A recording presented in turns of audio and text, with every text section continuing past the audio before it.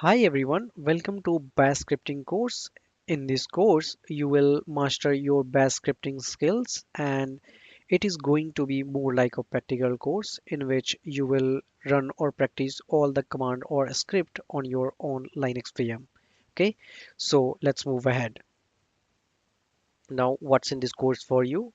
So first, you will learn about what is Bash, what is the difference between shell and scripts, why do you need a script, and also we'll learn about components of bash scripting and you will write your first bash script in the section 1 itself.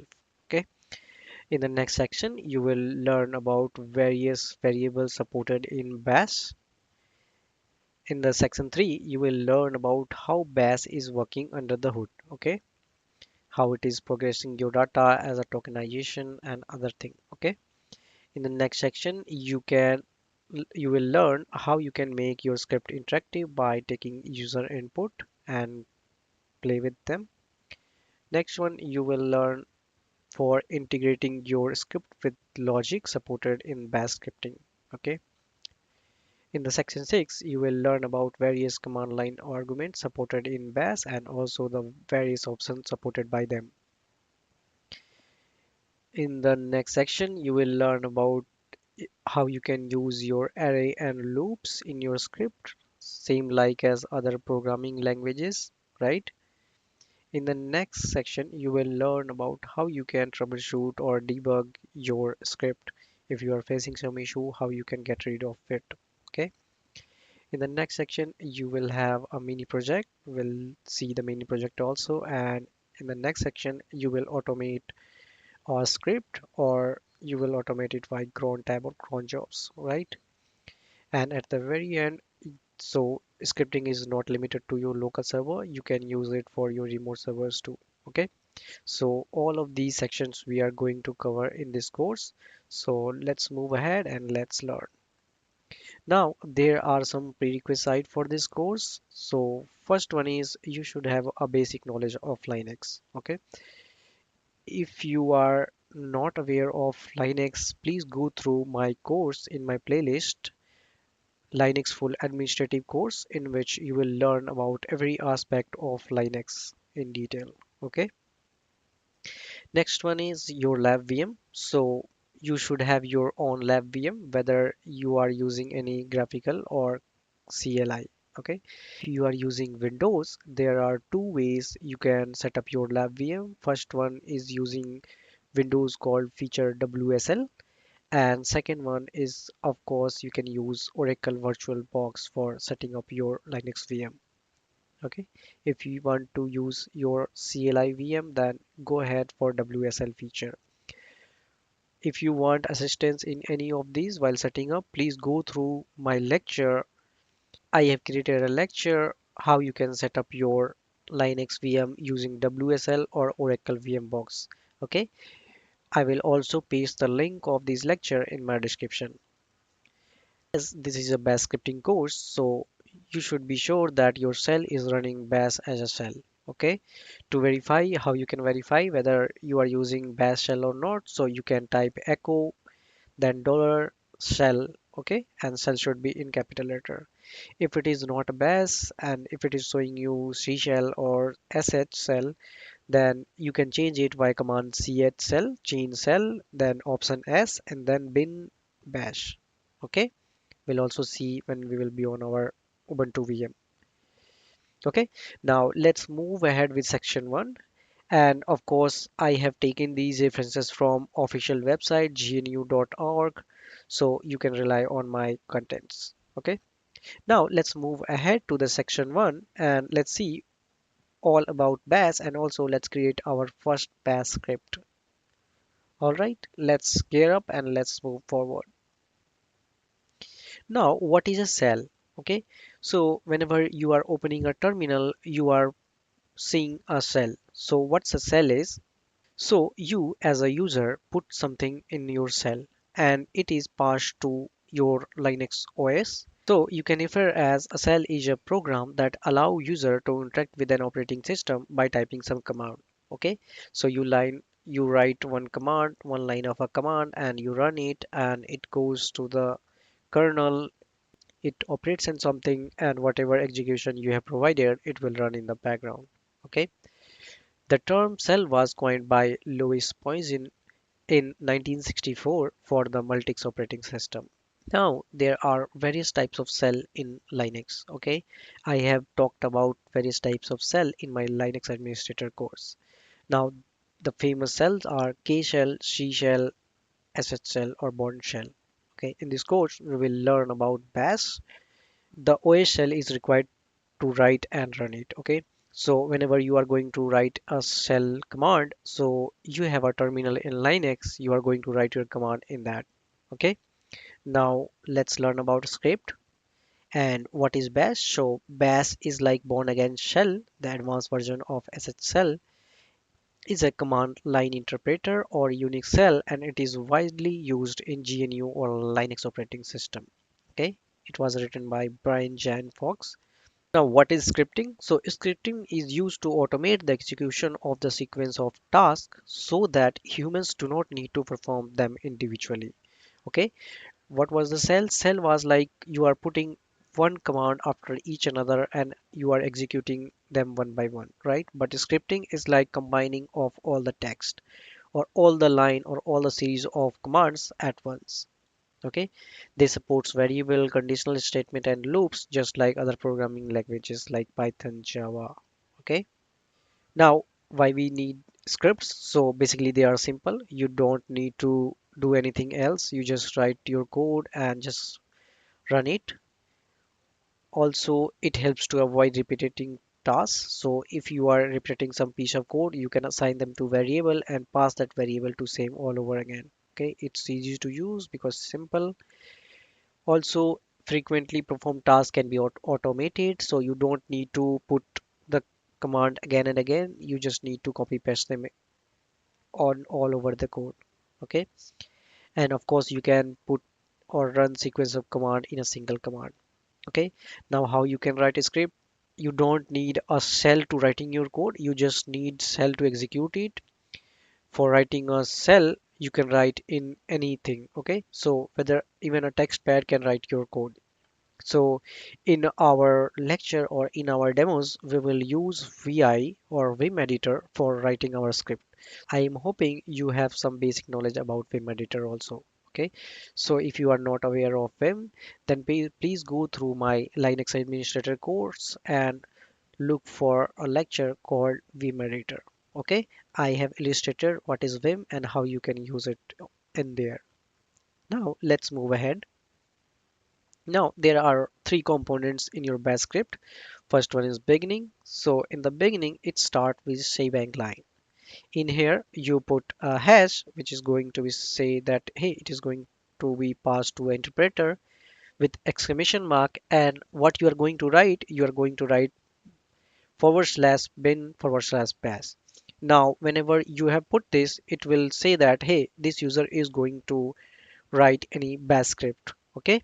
Now, of course, you can write any other languages with the same script. So suppose if you are giving bin forward slash Python, then it will be treated as Python script. Okay, and the interpret will take it as a Python script.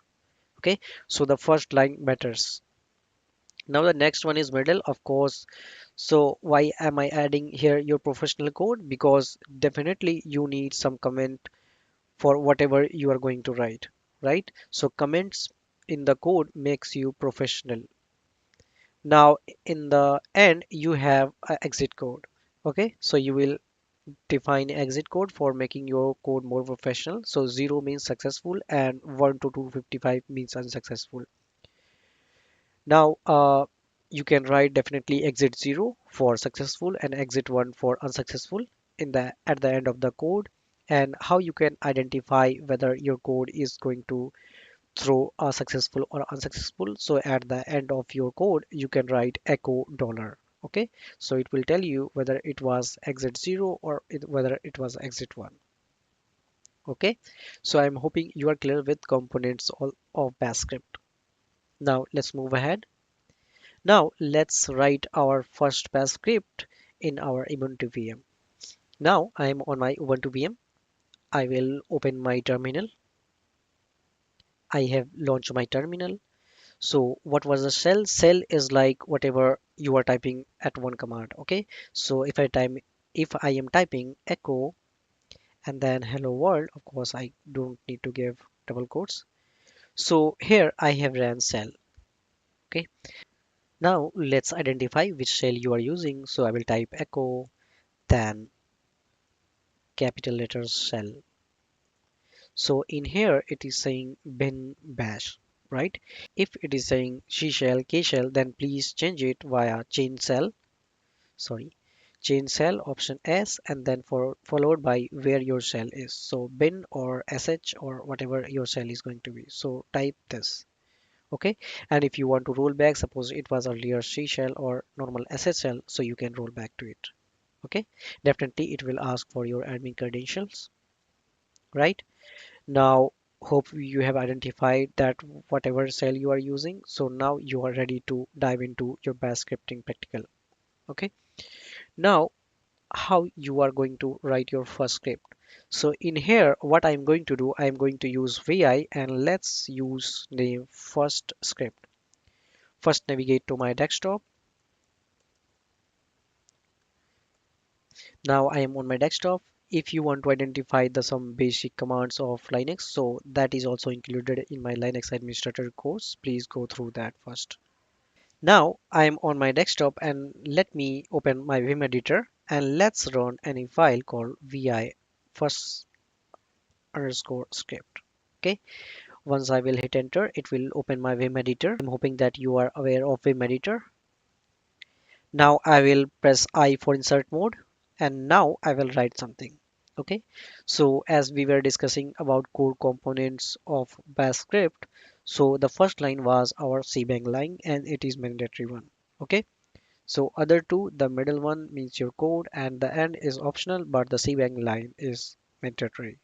Okay, so I will put hash, then exclamation mark, then I will give bin backslash bash. Okay, now I will write just this thing, and what I will do, I will press escape for exiting from insert mode, then I will go to command mode and I will press WQ, hit right and exit it. Okay, once I've done it, created my script. Now there is no extension provided after this name, right? It's just a file called first underscore script.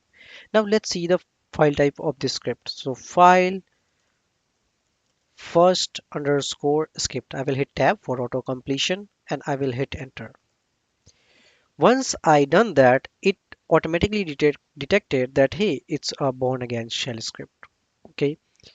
Now what I will do, I will again go to my, I will press upper arrow key for navigating to my earlier command. If you want to run your born again shell script, you need to put this. So basically, we are giving the path of the bash script where it is stored. So for that, we have something called a command which. Okay, so which bash, if you will type, it will tell you that hey, it's in user bin bash. Okay, now I want to change that script and I want to put Python here. Okay, now in here, what I will do, I will put which Python 3. Now it's in my bin Python 3. So what I will do, I will open my vi first underscore script. I will go to insert mode and in here I will type Python 3. Okay, and I will escape and then right hit exit it. Now if I will see here, it is the icon is also changed, and now if I will type file first underscore script, it will tell you that it's a Python script. Okay, I think it's not detecting because variable set, but it will tell you that hey, it's a Python script. Okay, so that's how the file command work. Now let me move ahead to my vi.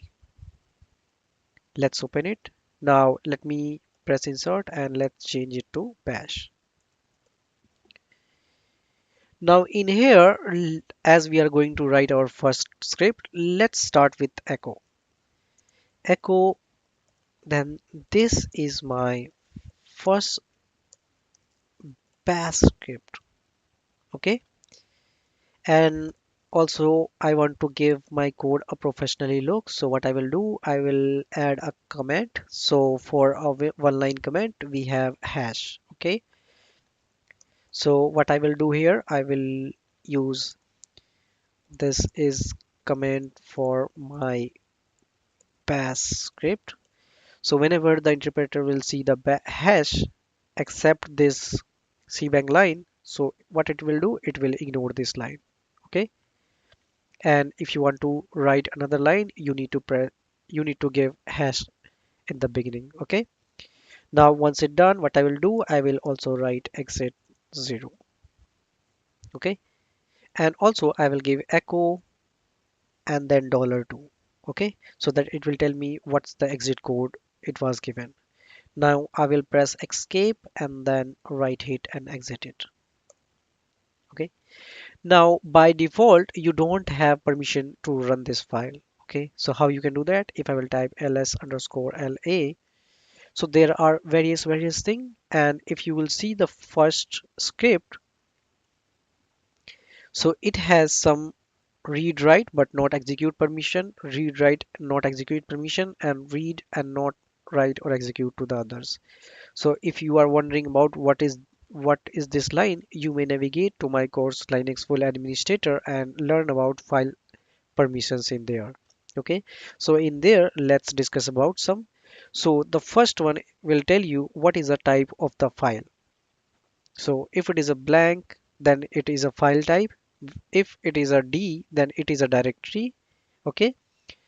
Now after that, the first three letters are for the particular user or the owner of the file. Okay. So the particular user or owner can read, write, but not execute it. Now the next three is for groups associated with that user. So the group can also read, write, but cannot execute it. Okay. And the others can only read it but not write or execute it. Okay. Now how you can change it? So you can change it by chmod command. Okay. Now there are symbolic representation and octal representation. So how you will see that? Now let me open my notepad here.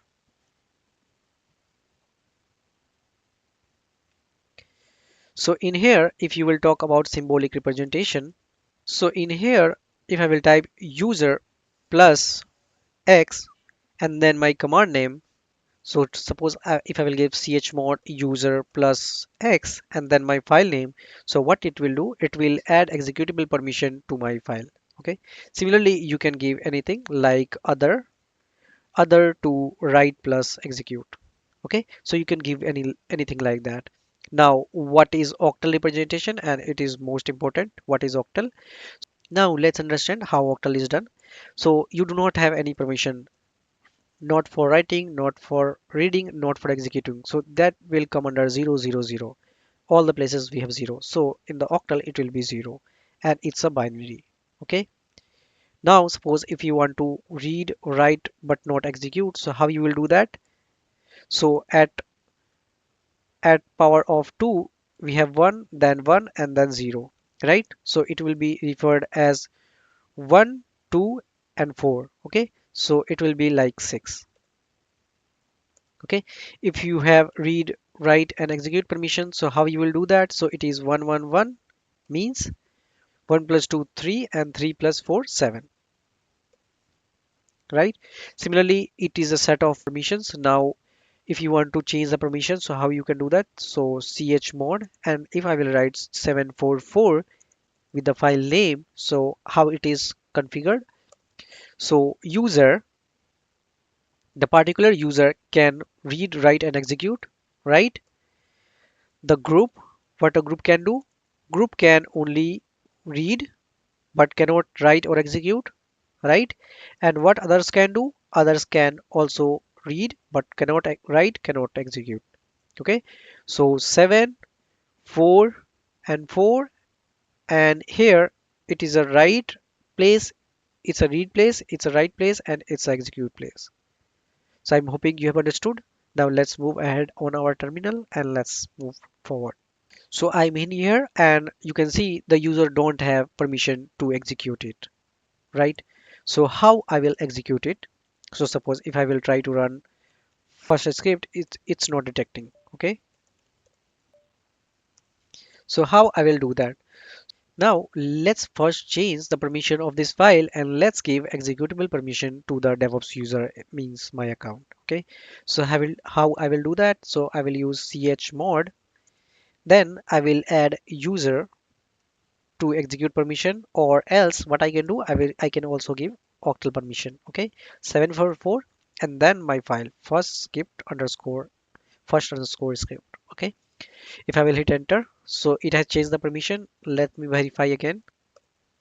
So now it has provided executable permission to my account, right?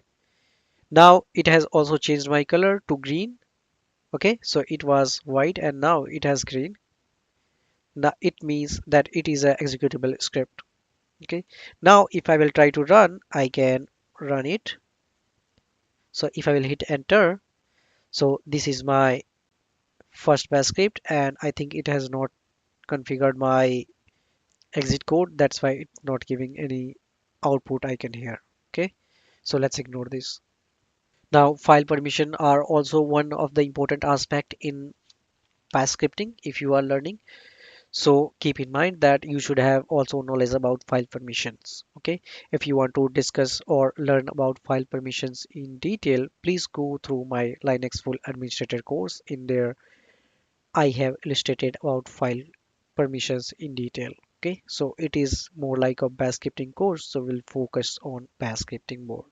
Now for running this script, so what you are doing here, so you are navigating to that folder for running that particular script, right? Whatever you have script is written, you need to first navigate there and then you need to run it. So how you can configure if you want to run your script from anywhere?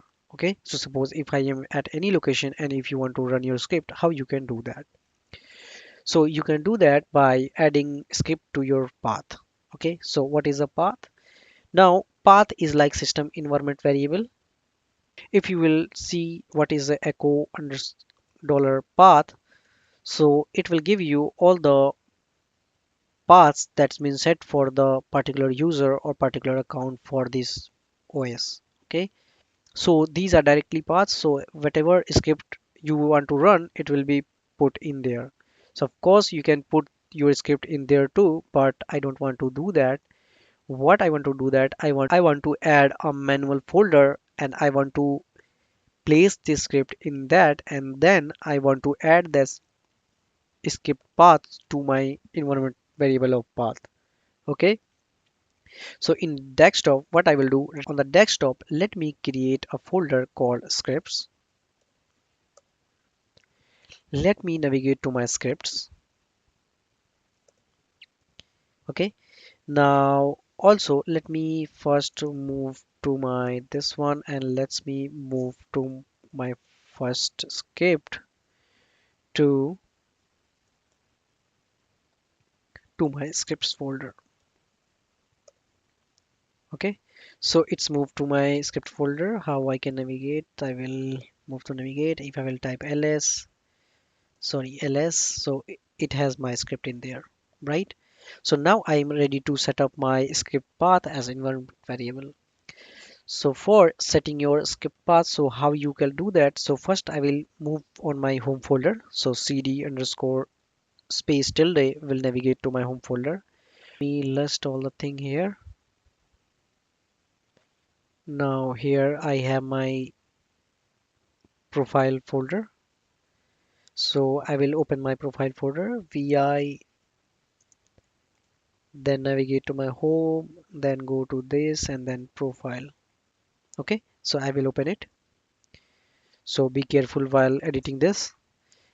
I will press I for insert mode and at the very end I will add my line. Okay, and what line you are going to add? So you are going to write export, then where I'm exporting, I am extending my path environment variable to what? To set it to dollar path. Okay, then my home environment variable. Okay, and then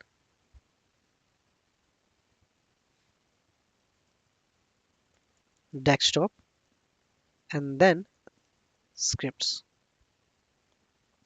Okay, so what I have done, I have extending my path environment variable to my path, whatever path I have given there. Then what's my home? So home will be my user home and my DevOps user account, and then desktop and then scripts. Okay, and ensure there should be no space between them. Now once done, I will press escape, then right click and exit it. Okay, so once I done, what I will do, either I can reboot my or restart my terminal, or what you can do, I will use source, then forward slash profile, and it will reload it. Okay, now I will also verify my path whether it has written or not. So once I will do that, so it is now detected. Okay, now what I will do, if I will type to run first script, so it will get run from here too. Okay, I am in my home folder, right? If you will navigate back, and if you will navigate one more back, so you are on root folder. So if you will list the content, there are no folder like first underscore script, but from here to you can run it. Okay, so I'm hoping you have understood how you can add your script to a path and how you can run it from everywhere. So well done, you have made it for the section one, and you have write your first script, you have understood how it is working.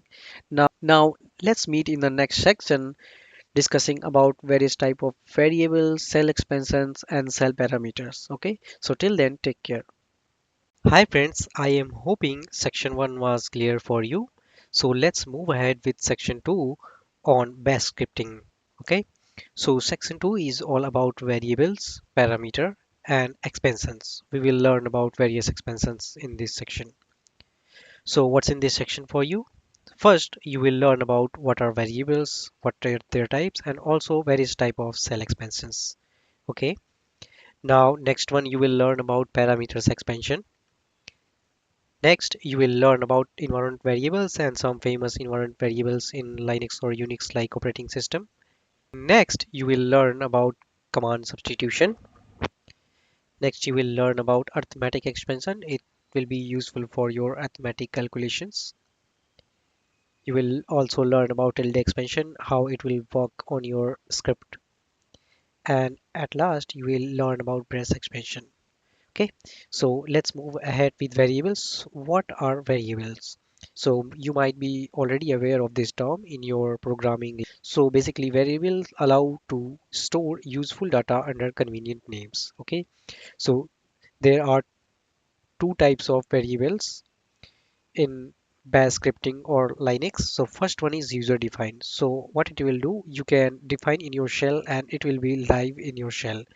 Once you will close a cell, it will be unsaved. Okay, so basically the best practice for defining user defined variable is to keep them in lowercase. Okay, and the another type of variable is system defined. We also called as environment variable. So basically, they are already set by your OS, Linux OS, and they are usually in capital letters. So we will learn about them when we will be on our Ubuntu VM. Now, what are parameters? Now, you might be also aware of about parameters in your programming. So it's kind of any entity that stores value. Okay, the variable comes under parameter itself. Okay, so here it parameters are basically of three types: variables, then there is positional parameters, and then there are special parameters. Okay, we'll learn about each of them one by one. Now let's move ahead on our Ubuntu VM and let's understand this thing first. Now I'm on my Ubuntu VM. I will open my terminal in here. I will not make any folder on my home. I will move to my desktop. Now in here, what I will do, I will use my Vim editor and let's create a file called variables.sh.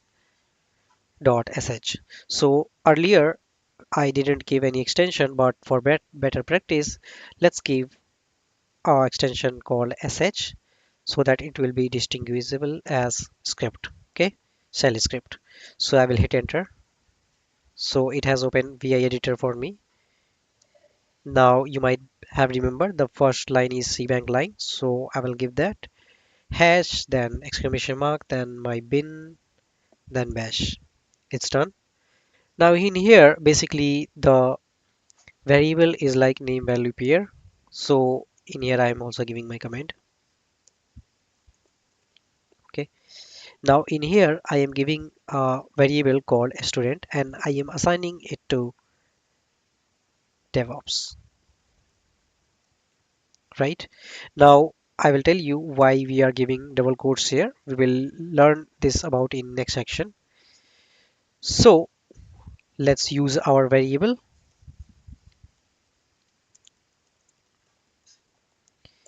In here I will call our variable via echo. Okay, and I will give echo hello, and for using your any kind of variable you will use dollar icon. Okay, so I will use dollar, and then what is here, so it's a student. Okay, now of course you can use your Visual Studio Code so that all the things will be appearing automatically, but for practice I will recommend you to go through Vim or Nano Editor. Okay, now it's done. I will press escape key and I will give colon then WQ and exit it. Okay, now once it's done, it by default it will not have permissions to execute it, right? So I will give permissions chmod 744 variables.sh, right? It's done because I was the owner of it. If I will list the file here lsla, so it will be changed to green because it is now runnable. Now what I can do, I can give this one and if I will run, so it will give me hello DevOps, right? So it has used our variable and give it on our output screen, right? Now let's ahead open this variables.sh folder. Now what is the use of the variable, right? So suppose there are bunch of code in there. Okay, so I will press I for insert mode and then in here let's and then a student, as this is case sensitive I will not give this. Student got 58 marks. Then let's give another number or another line and let's take student student mastered science. Okay, so in here we have called student three times. So what is the use of variable here? So suppose if you want to change the variable name, you just need to change in here, right? So you just need to change in here. You don't need to change all the time that is appearing in the code, right? So that is use of our variable. So I'm hoping you are clear with that. Now let me escape it and exit it. Now of course I can run it, so it will call every time the user DevOps and you can change it. Now these are our user variables. Of course I can assign user variable on my terminal itself. So suppose if I am giving user to DevOps. Once it's done, I can type echo and then $user. Okay, but in here if I will close the terminal or reopen it again, and if I will navigate, let's navigate to my desktop, and if I will type echo $user, so it will not give any output because the terminal was started and the user set variable was not persist. Okay, so that it was the user variable, user defined variable. Now what's the environment variable or system defined variable? So basically they are stored as capital letter. There are around 95 environment variable as of now. So let's understand some of the popular environment variable. Okay, now the first one is path. So echo $path. By default, the environment variable in capital letters, and for the best practice you should define your user variable in the small letter itself so that they can be distinguishable between your system defined variable and user defined variable. Okay.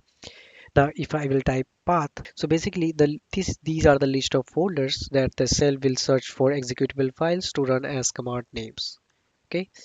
Now the another most popular is echo home. So basically it will define the current user's home directory. So for me it will be home then DevOps because my user is DevOps. Okay. Of course you can type your username. So user is also one of the environment variable, but it will take your user variable. Now if you want to know about your computer architecture, so how you can do that, so you can type echo and then dollar host name or host type. So I will give host name and of course host type too. Host type. So it is my host name and this is my architecture of my VM. There is one more interesting environment variable that we have, which is called PS1. Okay, so what it does, so let's see first what is PS1 has. So so by default, this is it's showing that hey, PS1 contains this one.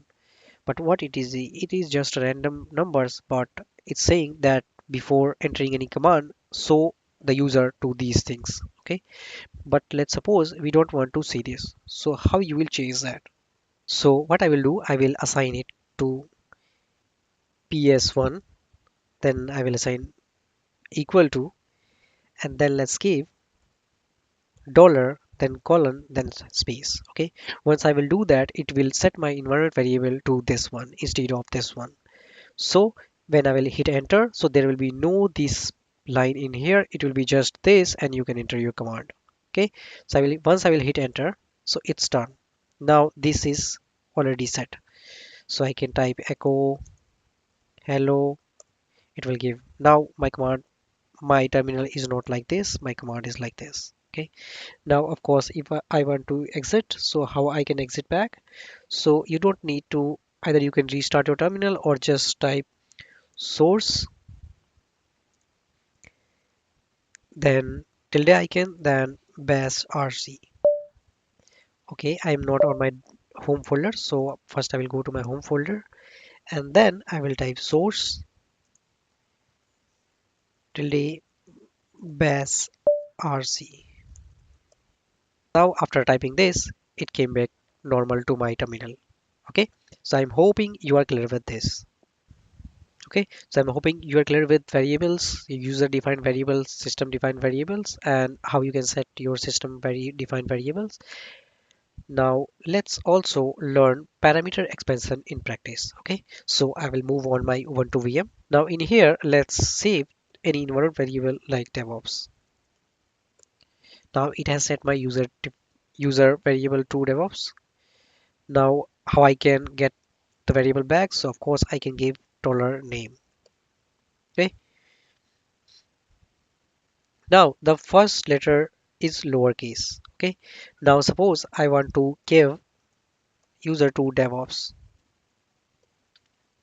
Now if I will type echo $name, so the first letter is capital letter. Now how I can give it to small letter? So while passing, what I will do, I will give expansions. So in here, while passing my parameter, I can use dollar, then name. So why we were using in this braces in the script, because it provides some extra features that you can pass. Of course you can use without braces also, but let's use this one. Okay, so in here for doing the first letter as small letter, how I can do that, I can just put comma in there. Okay, so what it will do, it will not just change the variable name, it will just change while printing. Okay, so it is not changing your variable, it is just printing by providing expressions. Okay, so once I will do that, it has pasted all the things in my small letter. For keeping all the stuffs in all lower letters, you can keep double comma so that it will keep all of your letters in small letters. Now how you can give the first letter as capital letter, so let's first print name, name to DevOps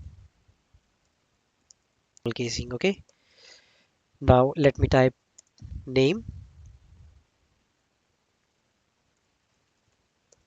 So it's this, right? Now how I can give capital letter as first letter. Okay, so for that I can give caret symbol at the end of the line. Okay, so once I will give the caret symbol, it will take my first letter as capital letter.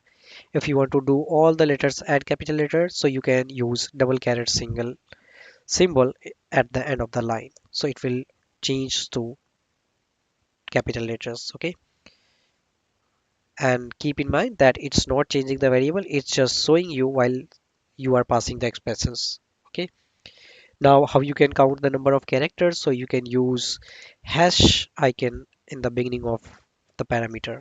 Okay, so hash, so it has 6 digits or 6 characters. Okay, how you can limit it to substring. So suppose if I am giving a variable called numbers, and let's give it to 0 1 2 3 4 5 6 7 8 9. Okay, so I'm just assigning this to my variable. Okay, now once it's done, so basically the parameter is like it supported many options. So in here, if you are talking about setting or restricting to a substring, so it has parameters, then it will take an offset, so basically from where you want to start it, and also the length. Okay, so this is the syntax for specifying or limiting your substring from any string. Okay, so let's cancel this. What if I want to take the input from 0 offset and take it till 7? So this is nothing to worry about. We just need to type echo then dollar, then my variable name. What was my variable name? So it's number. Then from where I want to start, let's not start with 0, let's start with 1. Okay, and then let's give it length of 5, right? Now it will print from first to 5. By default the first offset start with 0. Because we can give the offset from the minus also. What I can do here, echo then dollar numbers, sorry, number, then -3 and then 2. So what it is doing here, it is starting from -3 and taking the length of 2.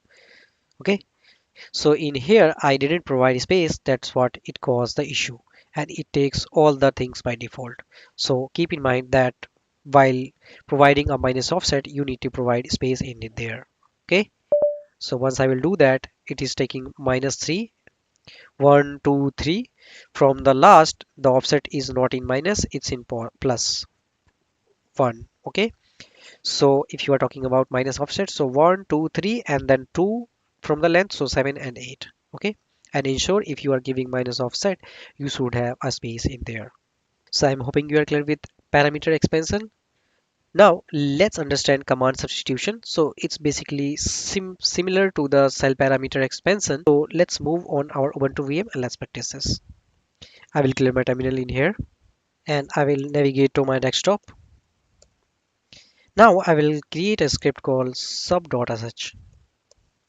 I'm in my VM editor. I will press I for insert mode and then I will add my cbang line.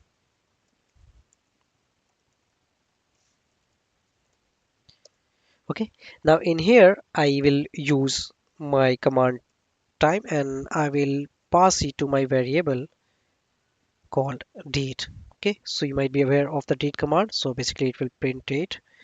And what I'm going to do, I'm going to extend it to hour, minute, and second. So I will use %h,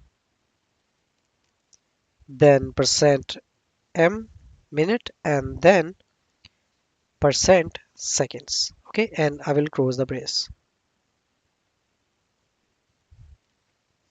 Okay, and I'm going to call my echo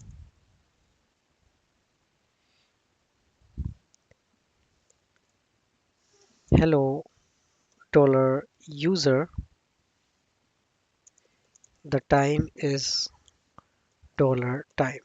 Will escape it, then I will go to line mode and then press WQ and exit it. Now in here, first definitely I will need to change the permission to run it runnable program.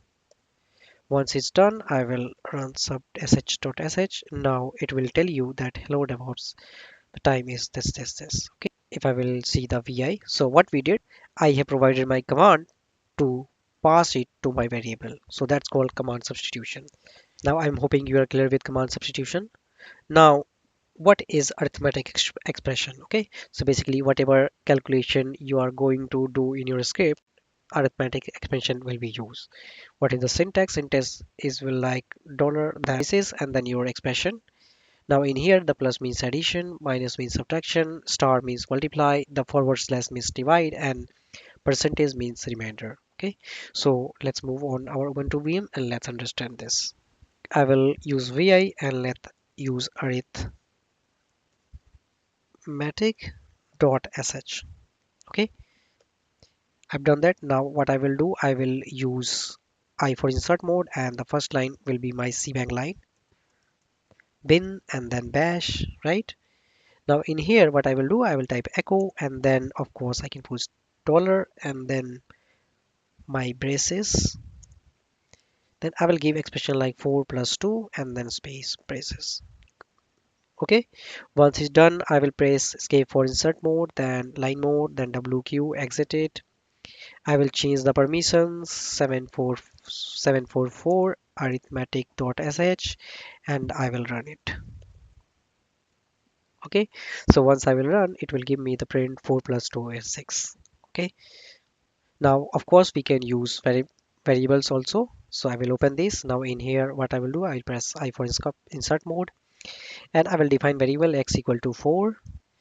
And unlike other programming languages, we don't need to put colon or semicolon. Okay, so keep in mind, that's what it makes lightweight.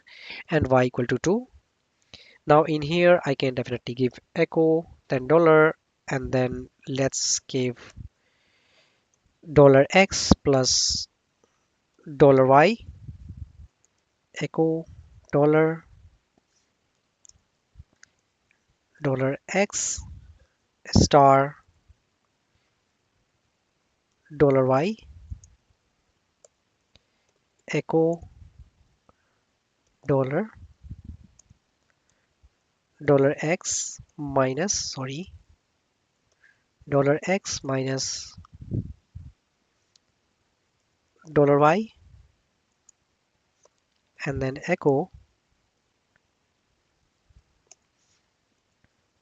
$x, then percentage $y.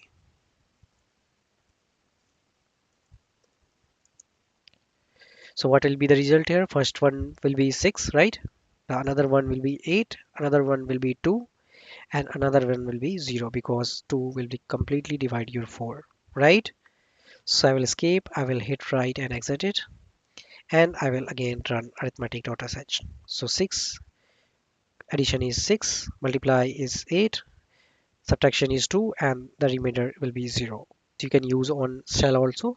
So suppose if I want to give echo, then dollar, and let's give a name like 2 plus 3 and then star 4. So how it will be calculated? So it will be calculated according to the BODMAS rule or precedence rule. Okay, so first it will multiply and then it will add. So the answer will be 14. Correct. Now of course you can, if you will use braces in 2 plus 3, so first it will get calculated first and then it will be multiplied to 4. Now you can use your percentage also. So echo dollar 5, sorry, 5 remainder 3.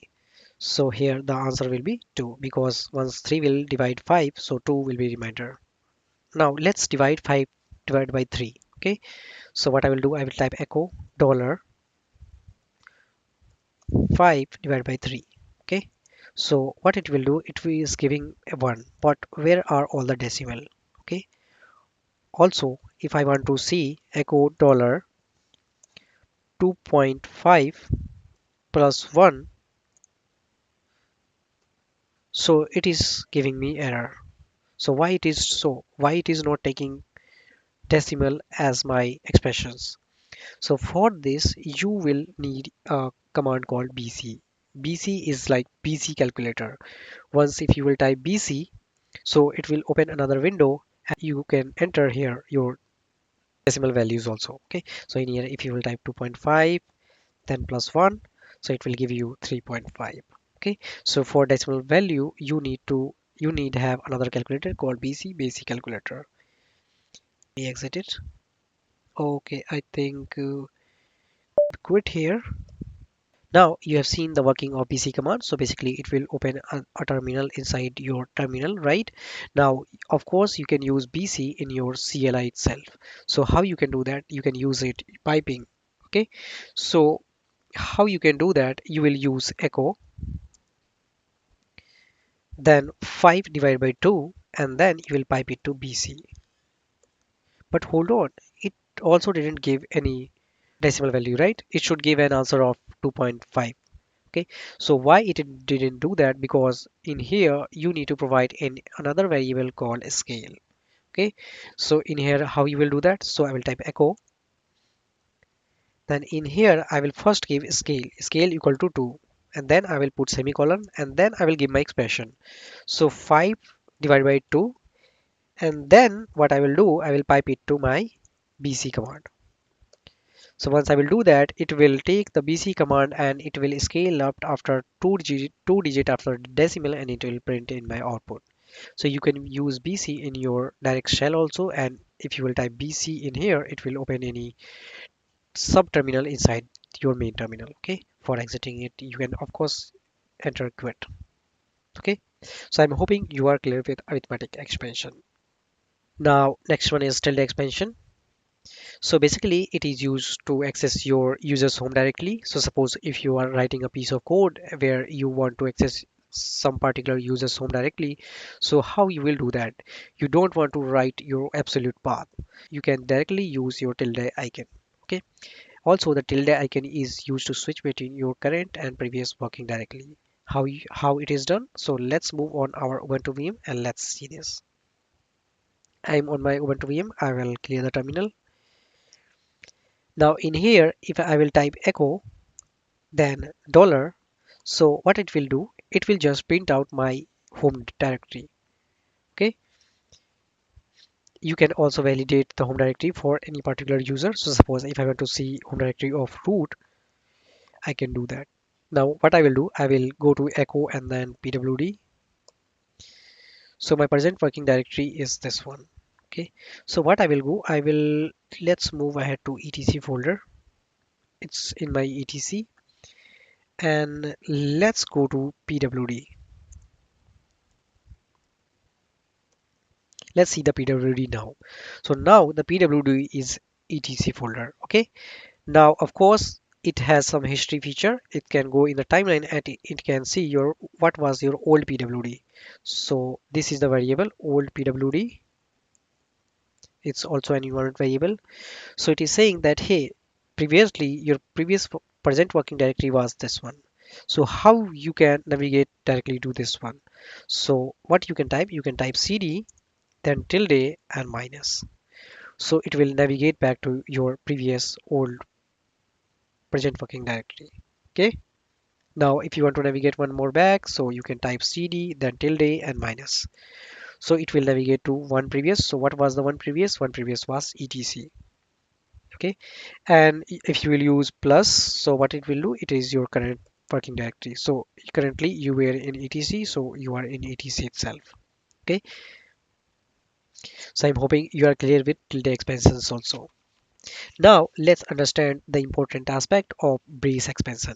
Okay, so where it is used? So it is used to generate a sequence of a pattern. Basically, you can generate a string or range, and you can use it in various things. Whether you want to print something, whether you want to create directory, whether you want to remove directory. Okay, so let's go on our VM and let's see this. I'm on my VM. I will clear my terminal. Now, if I will type my echo and let's take hello and 5342, and let's also say b and 2. These are just random numbers. So how it is done?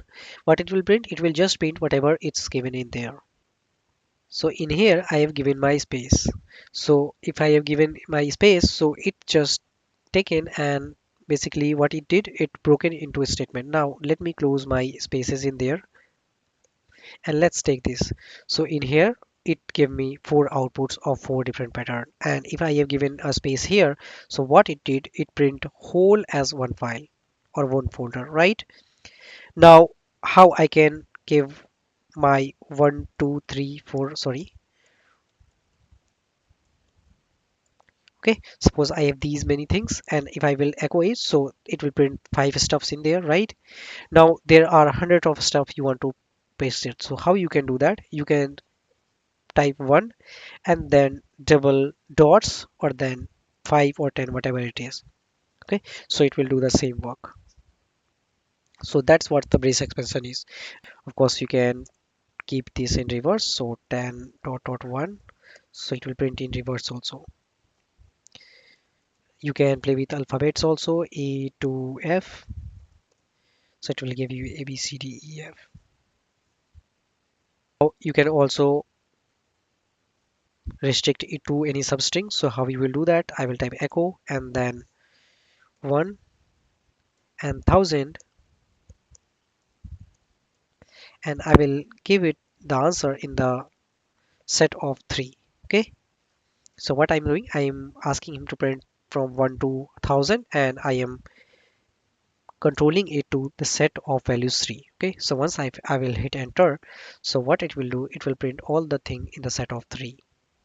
Okay, so 1, then 4, then 7, then 10, then 13. Okay, so there is set of 3 things putting all together. As they are known values to the Linux or Unix, so they are doing the function. But suppose if there are not known function or parameters there, so it will not work. Suppose if I will give echo Jan to July, so it will not work because Linux does not know what is Jan or what is July. Okay, so it will print whatever it is as it is. Now these things are very useful when you are creating bunch of folders at the same time. So in here, let me move to my desktop. First, let me move to my home folder and let's move to my desktop. Now I'm on my desktop folder. I will create a directory called demo, and I'm not creating one folder, I'm creating 10 folders in there. Okay, so once I will do that, you can see in the real time it has created 10 folders. Okay, now in here I don't need to give an or I don't need to create any more folders also. I can also give demo 001 005, so it will also work. So you can see that. Now I can also create files inside these folders. So how I will do that, what I will do, I will give demo.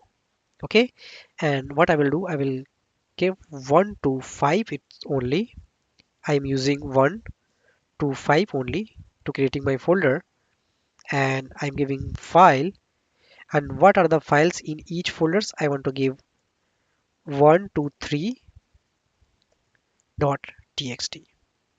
Okay, so what it will do, it will go to demo1 folder, it will create file 1.txt, file 2.txt, file 3.txt, then it will go to demo2 folder, then it will create file 1.txt, file 2.txt till demo3 folders. Okay, so once I will do that, so if I will navigate to my demo5 folder,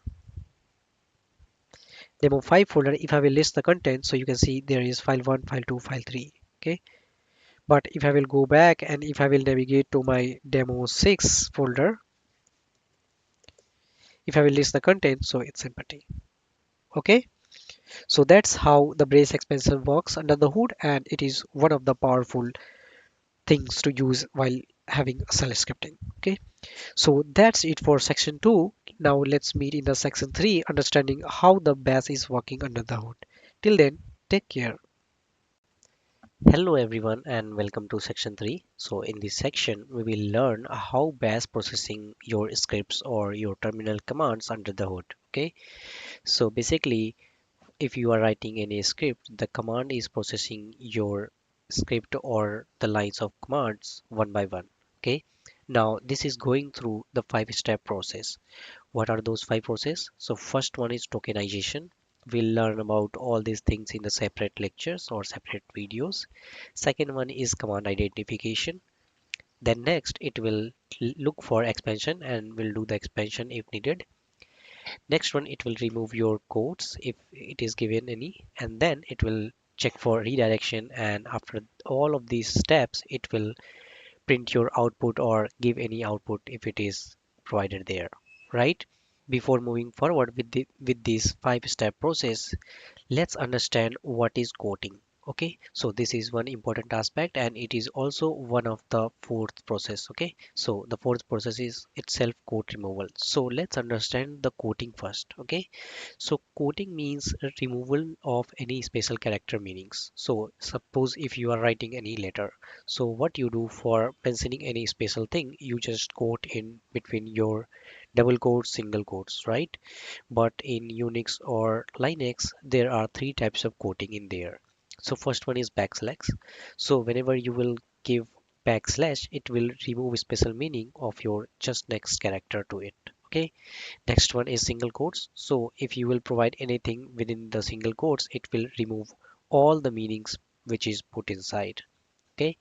And the third one is double quotes. It is flexible. Basically what it will do, it will remove all special meaning, whatever it's put inside, but it will leave the dollar sign and backtick to whatever their meaning are. Okay, let's move on our Ubuntu VM and let's get practices. Okay, so suppose I am opening my terminal in here. Now in here, if I will type echo, let's see DevOps and channel. Okay, so what it will do, it should print our DevOps and channel, right? But not, it will not, as there are no quoting in here. So by default the and is used for processes. Okay, so whatever in there, it will run the process in the background. So once if I will hit enter, it will not give any expected output. Okay, so it is giving like processes, and then it is giving like that channel command is not found. Okay, so how I can get my expected output? So for this, what I can do, I can either write here a backslash, remove the special meaning of this and it will print whatever I am writing here. So it will do here. Okay, similarly what I can do, I can give this in my single quotes, so it will print the same thing. Okay, if you will put anything in double quotes, it will just not look for dollar icon and backslash back icon, right? Now, suppose if you are giving any path to any folder, suppose if I am giving home, then dollar user. So suppose if I am using my environment variable, here I don't want to give my environment variable, and then let's see desktop, right? So once if you will do that, if you will hit enter, and if you will type your path, echo path, okay, so what it should do, it should home, then your user, my user is DevOps, and then desktop. So it should print home user desktop, right? But it will not. So what it will do, it will ignore everything else, the backslash, because the backslash, eh, what it is used to do, it will just ignore the next icon and it will print whatever it is. But we don't want that, right? Similarly, if we will print them in single quotes, so it will ignore everything and it will print as it is, right?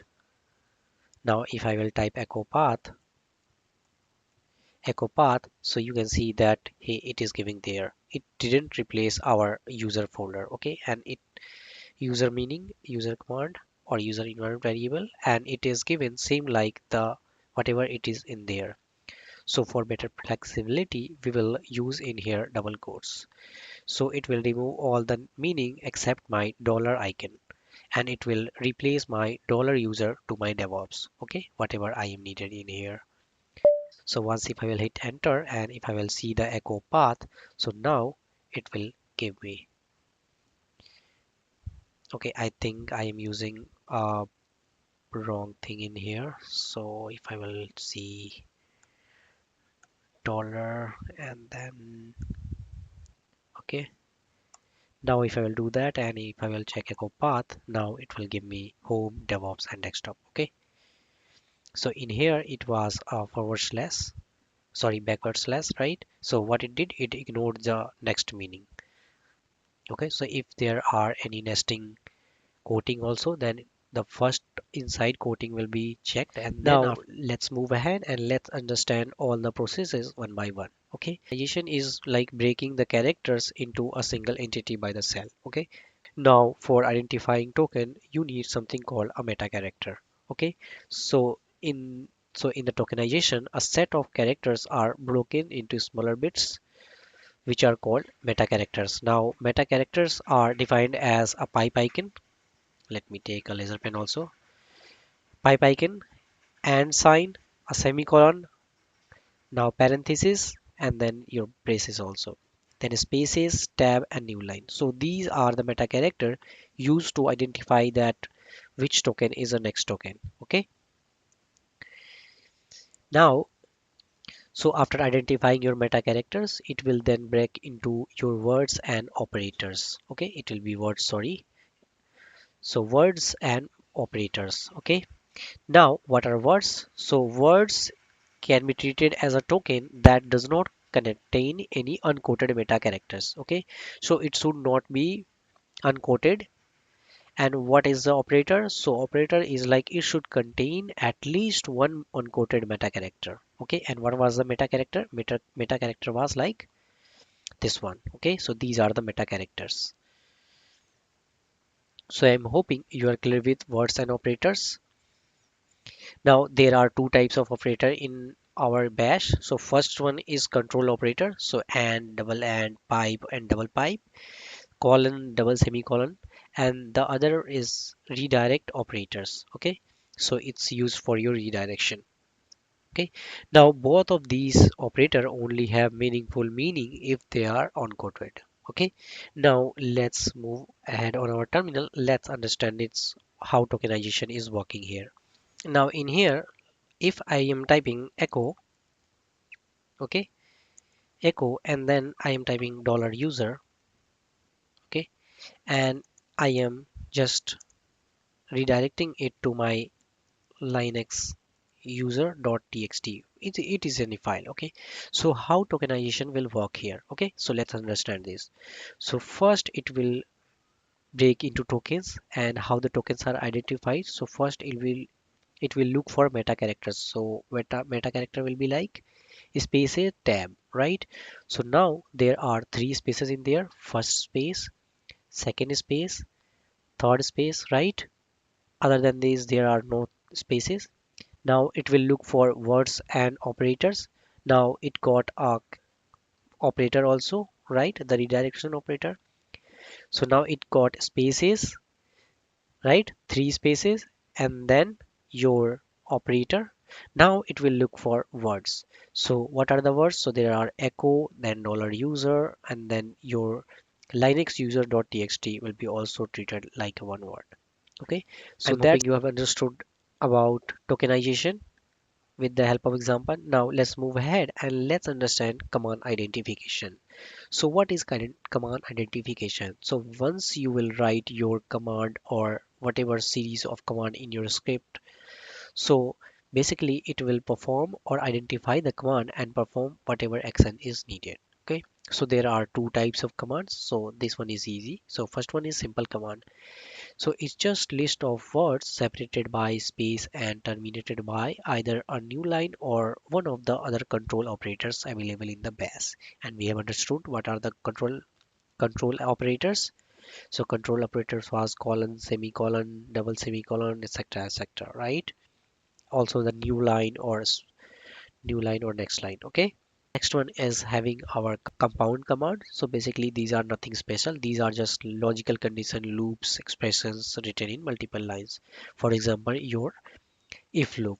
So if you will see the if loop in bash, so how it will start? It will start with if and then it will end with fi, and it will have multiple lines in there. Okay.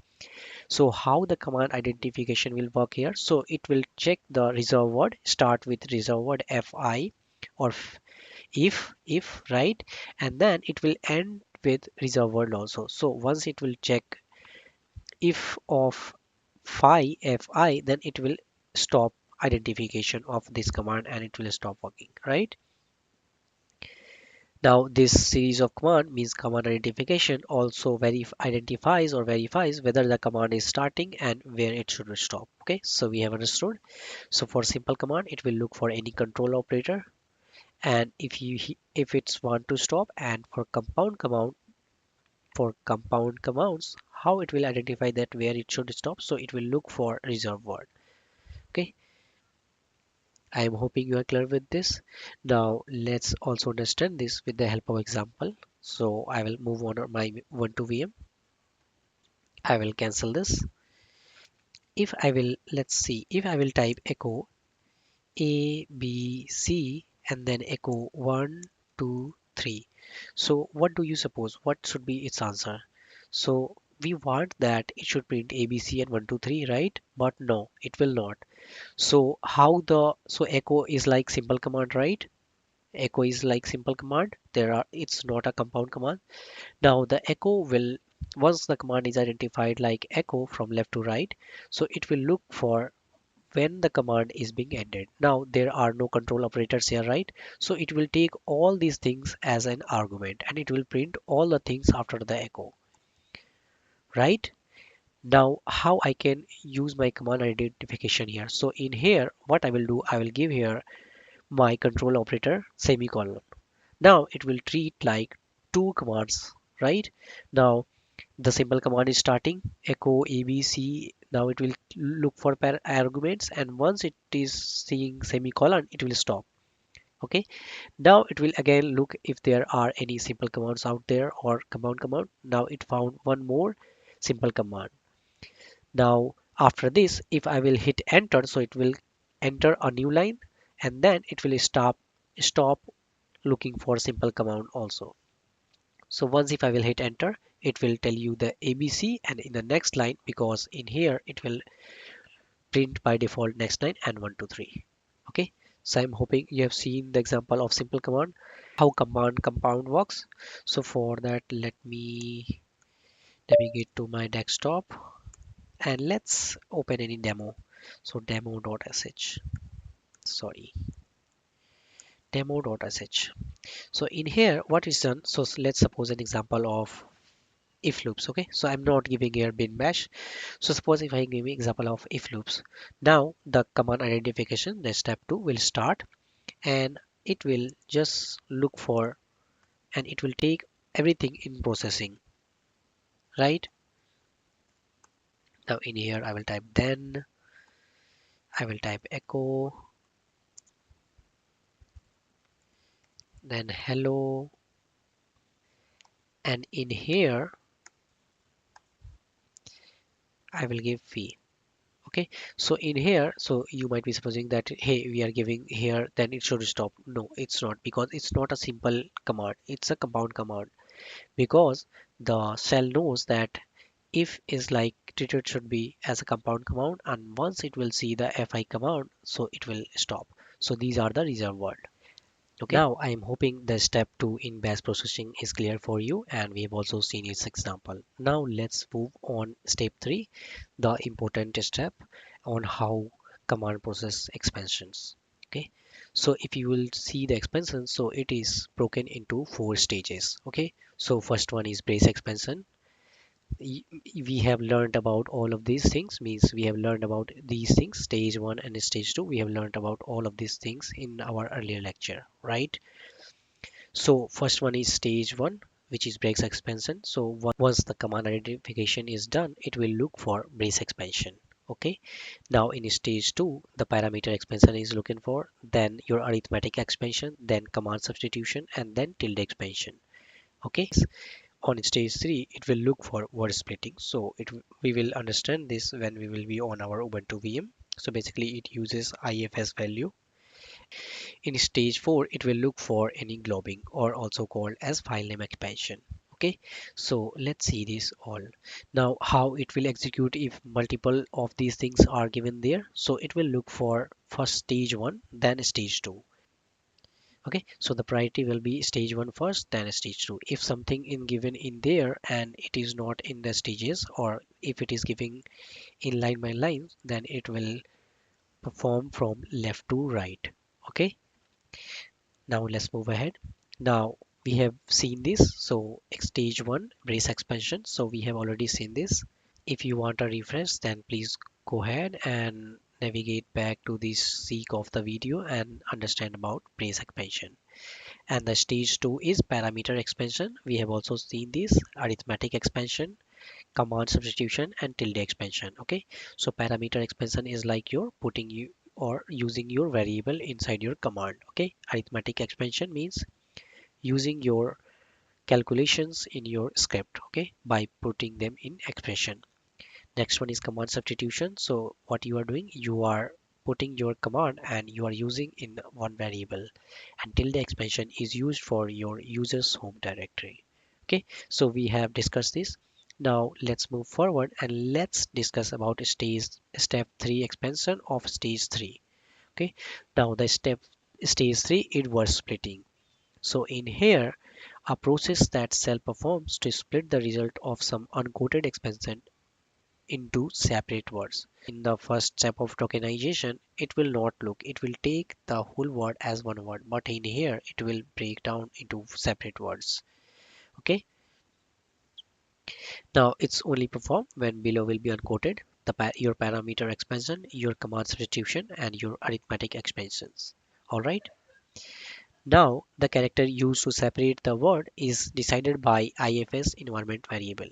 Now, by default, in IFS environment variable will be your space or tab, right? We will set this to a dot when we will be working on our demos. Okay, so let's move on our Ubuntu VM and let's practice this. Now, the word splitting purely depends on the IFS value. So let's see the value of IFS variable. Okay, so it's also one of the environment variable.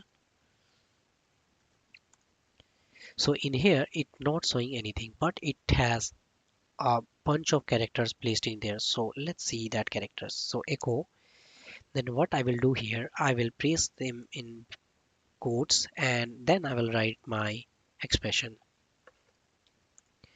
ifs and then I will type @q.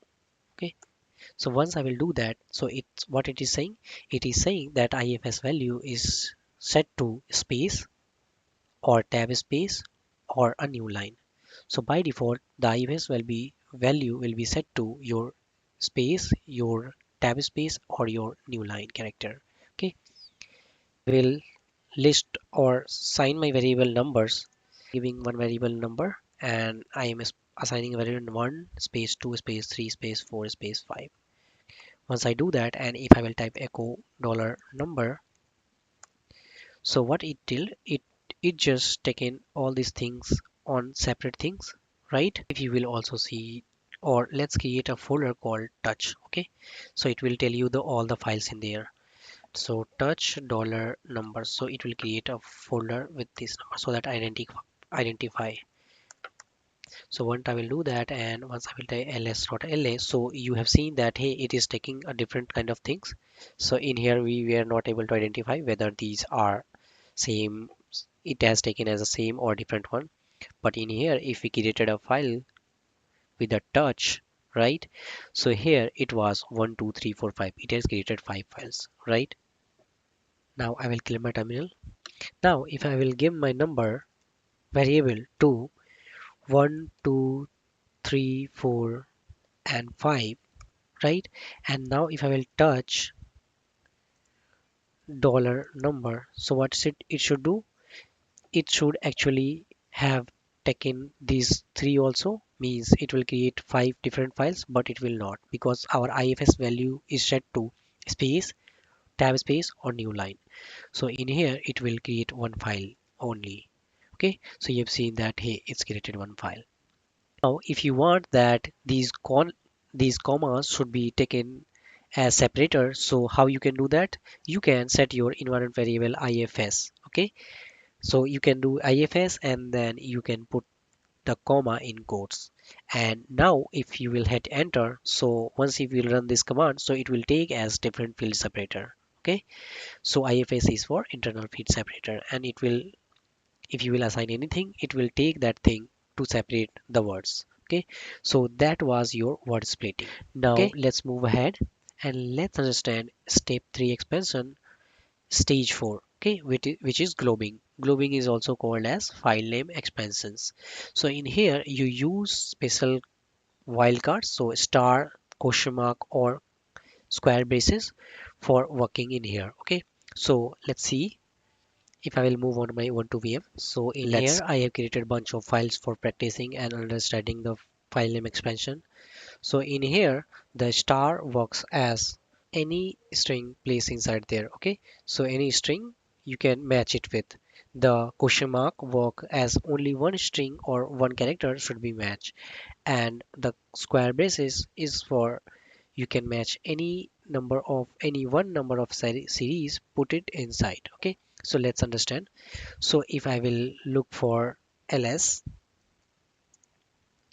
star dot txt, so star means it will look for every pattern you can find it in there with the naming and as .txt, so it will list all the files in here. So we have all these things in here with the ending name of star.txt. Okay, if you will see ls star, so it will print everything in there, so it will same like ls.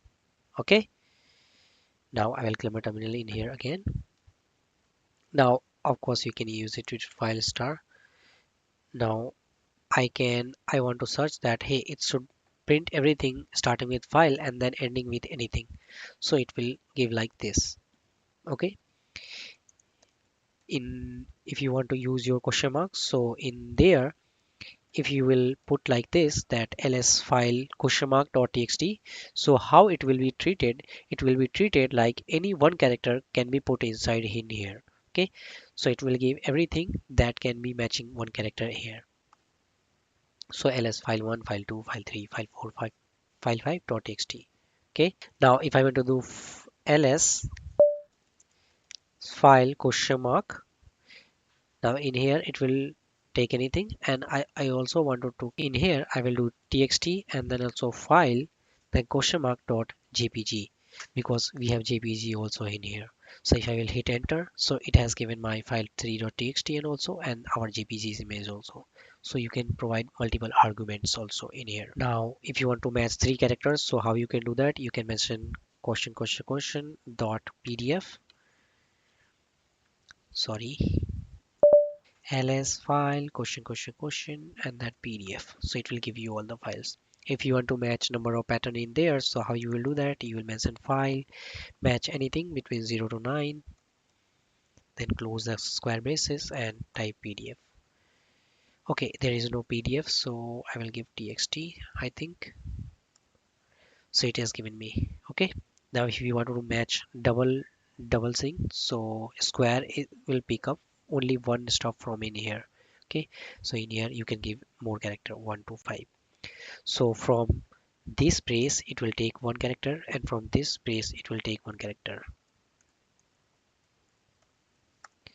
so it will give you the file name.txt with two characters after the files. Okay, so I'm hoping you have understood the stuff and all about your file expansion or globing. Okay, now I am hoping the stage 4 of globing in step 3 of expansion is clear to you.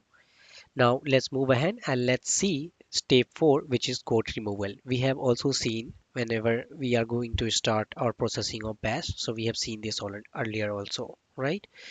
Now the three types of quoting used in bash is like backslash, then your single quotes, and then your double quotes. Okay, so if you were typing echo and then dollar home $home, so what it will do, it will give your home then DevOps. Okay, but suppose if you are giving any quotes or your backslash, now it will ignore it. Okay, and it will print everything like this. Let's understand one example for understanding quote removal. Okay, so what do you think, what should be the output of this command? So echo hello and then world, and in here I'm giving like this and then this. Do you think what should be the output of this command? So here the backslashes will be removed because they are unquoted. So they are not placed inside quote, right? So this will be removed. And now what about this one? So it is not just put it inside the quotes. So it's not looking for the quotes. Okay. So it will be also result. And it's also not the result of an expansion. So the backslashes will be removed and just hello world with quotes will be printed. Okay. Okay, so I'm hoping you've understood. Now let's move ahead and let's understand the step 5 or final of processing of your redirection in the bash processing. Now this is you might be aware of this. So basically it's all about standard in, standard out, and the standard error of any file. Basically these are data stream. The data stream number of std in is 0, the data stream number of std out is 1, and data stream number of standard error is 2. So suppose if you have command, okay, now you can either put, you can either provide any standard input or a standard or a command argument, right? And it will give you either a output or error or both. Now a standard input is by default attached to your keyboard. So whatever you are putting inside your shell, it is taken as a standard input. Okay. Now a standard output is attached to your terminal by default. If you will use your redirection, so you can give your standard output to any file or particular folder. Okay, same is standard error, so standard error can be also redirected. Now if you want to learn about redirection in details, please head over on my Linux full administrator course and learn in depth about redirection. Okay, so let's move on our Ubuntu VM and let's understand how redirection is processing. Now as I said, by default the standard input is attached to our keyboard. So what I mean by that, so if I will type cat, so what it will do, it will start taking input from my keyboard itself. So if I will type hello, and it will throw the output, once I will hit enter, it will throw the output in the same terminal window. Okay, now let me cancel it. Okay, let's understand standard output first. So if I will type echo, right, and let's give hello. Okay, and I am giving it to a standard output to my file output.txt. Okay, so how it is working, if there is no output.txt file, it will create. If there is already an output.txt file, it will overwrite this content to that file. Okay, so if I will hit enter, it will create an output.txt file, and if I will see cat output.txt, so what is this, it's a hello. Okay, so by default how it is working in the background, so it is like this one. Okay, so it is working like, hey, echo hello, and then a standard output, then redirecting it to output.txt. Now how I can redirect my this file to as input, so what I will do, I will type cat, then provide it to input. I can also write 0 to standard in, or I can also leave it as this one also. Okay, and then output.txt. Once I will do that, it take in my input hello, and by default the standard input is used to take it from my keyboard, but this time it took from output, and by default my standard output was attached to my terminal, so it took hello. Okay, now of course you can provide any input. So suppose if I will list the content from, if I want to go to cd root, so permission is denied, right? So it is kind of error, right? So if I want to redirect, I can redirect it to and then error.txt. Okay, if I will read the content of error.txt, so it has my error log in there. Okay, so the redirections are very useful for understanding about your logs, whatever logs user is going to do. If you want to specify both standard output and standard input at the same time, you can use %, and then your greater than icon. Okay, I'm hoping you're clear with this code. Now let's see some basic, or let's understand two examples, and let's understand how the bash is processing from step 1 to step 5. Okay, I will move on my Ubuntu VM. Now I am on my Ubuntu VM and it is one of my examples. So in here there is nothing special. So it's a parameter definition where I am defining my variable, and here it is simple echo statement. So let's see how the bash will process in the hood. Okay. So first one is tokenization. So it will take the command and it will break into tokens. So now it will look for your meta characters. Now meta character is like spaces. So there will be three spaces, one, two, and the three. So it will have three spaces and then it will look for your words or operators. So now it has three words, this one, and one operator, this one. Okay, so it will break all those things in the token. So one, then two, then three, then four, then five, then six, then seven. So it will break into seven tokens. Okay, now on the next step, command identification. So it will look for the commands. It will find one command echo, and now it will look for any operator which is ending this echo. So there was no operator found. Now it will move on step 3 for expansion. So there are, so first on stage 1 of step 3 it will look for brace expansion. So there are no braces, so it will get skipped. On stage 2, so first it will look for parameter expansion. Here instead of name it will come DevOps, and in here it will be output.txt in the codes. So it's still here arithmetic expansion, right? Now it will look for arithmetic expansion. Is there any arithmetic? No. Is there any command substitution? You can give it here. No, there are no command is being used in our variable. Next one, it will look for tilde expansion. Is it giving any tilde expansion? So no. Next one is word splitting. So here, if you will see, there are two words in there. Here it is one word, here it is one word, right? But in here it is two word. But our default IFS have space, tab space, or next line as a IFS value. Okay, so in here if it will see the dot, it will not take a different word. Okay, and it will take the output of txt as a whole word. Now we are clear till word splitting, right? Now next one is globbing or file name expansion. There is no star, question mark, or braces, so it will move ahead. Now it will have a quote removal, so it will remove the quotes, and at the next step it will look for redirection. So is there a redirection? Yes, there is, and it will work like that. Now what it will do in the final step after all these processing, it will just put DevOps and put it in output.txt. Okay, so I will close this. Similarly, I will open example2.sh. Okay, so I am here. I am assigning one dot to my IFS variable so that it will split the word in whenever it will see dot, right? Next one is I'm giving the name as DevOps.channel and the output is like output.txt, and in here I'm using tilde so that we can illustrate it better. Okay, so now first step it will tokenize. So tokenization will split into words and operator, and first it will look for meta character. So I have three spaces in there, so it will split. Then it will look for operator, so it found one split operator, and there are many things in there, but it will not look for quoted thing as different things. So it will take all the quoted things as one thing. So it will one word, then two word, and then three word.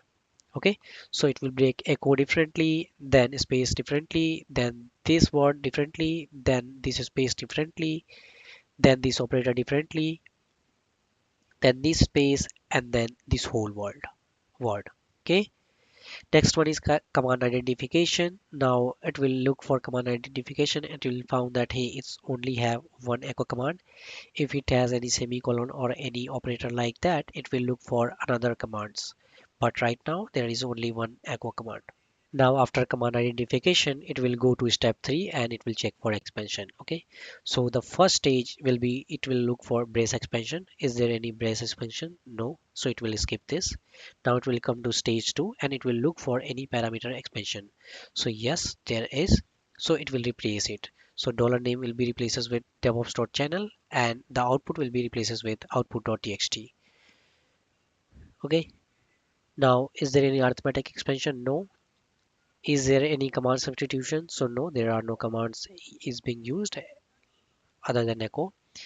Now, is there tilde expansion is used? Yes, there is, and whatever it is, it will replace it with our home folder.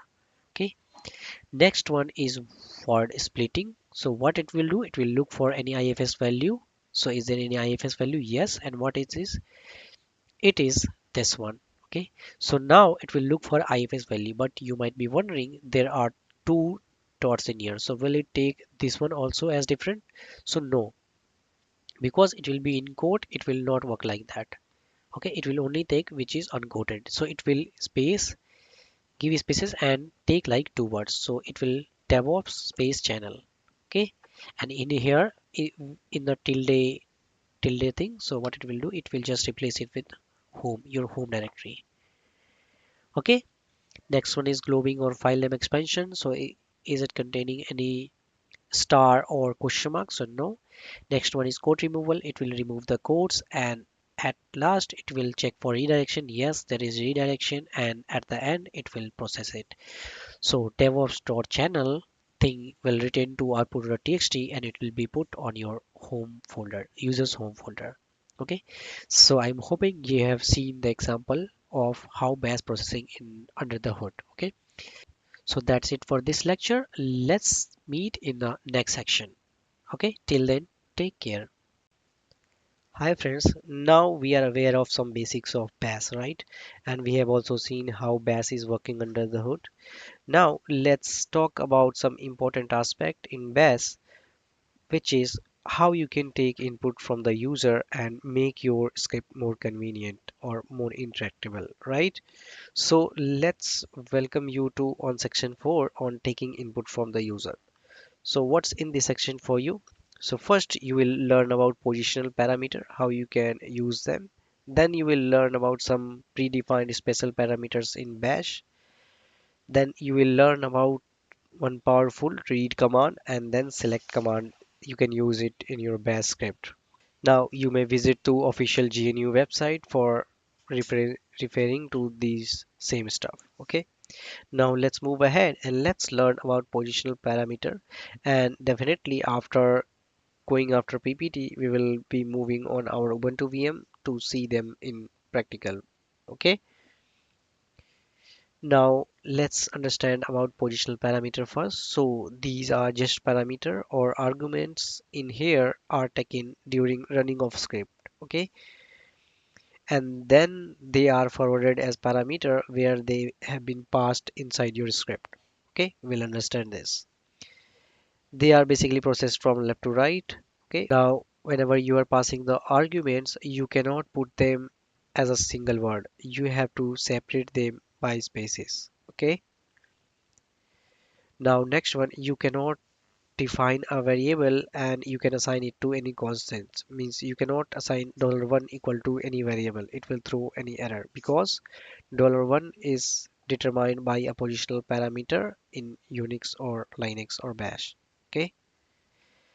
Next one, if you want to take positional parameter, so till 9 is okay, but if you will define till 10 itself till 10, then it will not work because it will take $1 positional parameter, then it will concatenate with 0. Okay, so for achieving $10 you should use dollar and then your curly braces.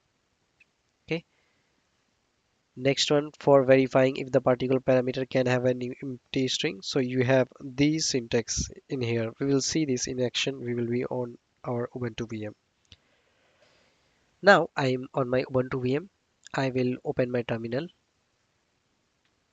I will first navigate to my desktop so that all the stuff will be on my desktop itself. Now in here I will be creating a script file called positional.sh. Okay, I will hit enter. I will press I for insert mode. Then in here you might be familiar with. I will give the bin bash line. Now in here I will use three echo statements. So suppose if I am entering my name is suppose one. Okay. Now in here I am giving the same line echo My age is 2 and years old, right? And then I live in 3. Okay, now in here what we have done, we have assigning this thing to 1 2 3, right? But in positional parameter, what you can do, you can assign a dollar to take them as positional parameters. So whenever you will pass them as argument inside your while running your script, so it will be passed there. Okay, and what it's in there, so $1 is for your first argument passed while running the script, $2 is your second, and $3 is for your third. You might be wondering about what is $0, so we'll be learning in a bit. Okay, now in here what I will do, I will just press WQ, hit and save. I will change my permissions in here. Once I do that, I will run positional. Okay, and I will pass what's my name. So let's take name as Stephen. Okay, and what its age, so age will be 32, right? And where does he live? So London. Okay, so what I am doing here while running my script, I am passing $1 like this one, $1 like Stephen, then $2 as 32, and $3 as London. So when once I will hit enter, what it will do, it will take this Stephen to the first parameter and it will assign them. So basically they are working as an parameters. Okay, so once I will hit enter, so it will replace them. Okay, so my name is Stephen, my age is 32 years old, and I live in London. And what is my cat? So it's a $1, $2, $3. Okay, so $1 was replaced by Stephen, $2 32, and $3 is London. Okay, so that's how positional parameter works. Now in here, of course, you can pass any environment variable too. So suppose while passing this, what I can do, I can instead of London, I can pass $home. So what it will do, so it was passed as a variable. Now in here, it will take our environment variable and it will pass it to. So once if I will hit enter, it has already replaced my home folder. So I live in home DevOps. Now while writing this, keep in mind that you cannot assign a variable to any constant value. Suppose we cannot do 1 equal to Stephen. Okay, it will not work. It will throw error. Okay, but if you will assign a equal to Stephen, so it will work. Okay, so I can type echo $a, right?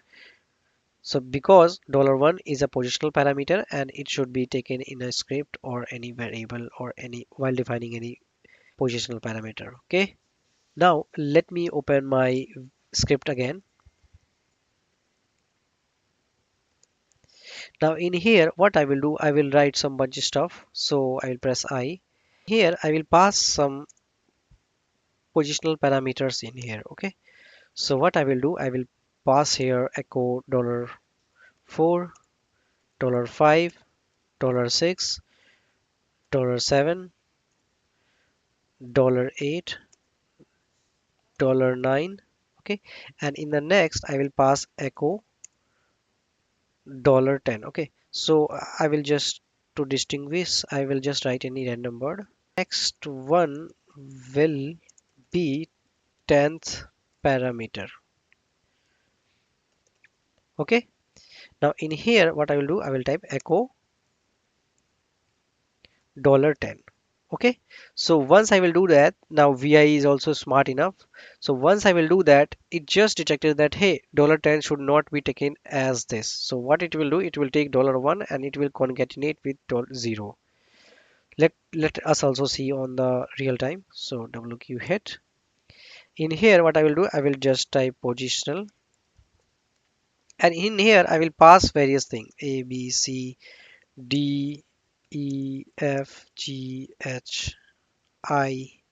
Okay, so k, these are total 10 parameters, right? Now on the 10th parameter it should pass k, right? But it will not. Why? Because $10 will be taken as $1 means a and then 0. Okay, so once if I will hit enter, so what it will do, it has taken a 0. So for changing this, what we can do, we can put them in curly braces.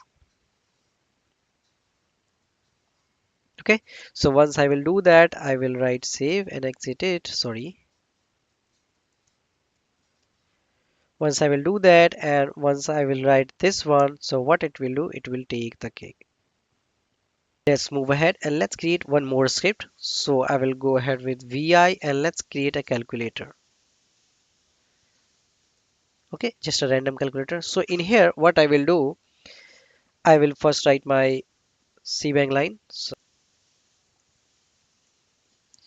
right now in here, what I am going to do, I am going to create a calculator which takes first parameter as an operator, whether it is going to perform an addition, subtraction, or multiplication, and the other two are going to be operand. Okay, so how am I going to do this? So I will type echo. Okay, right now definitely I will be needing arithmetic expansion for performing this, right? Okay, now till here we are clear. Now in here, what I'm going to do, I am going to take my operator. So operator will be like $1. Okay, now in here there will be operator 2. Okay, and here it will be operator 3, operand 3. Okay, sorry. Now the middle one, the first one will be your operator and these will be operand. Okay, now what happens if the users will not enter any value at 2? Okay, so it will get crash, right? Now we don't want that. So for fixing this, what we can do, we can write in parenthesis, what we in the curly braces, what we can write, we can write that, hey, either you can take this, or if there are no argument provided, take it as 0. Okay, similarly you can do it with this one, 3, third parameter your. If the third parameter is not passed, then take it as 0. Okay, so I'm hoping you're clear with this. Now let me escape it, write it, and exit it. Now it's done. Now what I will do in here, I will change the permission. Okay, sorry, chmod 744 calculator.sh, and I will pass calculator and I will pass my operand as plus 7 and 6. Okay, so once I will do that, it will take 13. But suppose if I will not pass 6, okay, so what it will do, it will press 7 itself. But let's make the change. Okay, and let's do not provide 0 in here. Just let's provide 3. Okay, so at my second place we have provided 0, but in our while we will be running, we will not provide 0 to the third place. Okay, third positional parameter. So let's see what happens. So once I do that and once I will hit enter, now we are back, and if we will not provide any operator in here, what it will do, it will throw error. Okay, that hey, any operand expected. So that's why we add -0 at the end. Okay, so I am hoping you have clear with positional parameter. Now let's move ahead and let's learn about special parameters. Okay, now there are various type of special parameters. If you want to learn more about in theory, so you may go to the GNU official website that I have talked about earlier. Now let's discuss about some of the important special parameters. Okay, now the $* expands to the positional parameter starting from 1. Okay, so the $* and $@ will work same. Okay, so if you will hit enter and pass them as your parameters, so what it will do, it will start taking $1, $2, $3 with the IFS value of space by default. Okay, now in quotes, what is the meaning of $*?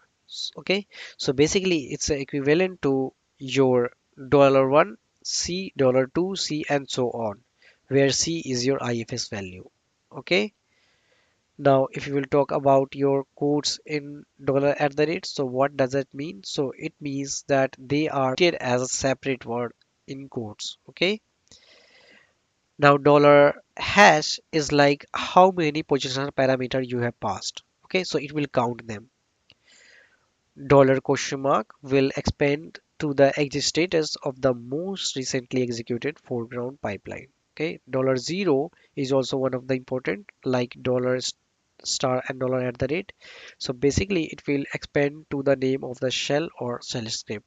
Okay, so basically it is used for many things. Okay, dollar will expand the PID of your shell, and dollar exclamation mark will expand the PID of the job most recently placed into the background. Now let's move on our Ubuntu VM. Let's see this in action. So I'm on my Ubuntu VM. Now here, what I will do, I will create a script called special.sh. I will give my shebang line,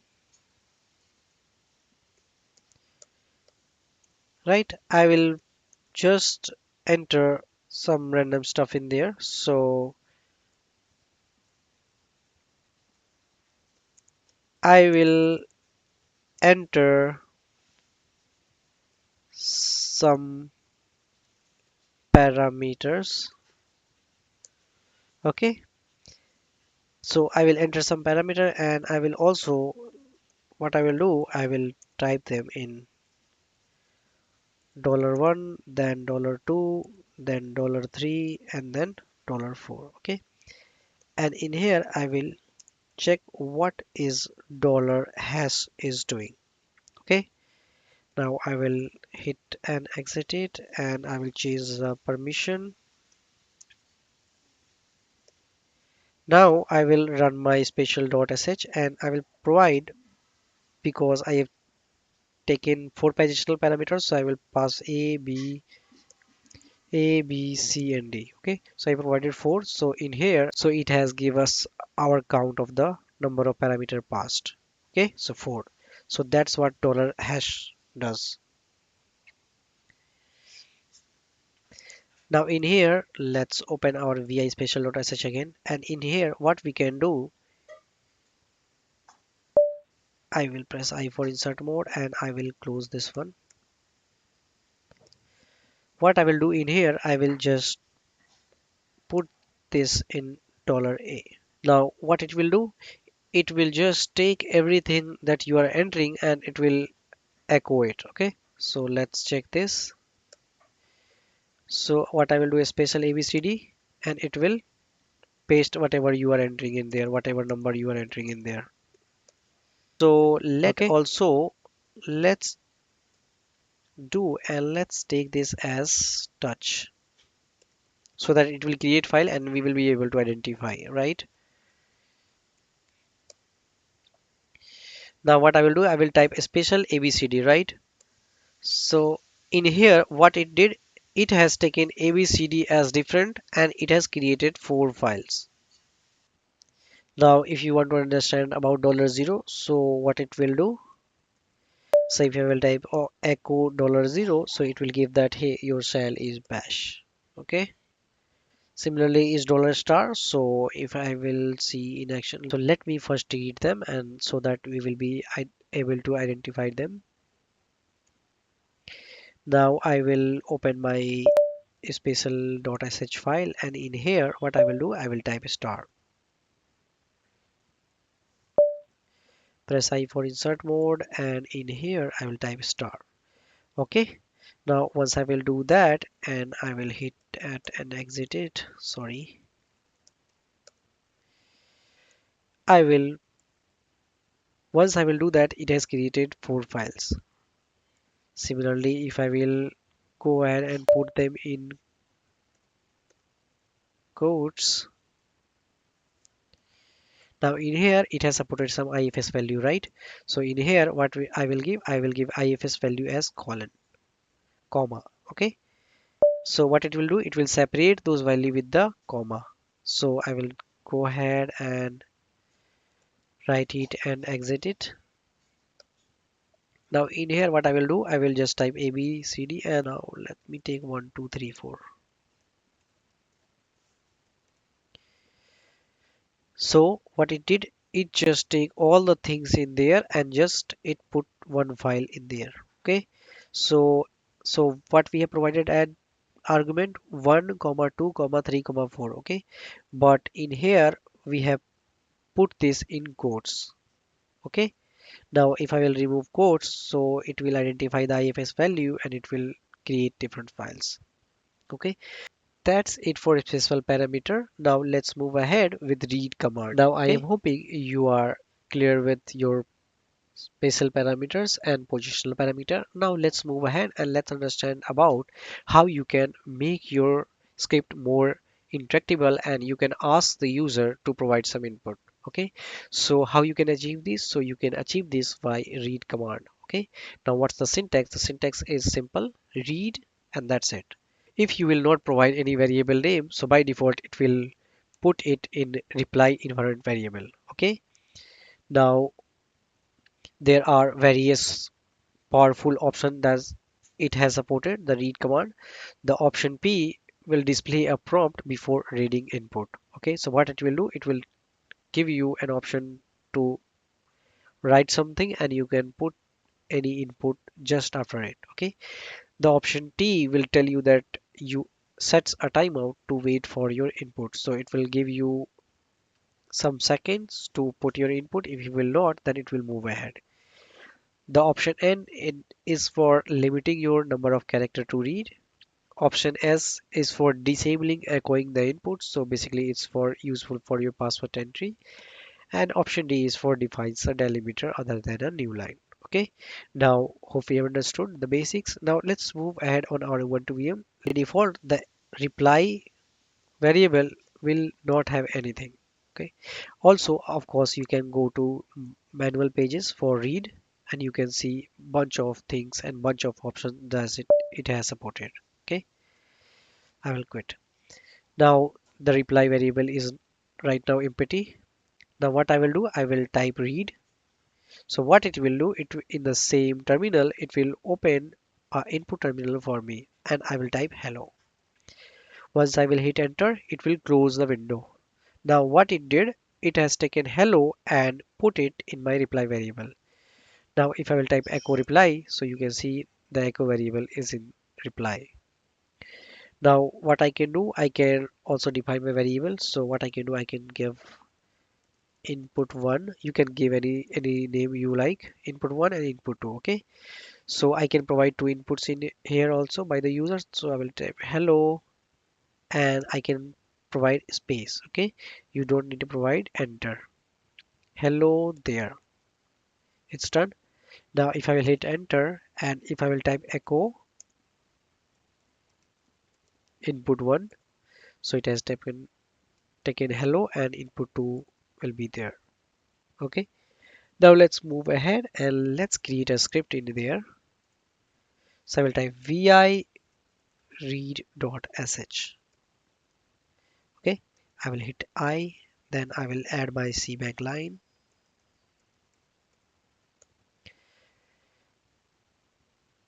Once I do that, what I will do here, I will type read name age home. So it will take three variables and I can pass it in my echo. My name is $name echo. My age is $age echo. I live in $home. Okay, now in here, suppose if you are providing $home, so it will not take because the $capital home is already your environment variable. Okay, so I'll press I escape, then I will hit right and exit it. Now I have closed and saved my file. Now I will make my script runnable here. Now in here, what I will do, I will run my script, right? So once I will run it, so the read command has done its work. Now it has given me option. So first I will give my name, then my age, and then where do I live, right? So once if I will hit enter, it will replace all of them in that variable. Let's also see some options for read. I will open my terminal or my script again. Now in here, what I will do, I will type, I will press I for insert mode, and in here, what I will type, read, and then I will give option P. Okay, so what P option will do, it will give an interactive terminal that hey, you can enter anything. So I will give option P, and I will give enter your first name, right? Once I will do that and hit here, what I can do, I can give name. Okay. Similarly, I can enter read, enter P. And in here, as I'm going to ask my password and it's sensitive, so what I will do, I am going to provide option S. Okay. So it will not tell you what you are entering. Enter your password, right? Okay. Now in here, read. Now I will limit my digits. Okay. So what I can do, enter your phone extension. Okay, so in here, extension, let's give the name extension. Okay, and here it will be name, and your password is dollar pass, right? And my my phone extension is dollar ext. Okay, so first I will enter name, then your pass, and it will not show, but it will store, and it will show right afterward, and n. But in here, what I will give option, I will give option in here 5, or let's give 3, so that it will take only 3 character in here. Okay, because we are limiting. Now hope we are clear. Now I will run it and exit it, and now I will run read.sh, and I will hit enter. Now it will give the first name, so I will give Stephen. Now in here I have done something wrong. Let me verify again. Now in here, let me remove my option P in here.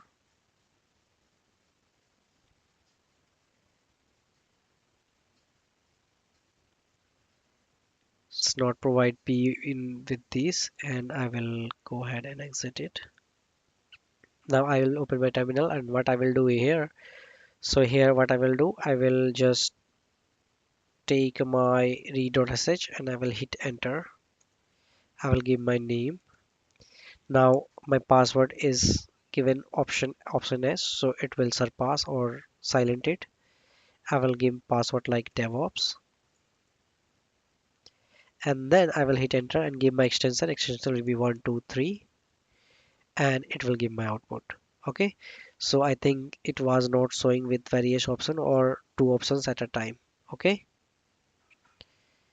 so I'm hoping you are clear with the read command. Now let's move ahead and let's understand about the powerful select command. Okay, now the syntax is select, then whatever your variable name, and then you will provide in, and then whatever range of your variable you are going to provide a list of variables. Okay, then a semicolon, so that it will end your list, and then you will give do, then your commands, then you will semicolon it if you want to enter, or you can provide break.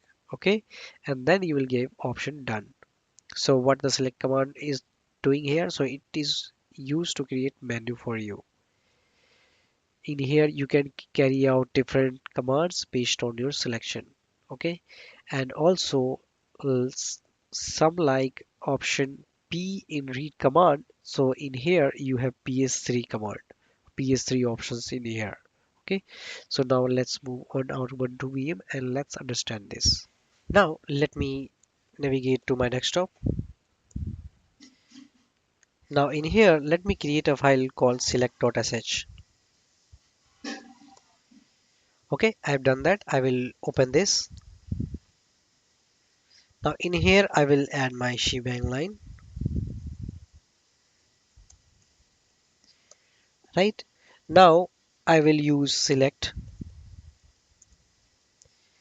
then day, because and then in Monday, Tuesday, Wednesday, Thursday, Friday, Saturday, Sunday, then I will end the thing and I will type do, then I will print echo the day of the week is, I will assign to my variable $day, and at the end I will type done. Okay, I will hit Control plus S to save it. So I'm using my notepad because so that there will be not any formatted stuff in my Vim editor. Okay, in here I will type do, then echo done. I have written this. So what I will do, I will change the executable permission to my select.sh file. Now I will run it. So what it will ask me for selecting various options. So what I will do, I will type 4. I'm going to select option Thursday. Okay. So once I will hit enter. So it will tell you that, hey, the day of the week is Thursday. Okay. Okay. Now I can select another one. So it will tell you the day of the week is Sunday. But it will keep asking and asking until and unless we will type Control plus C. Okay, to cancel it. So how you can fix this? So for fixing this, what I can do, I can just open it with another application and go to my text editor because my Vim editor might not take formatted input. Now, just before done, I will add break. Okay, I will hit save. Now I will again run my this script, and in here, if I will type 5 Friday, now it will type Friday and it will exit it. Okay. Similarly, you can make more script. Now let's move ahead and let's create one more script using ps3 variable. Okay, I will open my text editor. Now in here, let's also use your read variable, okay, to give interactive input from the user. So in here, what I will ask what is your first name, okay, and I will store it to variable first, okay. Now similarly, I have to take this fold, so I will copy it and I will paste it in here. What is your last name? And I will assign it to variable last. Now from here, I will assign it to variable called ps3. So it is similar like your read option p. Now in here, what I am going to assign, I am assigning it to what is your favorite outdoor game, right? So once it's done, I will start my select and I will give it game in. I will give badminton, tennis, or give cricket, football, and now in here, let's give table tennis. Now in here, it will not treat table tennis as a single word. Okay, so it will take as different words. So for doing this, we can use commas or your double commas. Okay, so it will take these as single word. Now what it will do, it will give your favorite game is, then your game variable. Once it's done, what I will do, I will type echo my first. Of course, you need to add dollar at the end. Then your last, and then your game. Hope you are clear with this. So I have also integrated this script with my read command. And similarly of the option P, we have ps3 variable in our select. So hope you are clear with this. I will save it. I will go to my terminal and I will run it again. So it will ask for my first name, so I will type Stephen. It will ask for my last name. Let's give Luke. It will ask for my outdoor game, so I will give option 2 cricket.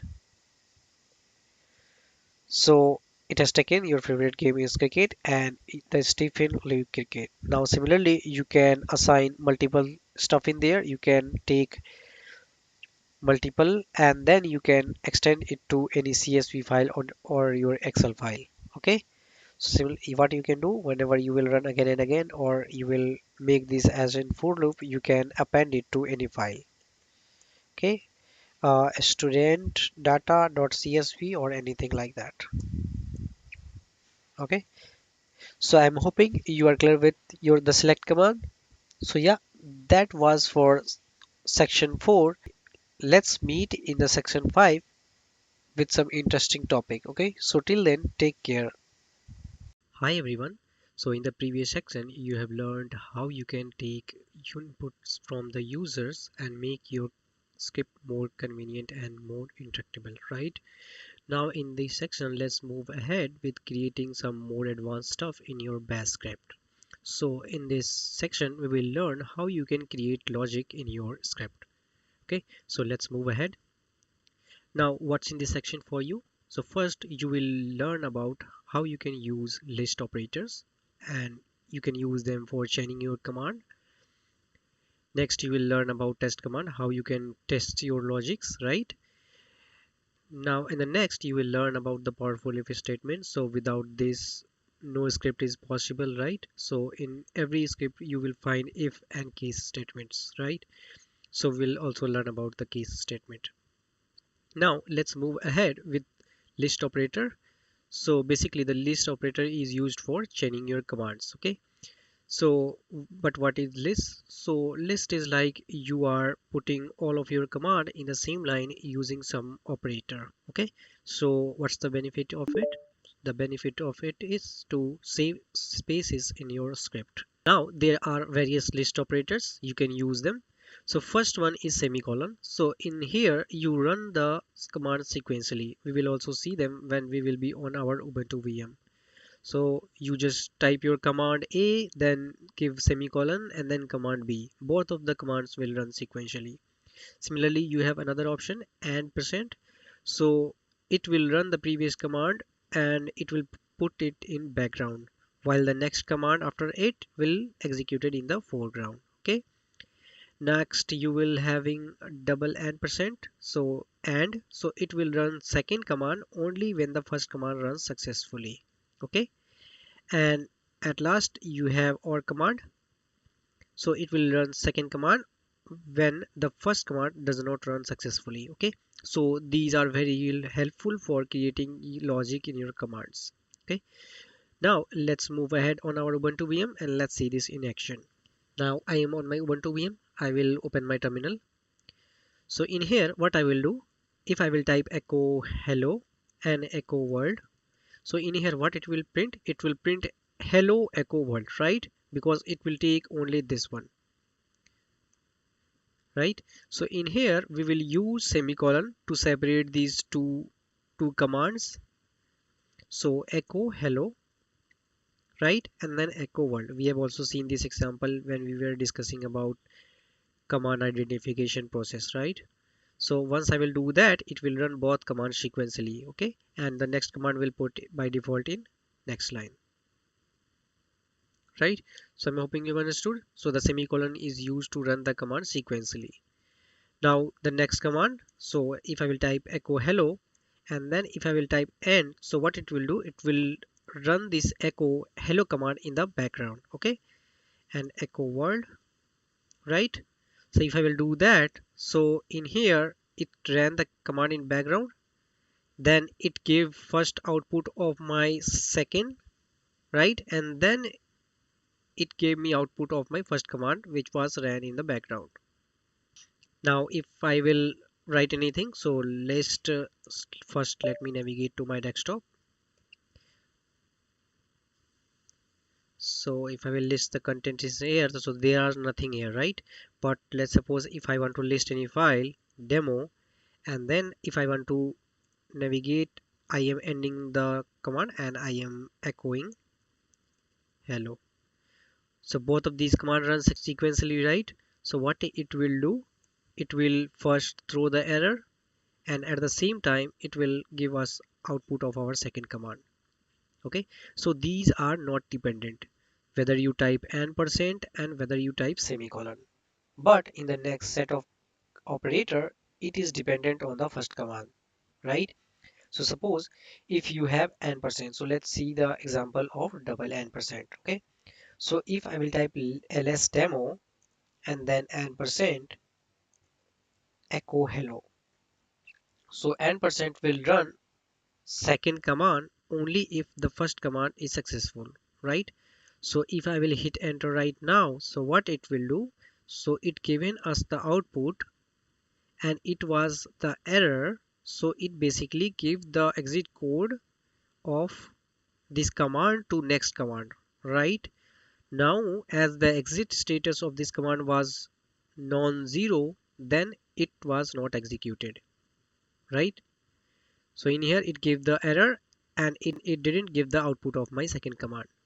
But in the case of our or command or double pipe symbol, so the double pipe symbol will run second command only if the first command will not execute it. So in this case it will get run. So it given us the output of error. Then it says that hey, it's an error. It gave the non-zero exit status to the next command and it printed our output. Okay, so these are very helpful for creating logic in your script. So I will clear my terminal. Now in here what you can do, suppose you can combine all of them together also. So command 1 and then you can give command 2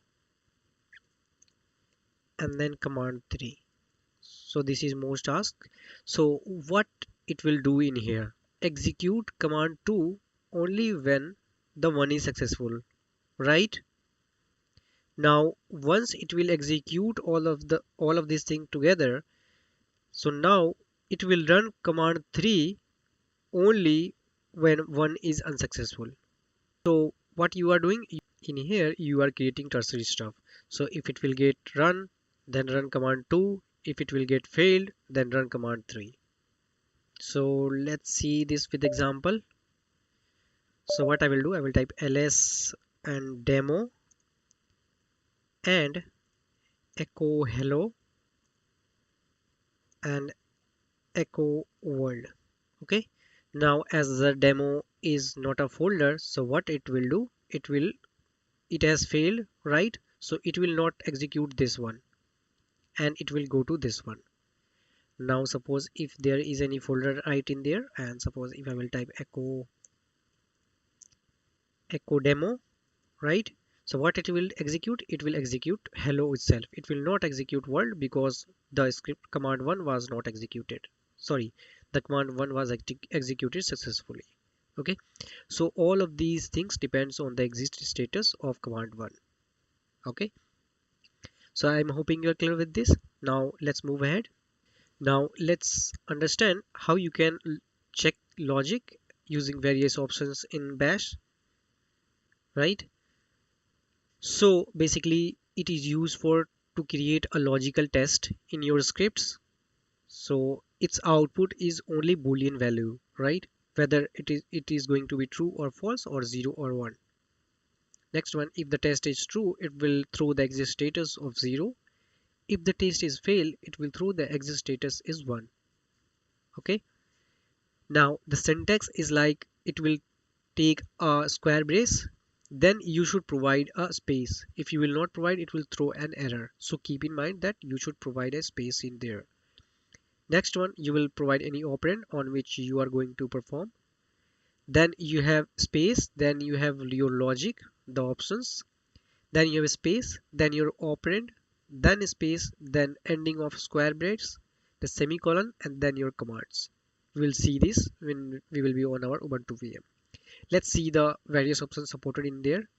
So for integers or numbers, you have these options. So you can provide option EQ.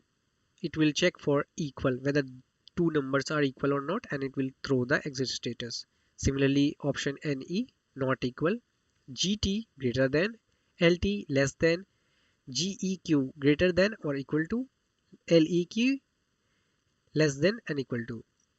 For string, you have various options. So you have option R also. Option R means check if file is readable. Option W if the file is writable, right? The equal to option will compare the string. It will not assign the string to this first string. It will just compare if the two strings are equal. Similarly, the exclamation mark equal to will check if these two strings are not equal. Okay, and keep in mind here also, so it is a square brace, then space, then your variable, then space, then exclamation mark equal to, then space, then your variable, then space, then your ending square brace. Option Z will check if the string is empty, so option Z and your variable. Option N will check if the string is not empty. Option E will check if the file system entry exists, whether it is existing or not in your current path. Option F will check if the file is exist, means option E plus if it is a regular file. Option D will check if it is a system file, means option E plus if it is a directory. Option X will check option E plus if this file is executable by the current user. Okay, now let's move ahead and now I am on my Ubuntu VM. So suppose if I want to compare the string, how I can do that? So suppose if I'm giving only numbers, so 2, then option equal, and then 2, right? So in here I will end the command and also I will print the output. So in here it is 0 because the exit status was 0. Really, if you want to check for the string, so how you can do that? Let's give hello, and in here I will give there. As these are not equal, so what it will do, right? So it will give 1 because these are not equal, right? And similarly, if you will get not equal to sign in here, so it will give 0. Okay, and if I will give hello in there too, and if you will give this one, so it will throw 0, that hey, it's true. Okay, similarly you can compare the number. So how you can do that? You can give 1, then option NE not equal to, right, 2. So this one is correct. So what it will do, it will throw 0 because it is not equal. Similarly, you can check if the string is equal or not. So how you can do that? Let me assign. So if you will type echo $C, so what it is, it's an empty string. So let's test it out. So I will give option Z, so it will check if the string is empty or not.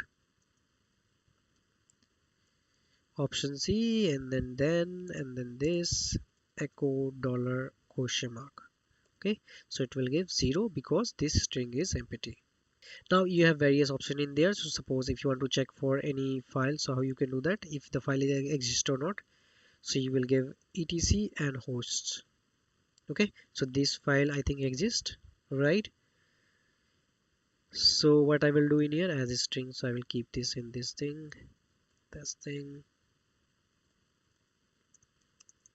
and I will type echo $question mark. So this path exists, so it throws 0. Okay, now if I will type random thing xyz, so it does not exist, so it throws error. The exit status was 1. Okay, similarly you can check various things. Suppose if I will create a script in there, so vi demo.sh, or let's give touch demo.sh, right? Now it has some script in there. Now if I will type option X, in here what I will do, I will type option X, so it will check for if the file is executable or not, right? Option X, and then in here I am already on my desktop, so I will give demo.sh.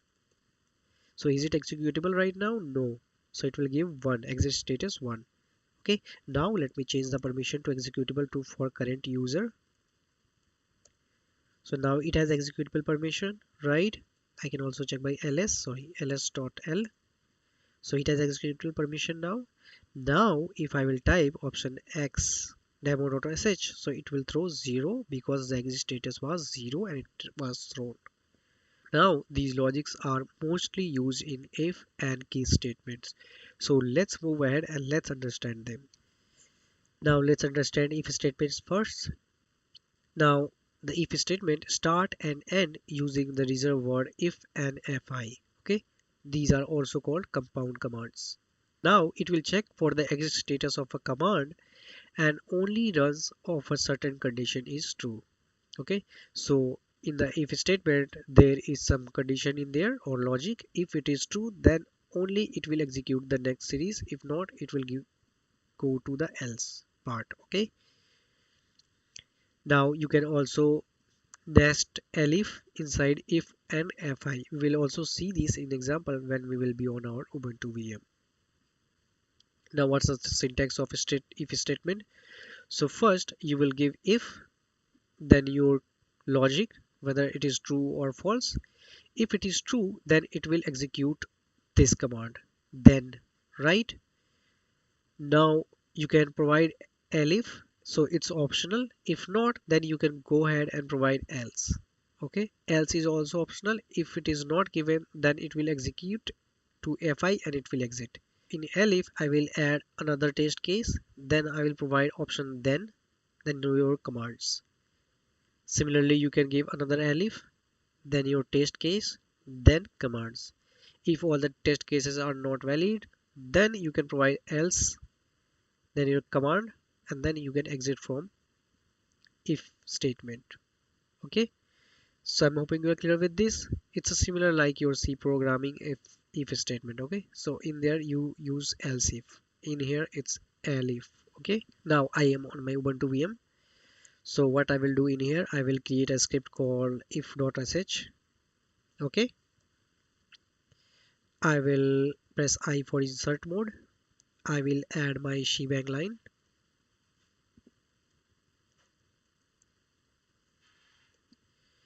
Okay, now in here what I will do, I will, as I'm illustrating if statement, so let's see this. So if 2 is greater than 1, so this thing is right, correct? Now I am doing wrong here because I have to provide space in there. So then what you should do, you should echo test passed, right? And I don't need to provide elif or else. I can directly provide if also. Okay, so this is a basic, so let's test it out. So it should give output as test pass, right? Now I will change the permission first. Once it done, I will run if.sh. So it will say test passed. Okay, why? Because 2 is greater than 1. Now if I will type less than,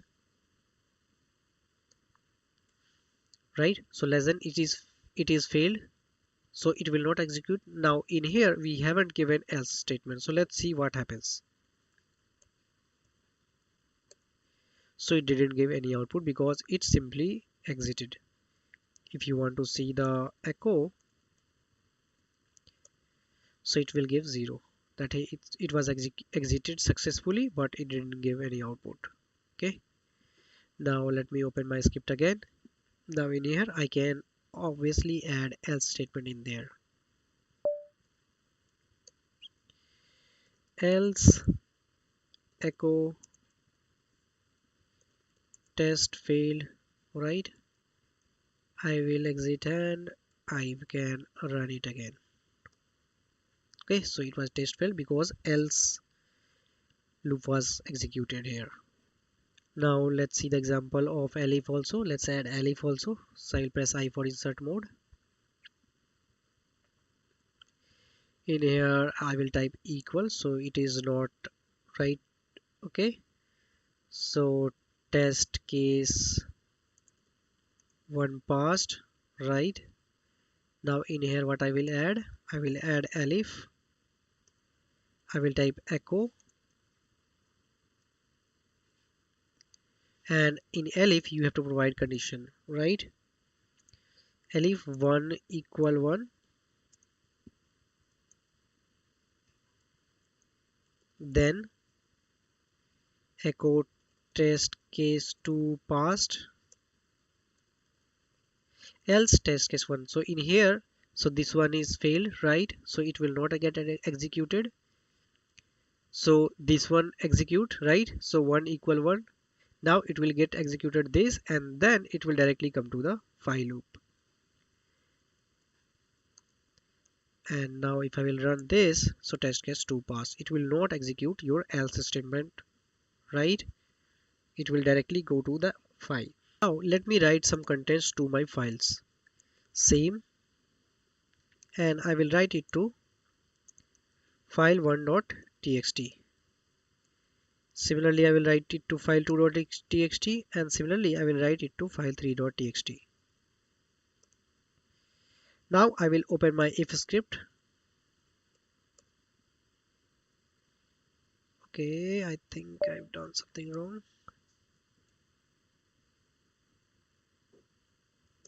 This one, right? I will press I for insert mode, and I will delete the lines in there.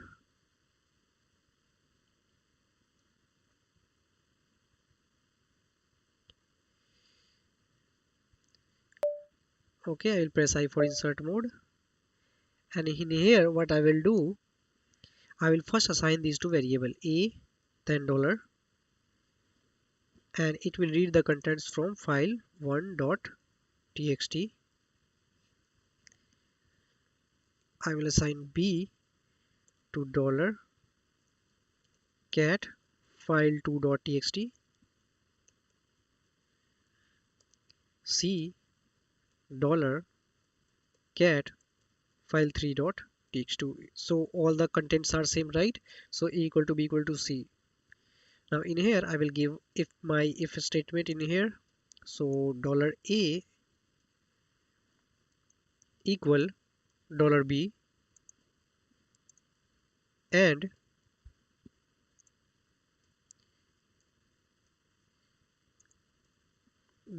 $a equal $c. Then rm file2.txt file3.txt txt. Else what you are going to do, echo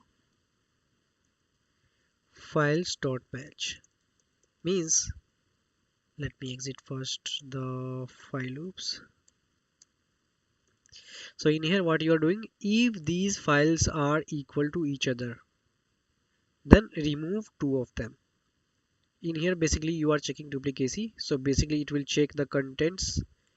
So these command will store whatever in from inside these these variable, and this will check the string if these strings are equal or not. So first it will check yes it's true, then AND operator will execute only once if it is true. Now in here it will also check, and if it is also true, then all of these things are equal to each other, then I will remove two files. Okay, so I will check this. Now if I will run if.sh, so what it should do, if it is equal it will remove the file. So as it was equal, so it has removed the file. Now in here what I can do, I can write same, right, and same to whatever, or file2.txt. Now if I will run my if.sh, so it will give files.match, correct? Now let's also create one more script in here. So I press I will delete the files. I am pressing TD for deleting the lines. Now I will go to the next line, and in here I'm also, let's use read also. Read p, please enter a number. So what read commands will do, or with option P, it will give an interactive option and it will give this thing and it will take your variable in there and it will assign, right? And I am assigning it to variable num. Okay. Now let's start our if loop or statement, and in here I am checking for num. If num is greater than 0, okay, then what you will do, you will print your number is greater than 0. Elif, if your number is less than 0, then your number is less than 0 or 5, or let's give else.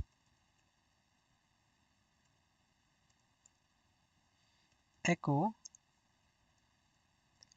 you entered 0, right? And I will exit the for loop. Okay, we've seen this. Now let's exit it. Now once I will run this, it will ask for a number. I will give 45, so it will give that your number is greater than 0. Okay, similarly if I will run 0, so you entered 0. If it is less than 56, so you're less than 56. Okay, so I'm hoping you have seen this, all the example of if loops. Now let's move ahead and let's see about case statement, which is more powerful than if statement. Okay, so let's understand case statement. So basically the case statements helps to implement branch logic and are often more convenient than creating multiple elif statements. Okay, so in elif you are giving various options in there and you are using two variables, but in case you just use one variable, and also it take less space than your if statements. So as I said, so it's work on one variable, it will compare one variable in from the list of the statements. Similarly, like if, so in here also you have a reserved word called case and exec. Okay, now here the patterns are evaluated from top to bottom. Now if you will see the syntax, so syntax is simple, there is nothing to worry about. So first you will type case, then you have in the double quotes dollar variable, whatever your variable you want to give in there. Now in there in, okay, so it is more similar like your select command, right? Now case, then variable in, and it will check from different pattern. So if the variable is in pattern 1, execute these commands, then double semicolon. If it is not in this, check for pattern 2, then your commands, then semicolon. If it is not in above 2, then check for pattern n and then execute command, then exit it. If all of them are not in here, then type elif or else, similar to the else statement, star, then your right brace, right? So it is the by default. So if anything not match, it will execute this command similar to the else one. Okay, then semicolon, double semicolon, and then your exit of your exec case statement. Okay, so this, I'm hoping you are clear with this.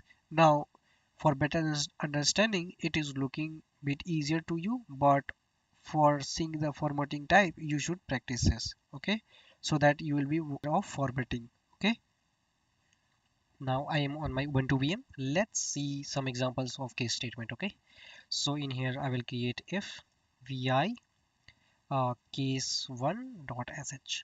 Okay, I will press I for insert mode, then I will add my shebang line. Now in here I will, let's take input from the user. please enter a number, and I will assign it to variable num. Okay. Now in here I will start my case statement and look for the careful formatting. I will start case, then my double quotes, then dollar $num. Okay. I will check in from the various option, right? In. So in here, if the string is empty, if I am not provided any number, okay. So what it will do here? So type echo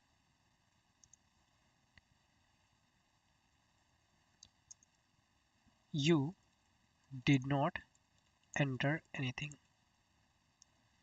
right? Now in here I will end this first case. In here I will give my second case if the number is between 0 to 9, right? And I will also give right braces. So it is basically checking from these options, this option, this option, and my next option. Echo you enter one digit number, right? I will end this one to 0 to 9 and then again 0 to 9, right? I will give right parenthesis. Echo you entered two digit number. I will end this one too. Let's give one more. So 0 to 9 and then 0 to 9. I will close this one case also and echo you entered three digit number.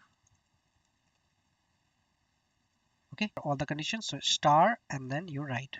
Okay, so it's a else, similar to the else in if statement. Echo what you will echo. So you have entered more than three digits. Okay, so once it's done, I will close this one too, and at the end I will type exec. Okay, so I'm hoping you're clear with this. So first you type echo, then your variable inside double quotes and then the dollar, then in it will check for these options whatever before the right braces, right? Then your whatever your commands after the set of first case, then you have to type double semicolon to end the first case or second case, then your second case, then your third case, and similarly your commands. I will save it. I will get executable permission to it, and now I will run it. So once I will do that, it is taking my number. Okay, I think I did something wrong. Let me cancel it. Okay, I think it's taking similar to the I. Let me go ahead in there.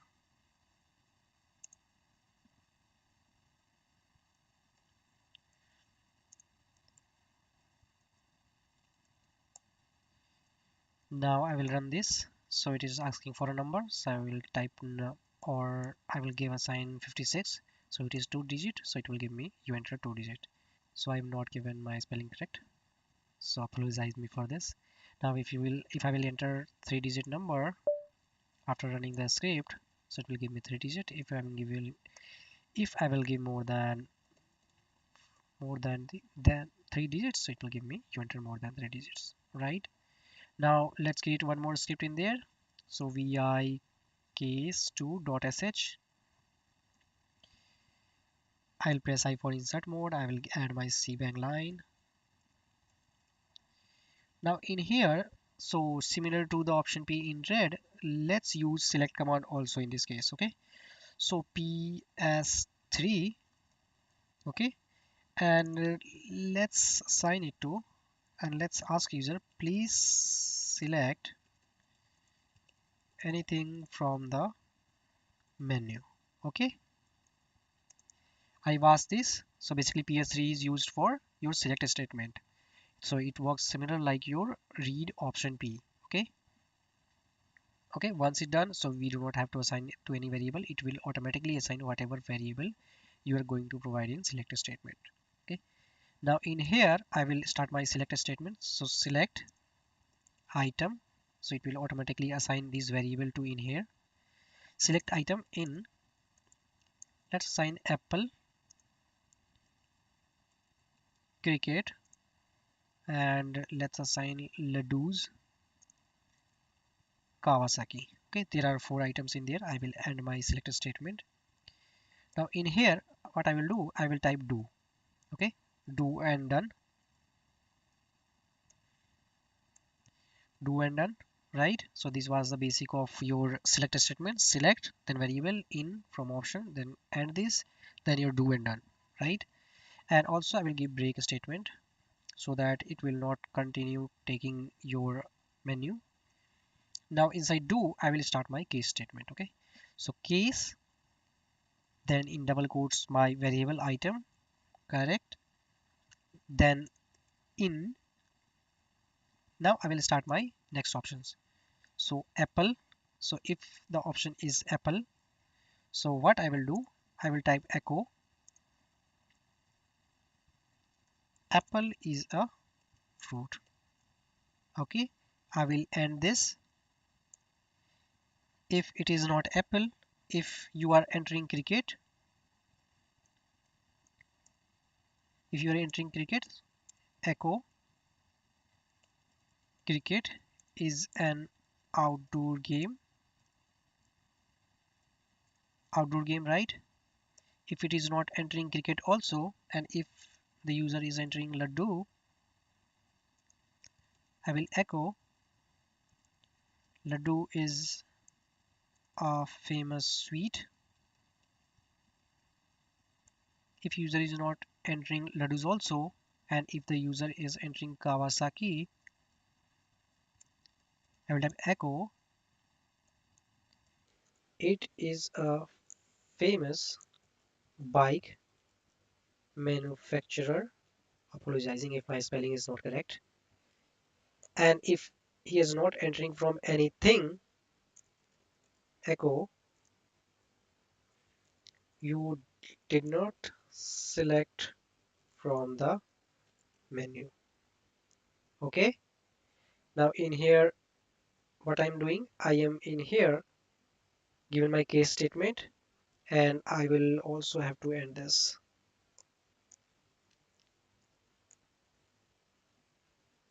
And I have forgotten my double semicolon after all the cases, right?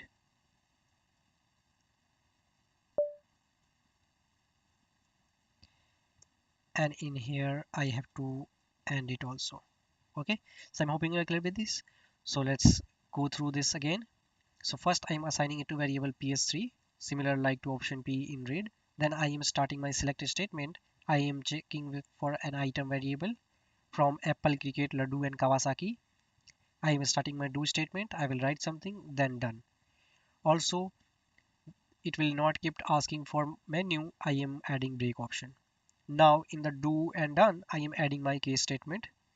So in case I am assigning to the variable item in from various option apple, cricket, laddu, Kawasaki. So I'm giving my commands in there. If there is nothing from all of these, so I'm echoing that hey, you didn't select from the menu. So I'm hoping you are clear with this script. I will press escape. I will exit it. I will give executable permission to case2.sh. Now I will run my case2.sh. Once I will do that, so it is asking please select from the menu. I will type 4.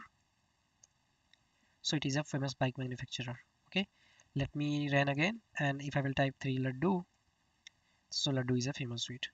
Okay, and let me type again, and if I will say type 6, so you didn't select from the menu. Okay, so I'm hoping you are clear with this, and I'm hoping you how you can integrate it with select, your read command, and whatever command you can. Okay, so you can play with more command that we have learned in the previously, and you can combine all of them together to build your powerful script. Okay, and you can practice them. Now for better scripting skills, please practice them. So if you will only watch them, it will not work. So in here, you need to understand where you are giving spacing, where you are giving many options in there. Okay. So if you want to master your scripting skills, so please do practice on it. If VI is not helpful, please go ahead and install Visual Studio and practice on it. Okay. So yeah, that's it for this lecture. Now let's meet in the next lecture with the more interesting topics. Okay. So till then, take care. Hello everyone. So in the last section, we have learned about if and while statement and how you can combine them with various options in Bash to build your powerful script, right? So let's move ahead on next section. So in this section, we will learn about basically two types of loops, while and read while, and also we'll check how you can read files with the help of those while loops. Okay, so let's move ahead. So in this section, you will learn what are while loops, how they are used, and also we will see their examples. Next, we will learn about using of while loops with getopts command. So it's one of the most important command, so you should learn it. And next, you will learn about what is read while loop and how you can use them for reading your files input. Okay, so let's move ahead with while loops first. Okay, so while loop is like similar to your if statement, right? But the command will continue to run until the certain conditions are true. Okay, now what I mean by that, so if conditions are true, it means that within that loop, if it will continue to exit the code of 0, then it will continuing the running command. Okay, but as the inner loop or inner condition will throw an exit code of 1, it will stop and it will exit from the loop. Okay, now what's the syntax of it? So syntax of it is very simple. So you will use a while keyword, okay, and then do and done, right? In while you should write a conditions, then your semicolon, and then within do you have your statements or commands, and then for increment or decrementing the condition or changing the condition, you will write the conditions here. Okay, else if you will not write the condition, it will go in an infinite loop. Okay, so we don't want that. Now let's move on our Ubuntu VM and let's see this in practice. Now I am on my Ubuntu VM. I will open my terminal in here. I will first move to my desktop. Now in here, I will create a script called while.sh. I am in here. I will press I for insert mode and I will add my shebang line.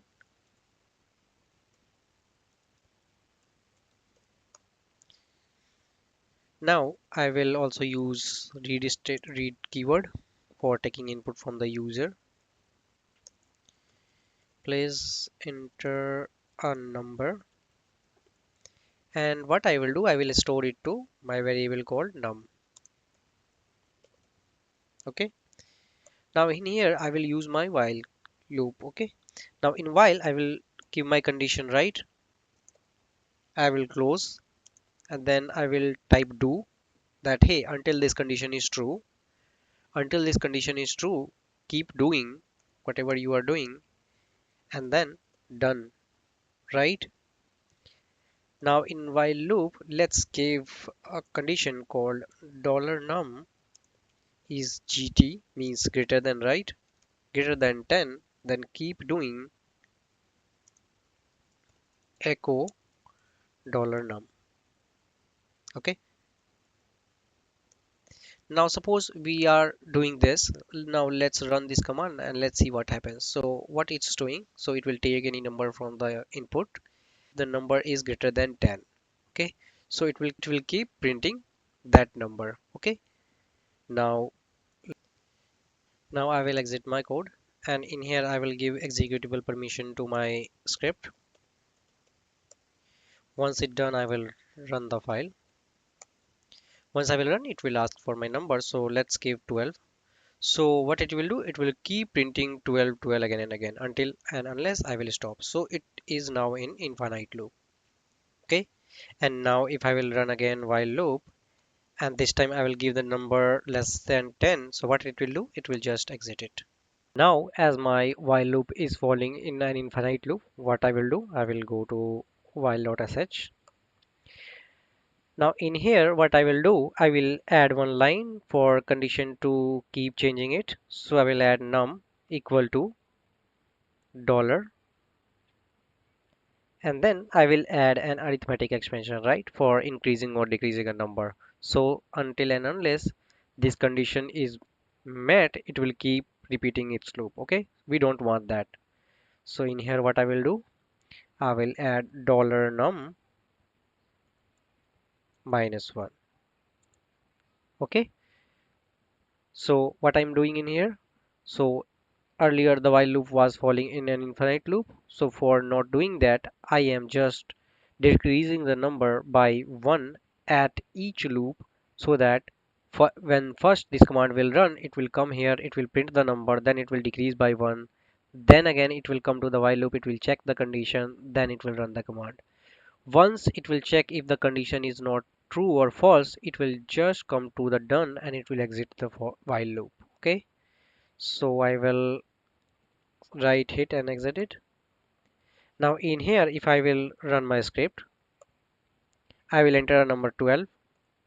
So it will print 12 and 11. Okay. So I can print any number in here, 19. So it will print from 19 to 11. And when I will press 9 less than 10, so it will just exit it. Okay. So below 10, it is just exiting the code. So I'm hoping you're clear with while loop. And you've also seen how it is looping in an infinite loop if you are not passing the right conditions. Okay. Now I'm hoping you are clear with the while loops. Now let's move ahead and let's understand what getOps command will do in your while loop. Okay, so it is uh, one of the useful function provided in the loops. Okay, so let's move on our Ubuntu VM and let's see this. Now the getOps command is like your creating an options for your script. Okay, now what are options? So suppose if you are giving any option, like suppose if I'm giving ls, so it's just giving whatever files in there. Now ls supports various options. So if you want to see all the hidden files in long listing format, you have option called ls option la. Okay, now what you want to do, suppose if you want to give these options while running your script itself, so how you can do that? You can use getOps command. Okay, so now see this how you can do that. I will clear my terminal. So what I will do, I will create let's create a temperature converter tool. Okay, so I will create vi temp.sh. I will press I for insert mode. I will add my shebang line.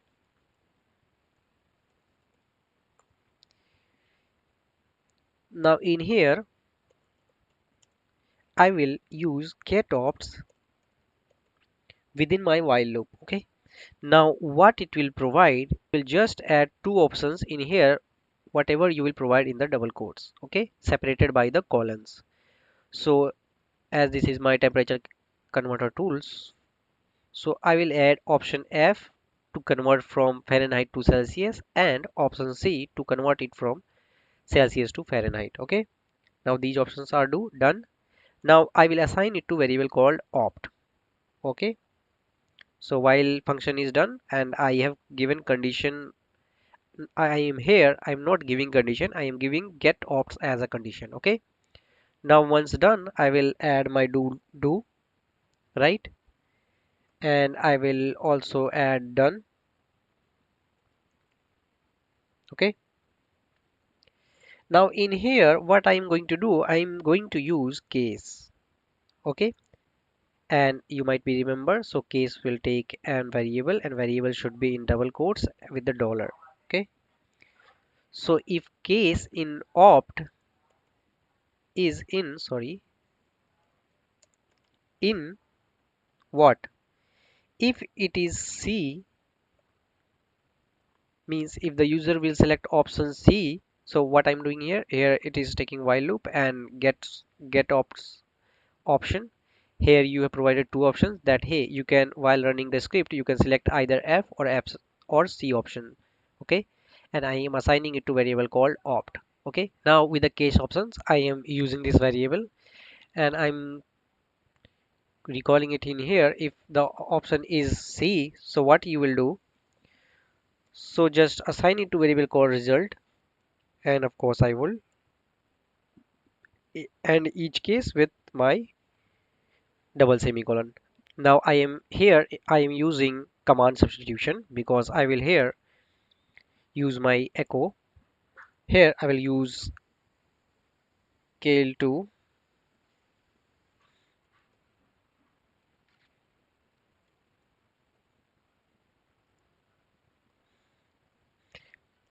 Let me write the command, I will explain it later.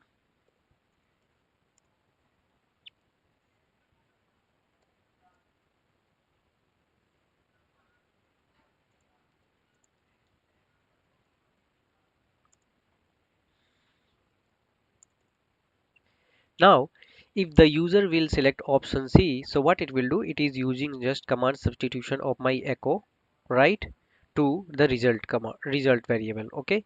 Now in here, what I am doing, I'm just using my basic calculator, right? We have seen this earlier. So it is just for taking your decimal places, and I am limiting the decimal places to two places, right?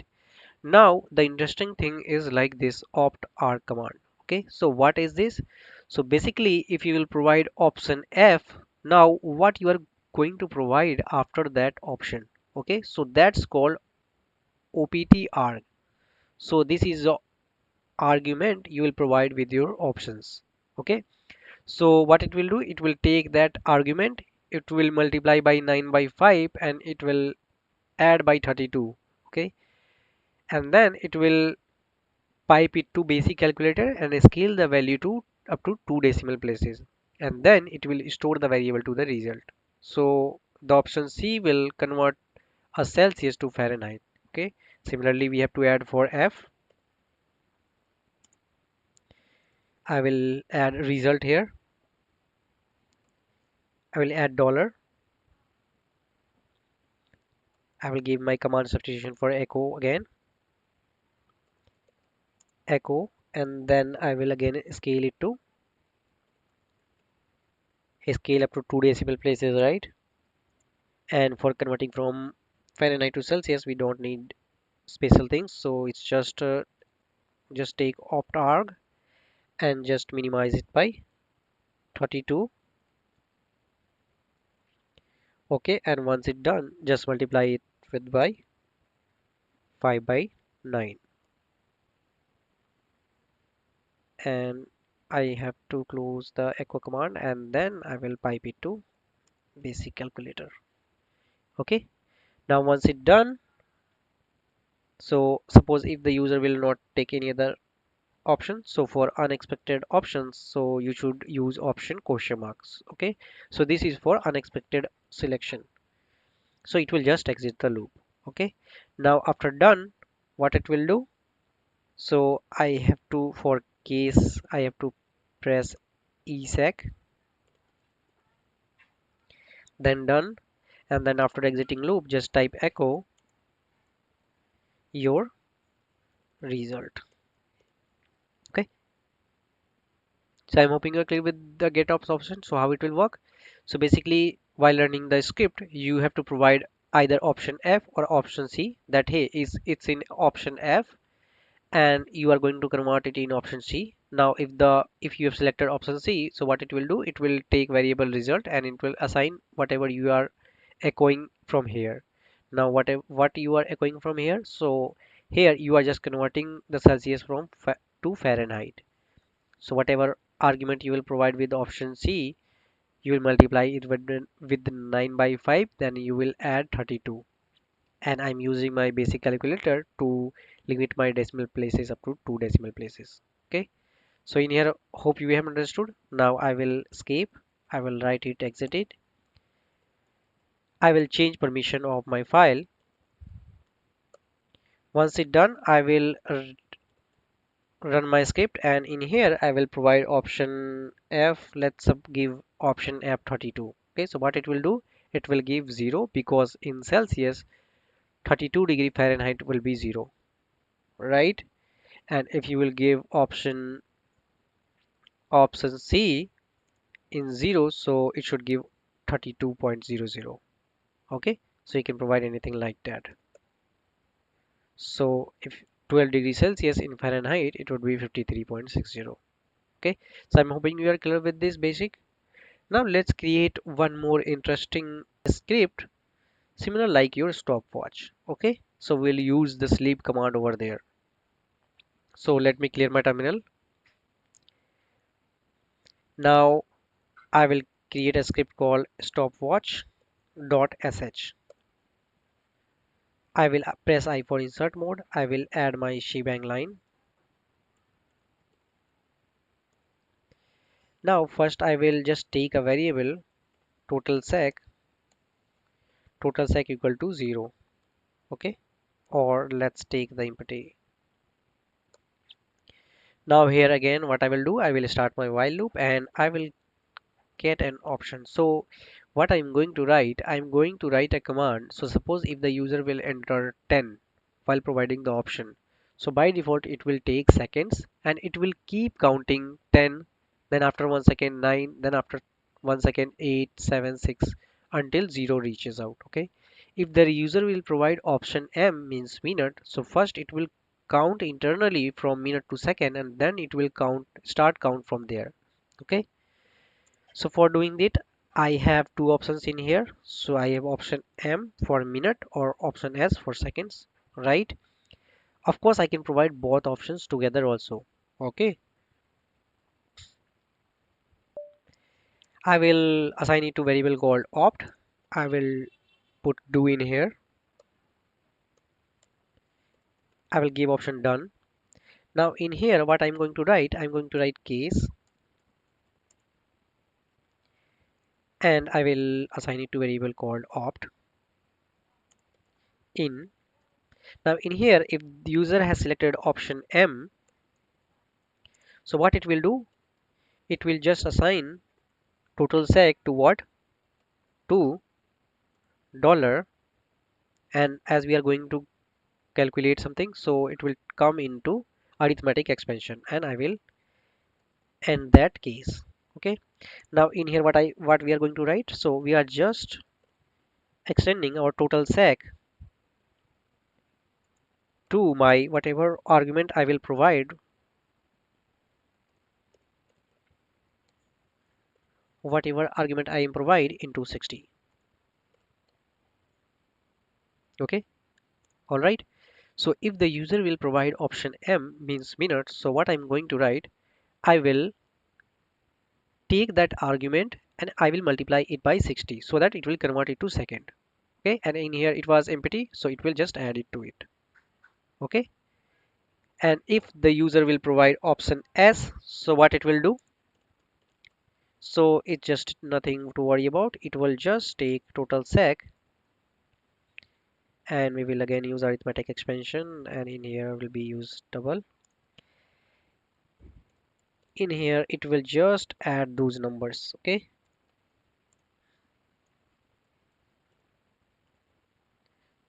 so in here if the user will provide in option S, so you don't need to worry about, it will just need to be added. Okay, so I'm hoping you're clear with this.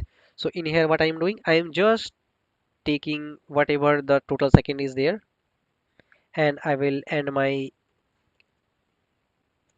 case loop. Okay, so it's done. So in this bunch of code, in this piece of code, what I'm doing, I'm just taking total seconds. So if the user will provide option minute, so it will take into second and it will calculate total second. If the user will provide in option S or together, so it will calculate based on the cases in here. Okay, so what will be the output of this case loop or it while loop? So this while loop will throw total seconds that it has counted. Okay, now for starting the countdown, I have to create one more while loop. I will give my condition in there. So I will give total sec. If the total sec is greater than 0, then keep doing whatever you will do in here, right? And the once the time of second reaches 0, I will also print echo times up. Okay, Now in while loop, what we are going to enter? We are first, we will first will print the variable of total second. What are the total seconds right there?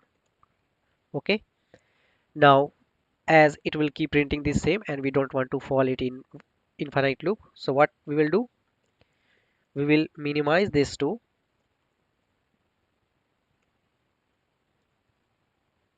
we'll of course use arithmetic expansion. We'll minimize it to by -1.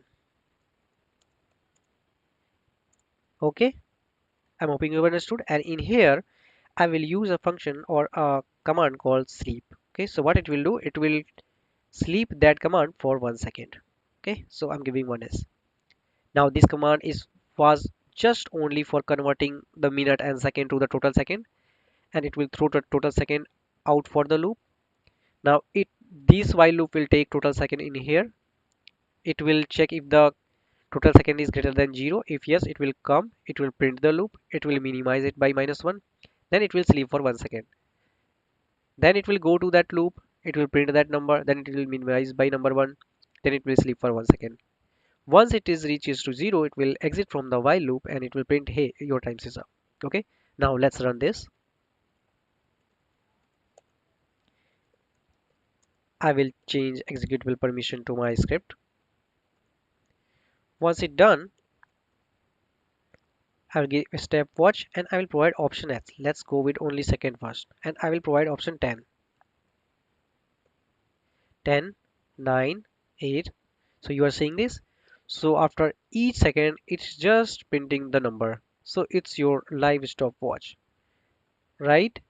Now suppose if we are giving option 3 in there and option minute also 1. So what it will do? Option minute 1, it will take 60 seconds and then 3. So it will start the countdown from 63 seconds. So let me hit enter. So you've seen this 63, 62, 61, 60, and it will keep counting till 0.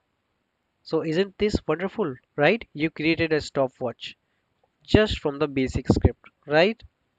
Now, as we don't want to keep waiting for 40 seconds, so I will exit from the loop. I will clear my terminal. Okay, now let's move ahead and let's learn about read while loop. Okay, so basically it will do the read while loop can use to read from a file and do based on whatever you written in there. Okay, so let's see this. I will go on my Ubuntu VM. Let me create one demo.txt file in here. In here, I will just write this is line 1, this is line 2, and this is line 3. I'm just written some 3 lines in there. Okay, for this file, I will exit it. I have my demo.txt file in there, right? Now let's see how you can use your read while loop to read from this file and print your whatever contents from in there line by line. Okay, so I will create a script called read underscore while dot sh. I will press I for insert mode and I will add my shebang line in there. Okay, now in here we just use while read. Okay, that's it. So in here, so after while in earlier section what we seen, either we use condition or your getopts command as condition or your read command as an op conditions. Okay, so what it will do, it will take condition and it will assign to any variable. So in here I am giving the variable called line, that hey, whatever you are taking just assign it to variable called line, and I am doing do in here. In here I will print whatever the line you have taken from the whatever we are going to provide from the file, and in here it's done. And from here I will take the input from the file from my first command line argument while running this script. Of course, I can integrate this read command with my getOps command and I can take the options from there. But it's just a one file, so I will, while exiting my while loop, I'm just taking that file name as an argument in there. Okay. So hope you've understood. So it is the standard input redirection, right? It's the first argument which it will take while running the script. So this while loop will keep coming within this while loop until and unless the file or the contents from this file is empty. Okay, whatever the file you are going to provide in there, it will keep checking for the file by line by line. Okay, so if it will find any line, so it will keep going in this loop. It will print it, then it will come to the next line, it will print the loop. Now at the end, as there is no line inside the file left, so what it will do, it will just come out of the while loop. Okay, and it will exit it. Now why you are providing this $1 in here? Okay, so why you cannot provide in here, in here, right? So you can provide this thing in here also. Okay, because it makes sense, right? So you are going from here and you are taking the input from a file and you are redirecting it from the standard input. Okay, so you can do that, right? But no, it will not work, because in here what it will do, it will keep taking the line first at an infinite loop. We'll see this after running this our main script. Okay, so let me first run this. I will change the permission. Once it will do, I will provide option called demo.txt. Once I did that, what it did, it just take the all the lines from this file, right? And it just printed the number. Whatever the lines in there, it just printed there. Now let me go to that my read while. Now what I was asking that, hey, don't provide the $1 in here. It just makes sense that if you provide the redirection in here,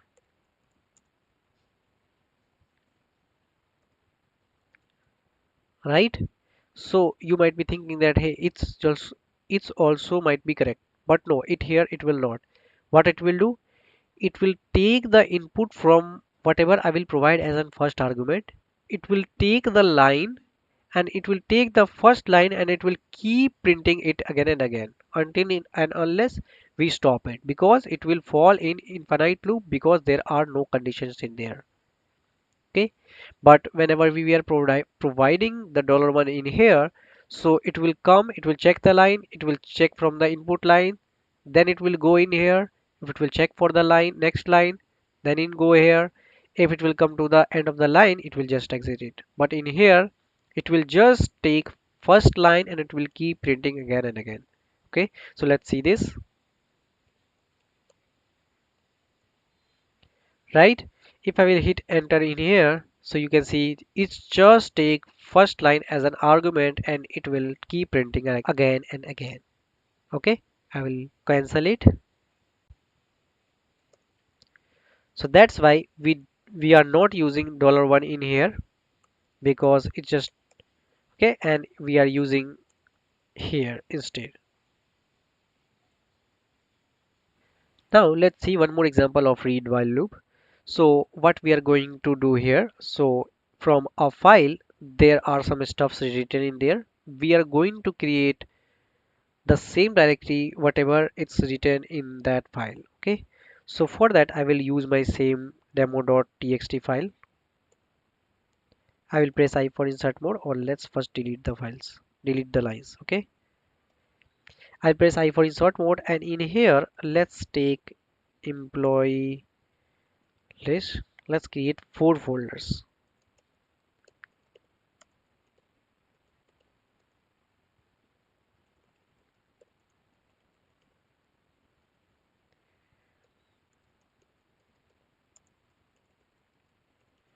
So I am providing 4 lines here. So my script, what it should do, it will take this line, first line, it will create a folder with name this. It will take this one, it will create a folder. It will take this, it will create a folder. It will take this, it will create a folder. Once it will come to the end of the line, it will just exit it. Okay, so I'm hoping you're clear. Let me verify the contents of my demo.txt. It's looking good to me. Now let's create read while, or let's take example 2.sh. Okay, I will press I for insert mode.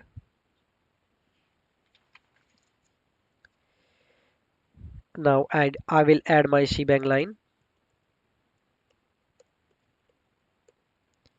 So it's easy. So I will use while read and I will assign to variable called lines, right?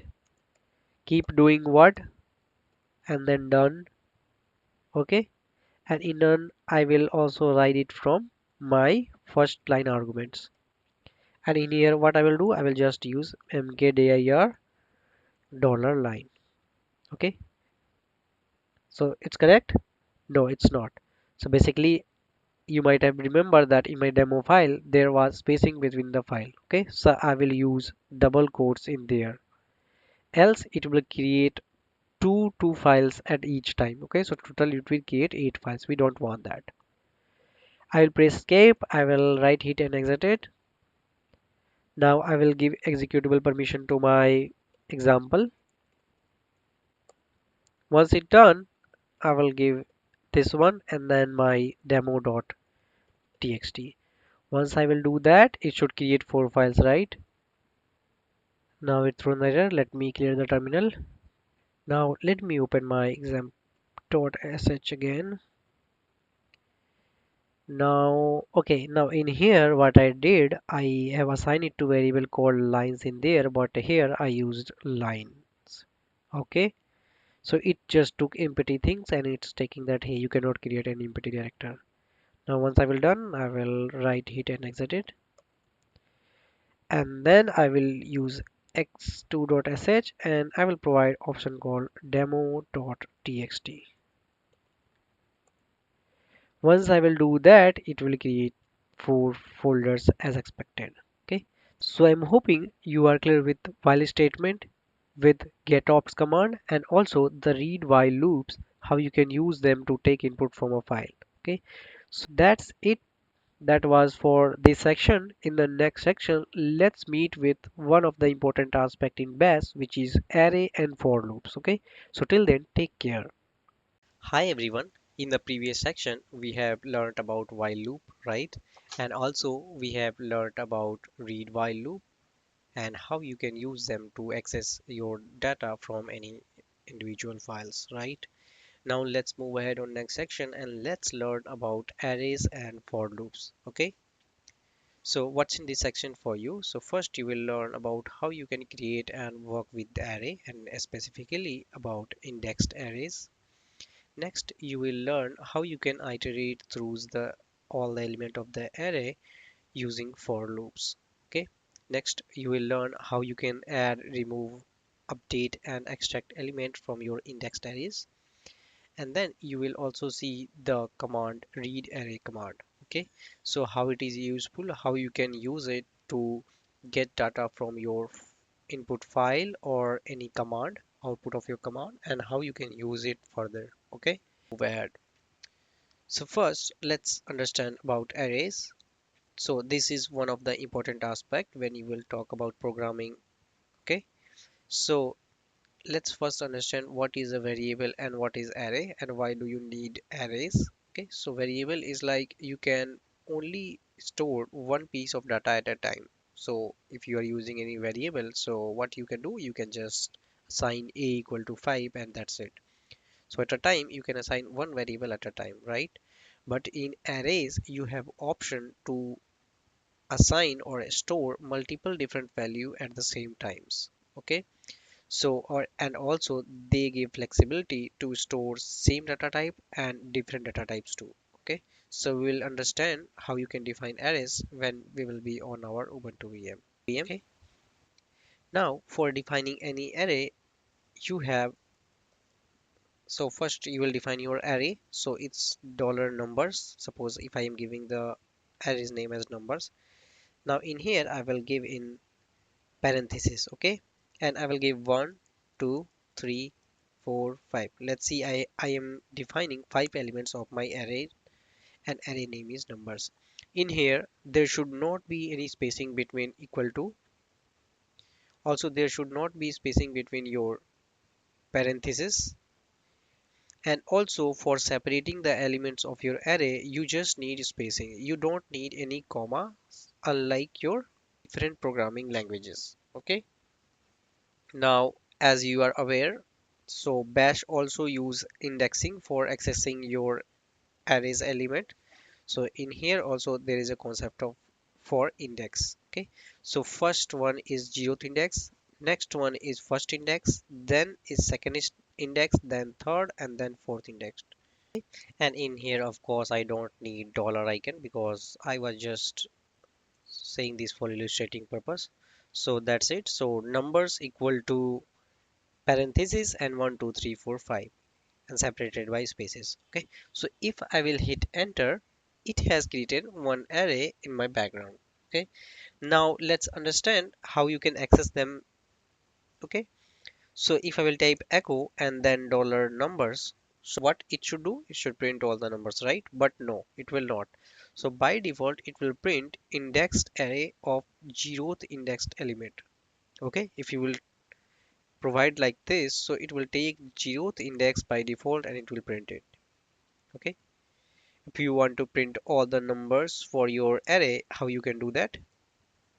So you can use your curly braces and then numbers and then your at the rate symbol. Okay, so you might have remembered this symbol earlier also, we have seen this. So if you will hit enter, so it will give and or print all the elements of your array. If you want any specific numbers, suppose third index, so you just provide third and it will give you that hey, your third index is 4. In the earlier section we have seen how you can slice any particular thing, right? So you need to set an offset and then the length from where you want to set it, right? So we can use the same in our arrays to slicing the elements. So how you can do that? So suppose, so echo then dollar number, right? And in here I what I want to do, I want to slice it from indexed array or offset of 1. Okay, so what I'm doing here, I'm just giving offset here that hey, start from index array 1. Okay, index element of 1. Okay, so if I will hit enter, it will give 2 3 4 5. Okay, now in here of course you can provide any length also. So if I will give length of 2, so it means it will start from index 1 element till length of 2, then 2, so the answer will be 2 and 3. Okay, I'm hoping you are clear with the offset and slicing. Now the our stuff that we have done here, it's not changing our arrays, it's just manipulating whatever command you are providing and showing you as your output. Okay, so we can also verify that hey, it's not changing our array, the array is same. Okay, now you have seen how you can create array, right, and how you can access the elements of the array. Let's see how you can add, remove, or update the elements. Okay, so for add a number, what you can do, you can add numbers, then plus, and then equal to, and 5. Will it be right? No. It what it will do, it will take the first element of a number or zeroth index of a number and it will add it to 5. Okay, so for adding a number, what we will do, we will just add parentheses to it so that it will take as an array element and it will extend this array element at the end of my array. Okay, we'll also see later how you can enter at a specific index, right? So if I will hit enter, if I will see my numbers array, so you can see that hey, it has extended my arrays and it has entered one element. Now see what happens if you don't provide parentheses here. So what it should do. Okay, we have done here. Now if I will see my this one, so what it did, it just extended or concatenated with my zeroth element, right? So if you will see the numbers, this number, so what it did, so by default, it just give our zeroth index element, right? Now if you will do this, what it will do, it will take the 0th index element and it will concatenate it with 5. If you want to add it with 0th element, so you will use arithmetic expansion. All right, now how you can remove the elements. So if you want to remove any element for suppose second index, so you can just type 2 unset numbers 2, so it will unset the number, but the index was cleared also. When you deleted this number, so what it did, it just took the index also. So how we can see this, if you will check this numbers at the rate, and you have seen it now. If you want to see, so it has deleted our second index, right? If you will see the second index element, so it's empty. Okay, it's didn't replace the second index to 4. Okay, so it just deleted and second index is also gone. Okay, I'm hoping you have understood. So this is one of the important concept. If you want to see the indexes of all the numbers, how you can do that, so you just need to type at the rate and then you can provide exclamation mark at the beginning. So it will give you that, hey, this one is 0th, this one is first, this one is third, this one is fourth, and this one is fifth index.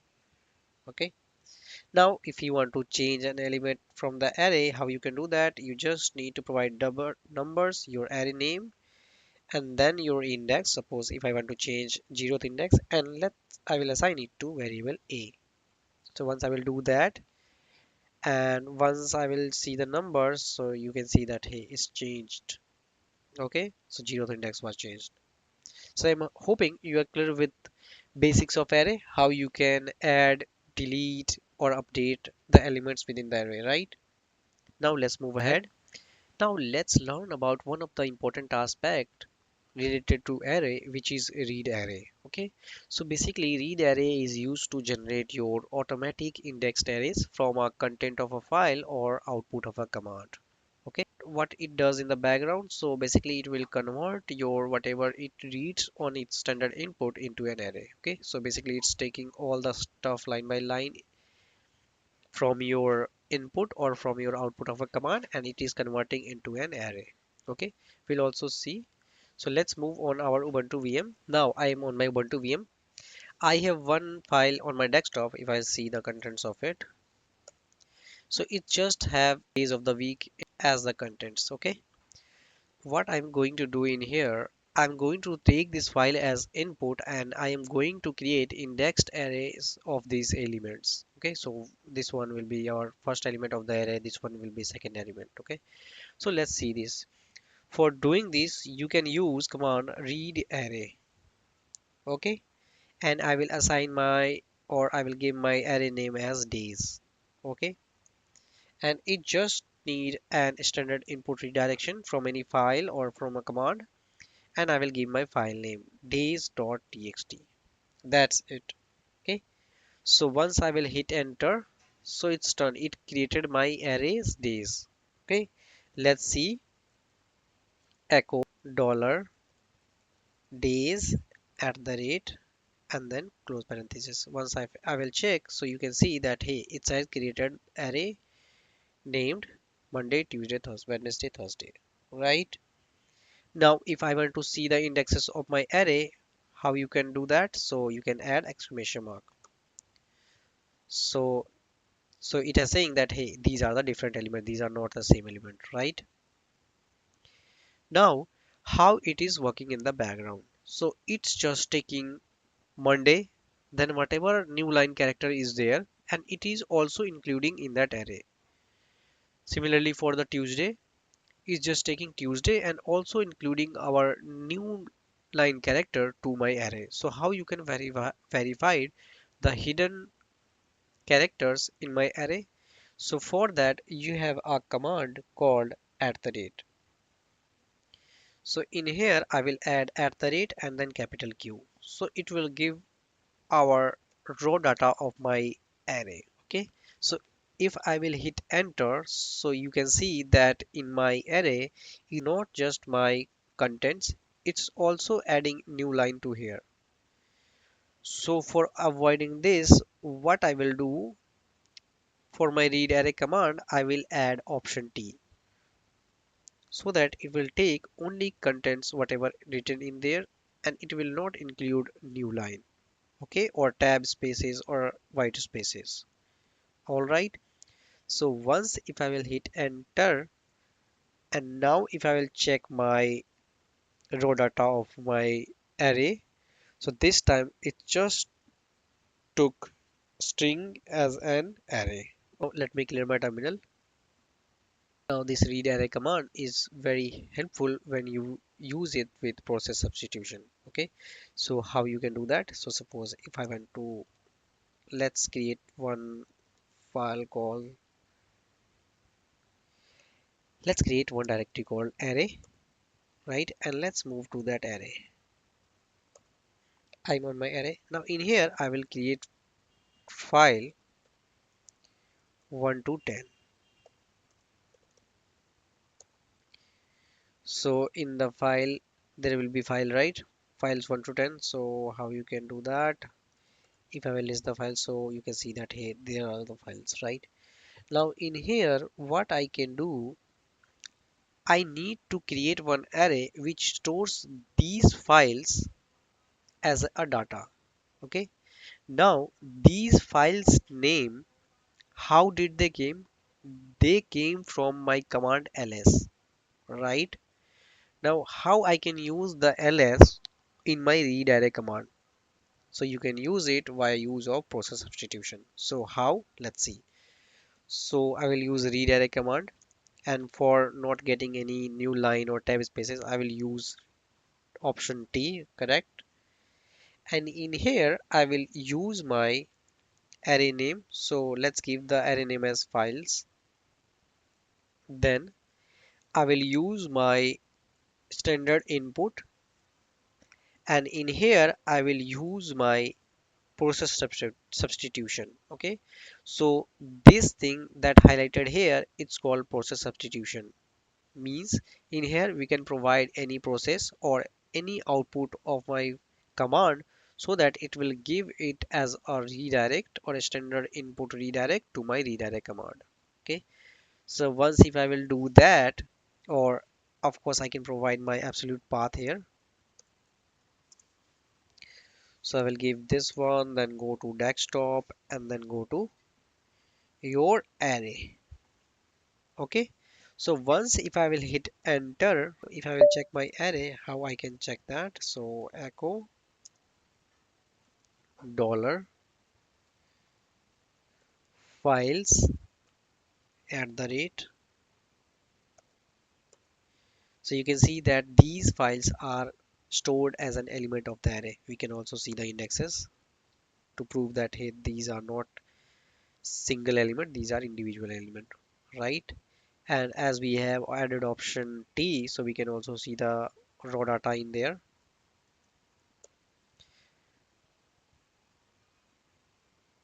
Okay, I need to remove exclamation mark in there. So you can see there was no new line, there was no tab space, there was no white space included while taking this as element of an array. Okay, so I'm hoping you are clear with this, right? So read array makes very powerful bash script whenever you take or create an array with the help of any command or with the help of any standard input of a file. Okay, so let's move ahead. Now next we have for loops. So these are one of the important aspect in scripting or any programming languages. Okay, so without for loop, no programming language or scripting is complete. Okay, so let's understand.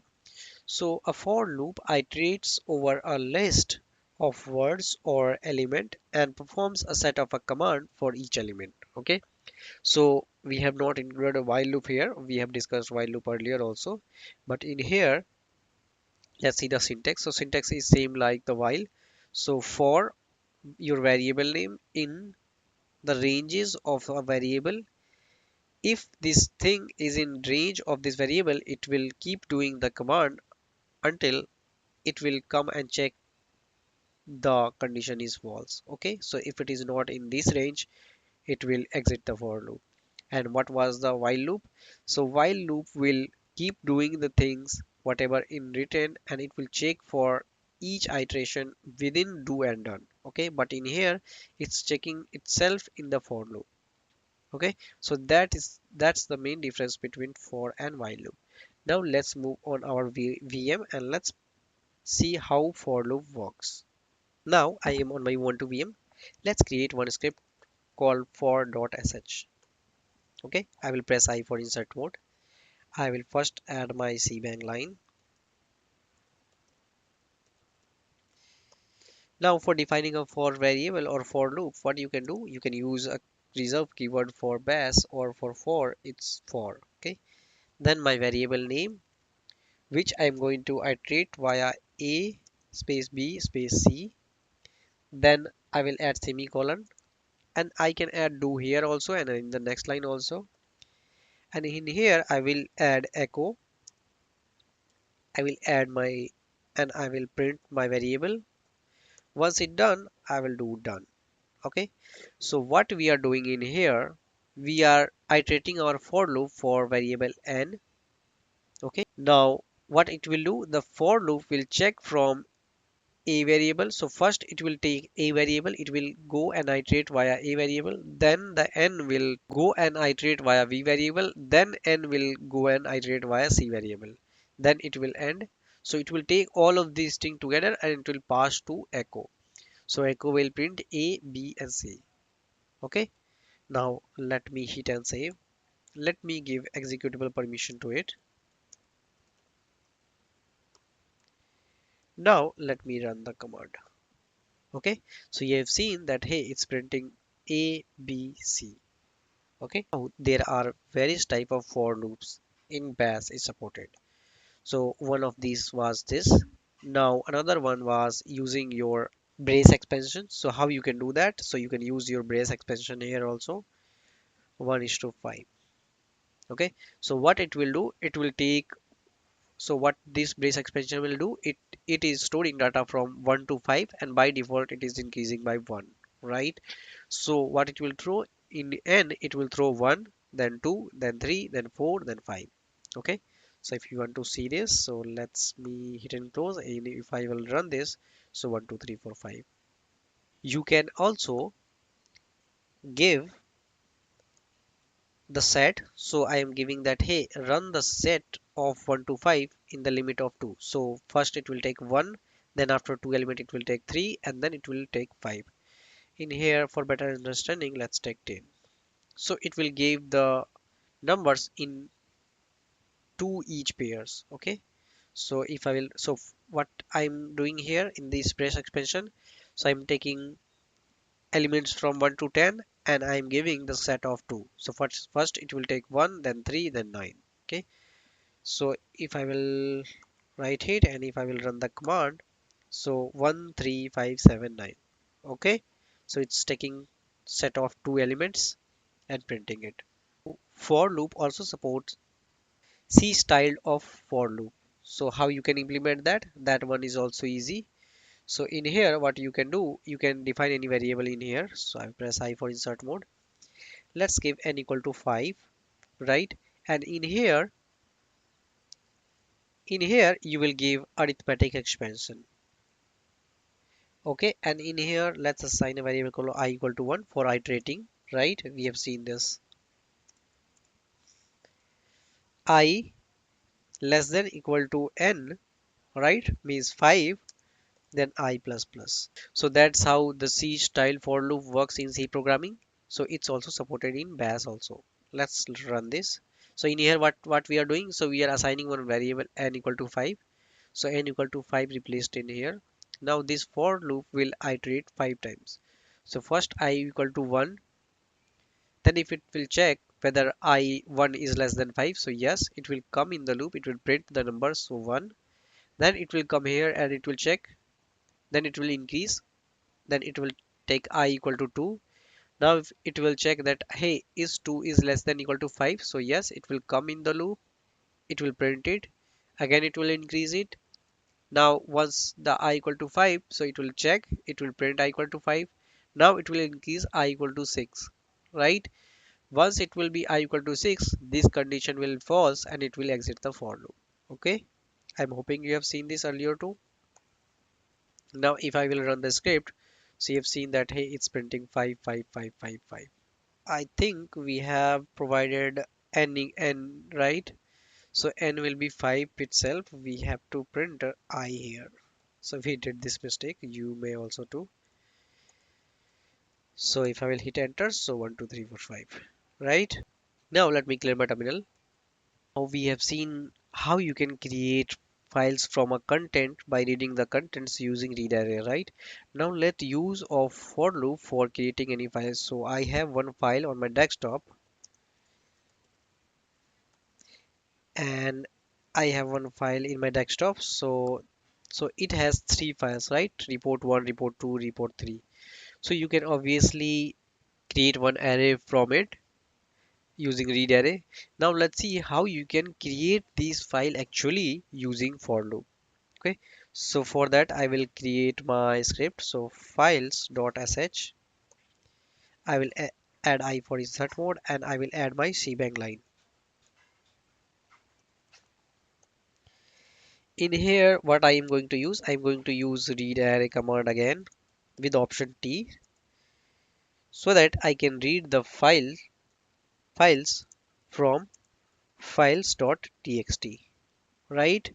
So it will create an array called files. And what are the elements of these files? So it's just the content from these files.txt, means report1.txt, report2.txt, and report3.txt. In here I will add for loop. So for the variable name I will take is file in, and what I am going to iterate, I'm going to iterate it as these are string, and I am hoping there should not be spacing between my file names. I will give in my double quotes so that it will not cause in word splitting, right? Now I will give dollar and my arrays. So files at the rate. Okay. So what this for loop is going to do, let me first I do. So what this for loop is going to do, it is going to iterate through each element of this array, right? And what's the element in this? So element are report1.txt, report2.txt, and report3.txt, right? And it is going to throw each of the element one at a time to variable file. Okay, I'm hoping you've understood. Now in do, what I'm going to write, I'm going to touch, and as I don't want any word splitting, I will assign it to variable called file. Okay, and in here I will assign done. Okay, so I'm hoping you're okay with this. Now let me run this. I will give executable permission to files.sh, and now I will run this. So once if I will run this, so it has created my three files in there. Okay. Now of course you can integrate your this script by logic checks. Okay, so suppose if the file is present, so it will check the file. If it is there, so it will check that hey, it's already there. If it's not, then it's created. So how you can implement that? So let me open my vi files.sh again. I will press I for insert mode, or let's first delete these lines. Okay, so I don't want that. Press I for insert mode, and within this file loop, I'm going to implement my logic checks. So if, right, if the file is exists, so you might have remembered the option F was for if check if the file was exist, and it will throw an non-zero code if the file is will not exist. So this logic check will be failed. Okay, so if this file is file, right, right, so what it will check that hey, whether if each iteration of this file is present, then what you should do, you should print echo, then let's recall this variable file already exists, right? Else what you will do, else I am going to do, I'm going to create those files if they are not present. And also I'm going to write that dollar file was created. Okay. And at the end, I will of course need file, right? So in here, what I did earlier, I just created file, but in here, I have also implemented logic checks and my if statement so that if it will check for the file. So if the file is present with dot option F, right? So if the file is present, then it will you an echo that hey, file already exists. If it is not exist, then it will touch or create the file or it, and then also it will give interactive that hey, this file was created. Okay. Now let me run this. So first I will delete my these three in there. Now if I will run my file, so you can see that hey, it's saying that report1.txt was created, this one created, this one created. Now if I will run this, as these are already there and we didn't give an option to overwrite it, so what it will do, it will tell you that hey, report 1 already exists, report 2 already exists, and report 3 already exists, right? Now let's see one more interesting example using for or logical checks. Okay, using for loop or logical checks. Okay, so I will clear my terminal. Now in here I have created one file called urls.txt. So if I will see the contents of this, so it's just creating a full website of www.google.com and some website, right? Now let's run a script and let's get header information in from one of these websites, and also let's store them in individual files associated with them. Okay, so let's repeat this again. So we'll create a script to obtain the header information when trying to access the home page using curl operation, and for all these sites, and store these headers to individuals files. Okay, so I'm hoping you're clear with this. Now let's run the script. Now let's create the script. So I will give a script called url.sh. I will add my shebang line. I will press I for insert mode.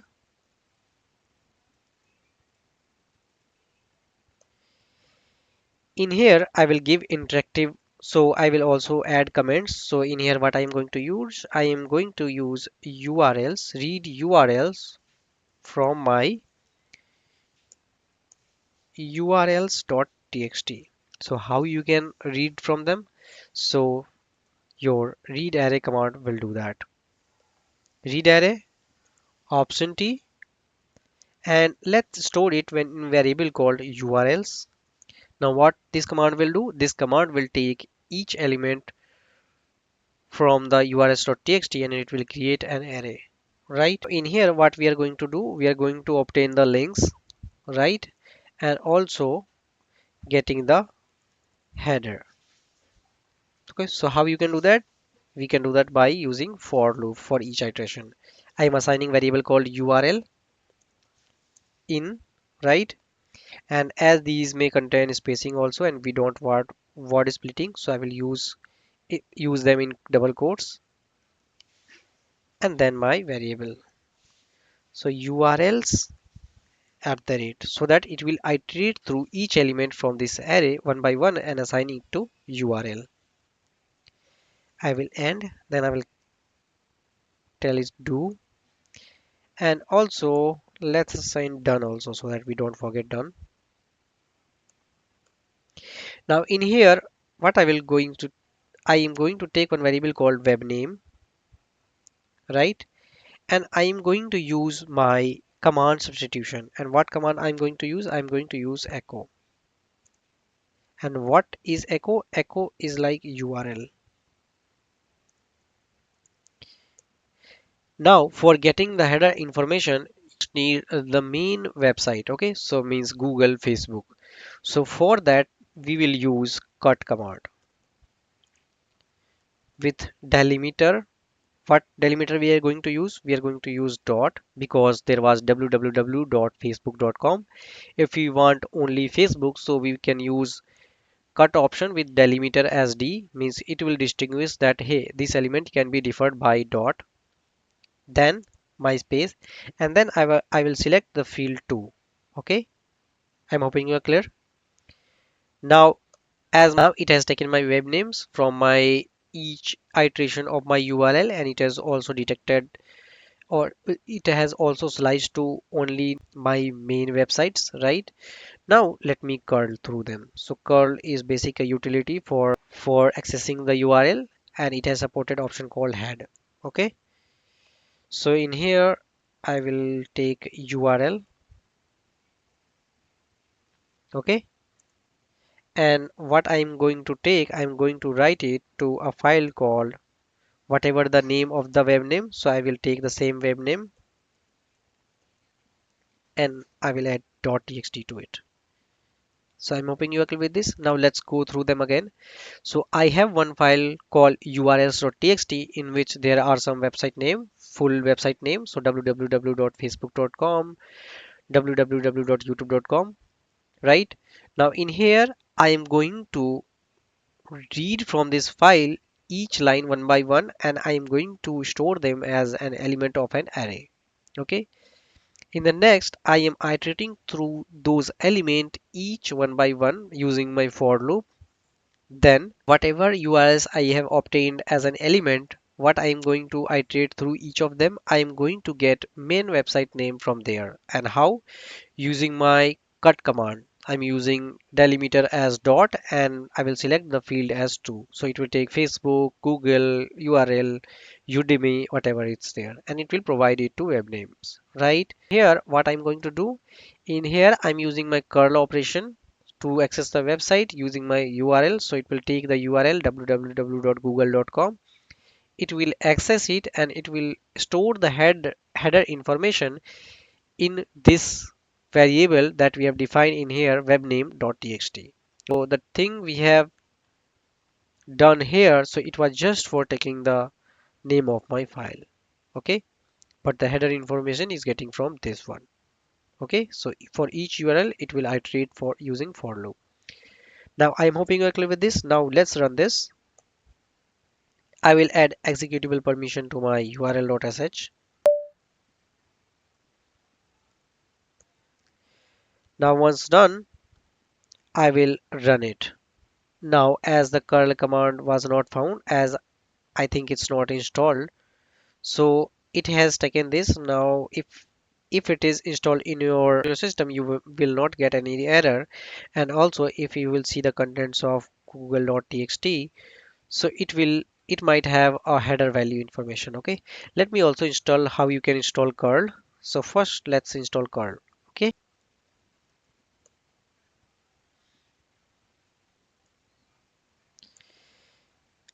so as I can see the curl was not installed, so I will add install the curl using sudo apt install curl.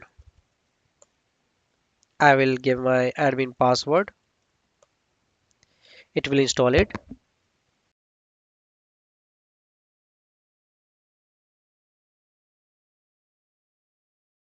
It has installed my curl. Now let's learn my script.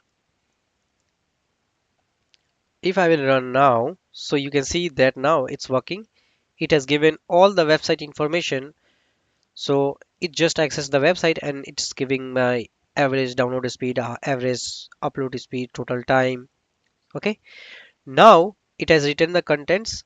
Now if I will see contents of any google.txt, so it has stored the header information in there. So did you see how you make a powerful script to store header information of any individual links with the for loop and arrays, right? So I am hoping you are clear with this. Now let's meet in the next section with an interesting topic. Till then, take care. Hi everyone, welcome to section 8. So in this section, we will learn about some debugging technique for your bash script. So let's move ahead. So what you will learn in this section. So first, you will learn about shell check, different aspect of shell check and how it is helpful for debugging your code or script, right? Next, you will learn about common error and how you can fix them.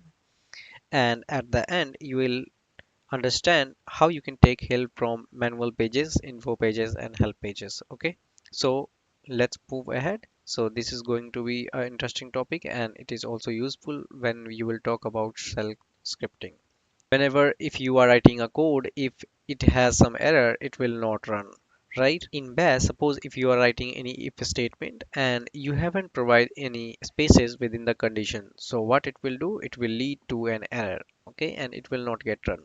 So you need to understand all about syntax thing and common errors and how you can fix them. So let's move ahead. So first we will discuss about cell check. So basically it is for GNU public license. It was released by GNU project also itself. Now basically this is used for syntax checking in your code or your script. Okay. So if there are any syntax error, so it will suggest you that hey, there is a syntax error at this line and you should remediate it. Okay. Next one, it's also provide recommendations. So if there are any code or any unused variable defined, it will suggest that, hey, you can remove this variable from your script. Next, now you have two ways to use of cell check. So first is your web interface. So you can navigate to this web interface and paste your code right down there. So it will automatically detect your code and give you all the recommendation or syntax check. And next one, it's on CLI on your bash. So by default, it will not be installed on your bash. So we'll install it. Okay. So let's first take web interface, how it works. So I will move on my browser. Now on my browser, I will navigate to cellcheck.net.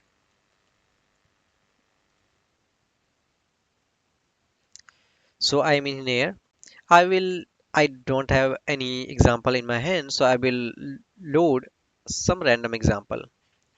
So once I ran it, so you can see you can also copy paste from your code. So if I'll paste it, let's suppose I paste this error. Okay, so it will give you all the stuff and all the syntax error in there. Okay, so it is saying that in here it is option N, but here it is V. So I will change it to option N. Right, now it's gone. Now in here it's saying that line 14 is saying that hey, its pattern always overrides a letter on our line 16. So if you will see line 14 and 16, so what it's doing, so it's saying that everything that ends with gz, so you should use this command there. And in here it's saying that everything ends with tar.gz, so this code will include in this one. Okay, so for fixing this, what we will do, we will cut from here and we will paste just on the above, right? Okay, so what it will do, first it will check for a star.tar.gz, it will do its work, and after then it will check for a star.gz and then it will do work. Okay, if we'll paste this one after this, so basically it will create a conflict. Okay, now in here what it's doing, it's saying that the argument to this comparison can never be equal, make sure your syntax is correct. So if you will check here, so here you can see that hey, it's taking $double. So if I will remove $1 from there, so now it should be gone and no issue detected. Okay, so that's how you can fix your error. You can see how it was easy, right? Now let's move on our Ubuntu VM and let's how you can fix syntax error while CLI. Okay, so I will move on my Ubuntu VM. I will open my terminal in here. I will navigate to my desktop. I'm on my desktop. So if I will run cell check, so it will tell that hey, it's not found, but you can install. So let's install it. Sudo apt install cell check. I will provide my password in here.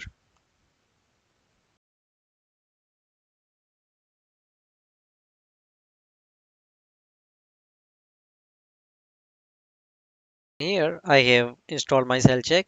Now I have this code on my desktop. So if I will use cell check and your broken.sh, so it will give you the same interface like your web interface, so it will give you all the fixes line by line.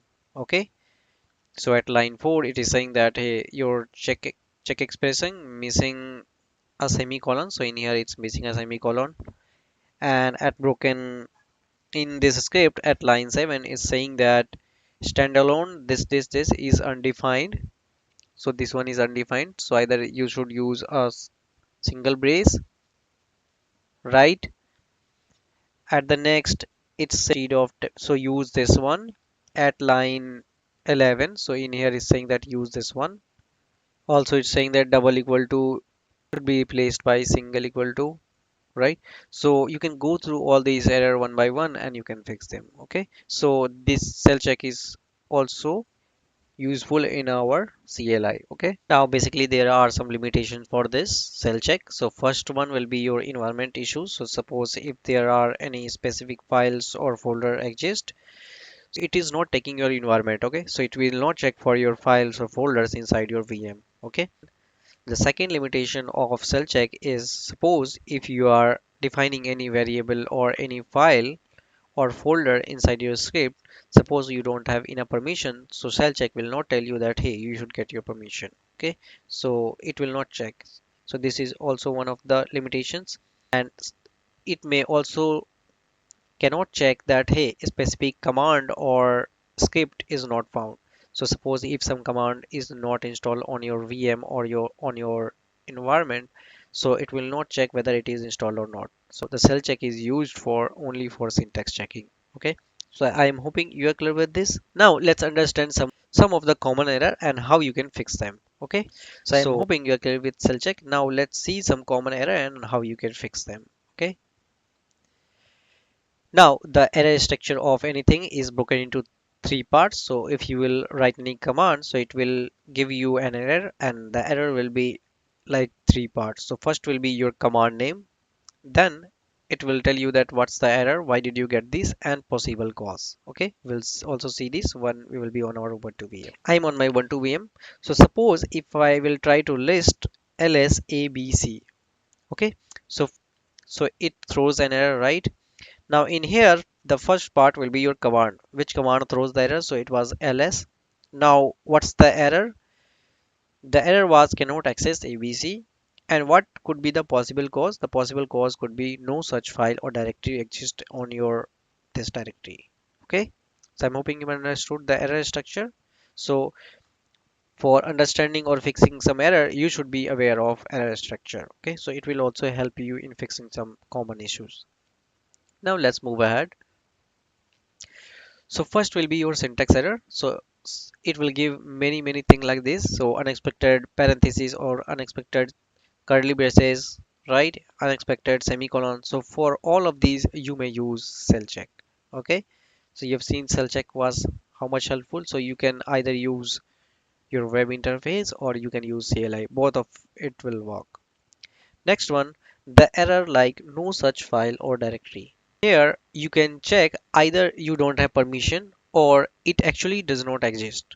Okay, so if you will check for the file name at that level, so there will be what will be the cause down there. So the cause either you might have typed wrong spelling for the file or directory, or else you don't have permission, or it really don't exist. Okay, the next common type is file already exists. So for this, you can implement some logic checks. So if I will move on my Ubuntu VM and let me create some demo.txt in there. Okay.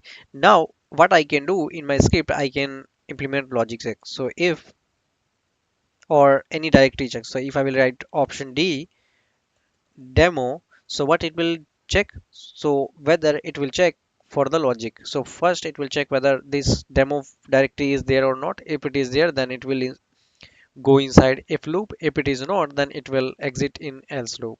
So you can implement logic check for ignoring this error. Okay, the next common type is permission denied error. So this one is, you might be aware, so it happens once if you don't have enough permission to read or write the file. So for that you need to run the command or script as sudo. if I will cancel this, if I will try to write anything inside my root and inside my, so inside my root home folder, if I will try to write anything, so it will tell you that hey, permission denied. So for this, what I can do, I can add sudo in there, so it will write this file in there. Okay, so if I will do that, so it will write the file. Okay, the next type of common error is operation not permitted. So for this type error, you need a relevant privilege to run this command or carry out those functions. Okay, so suppose if one process is attached to any background process, so it may disallow to close that function and you may get this error, operation not permitted. Okay, so ensure that you have enough permission and you have relevant privilege to run those command or run those script. Next one is command not found. So we have seen this in our earlier section also. So when we were trying to run curl in our script, so it was saying that command not found. So for any kind of thing, so it will tell you that hey, you can install the command by this. Okay, minutes back also when we were trying to run cell check, so it was saying that command not found.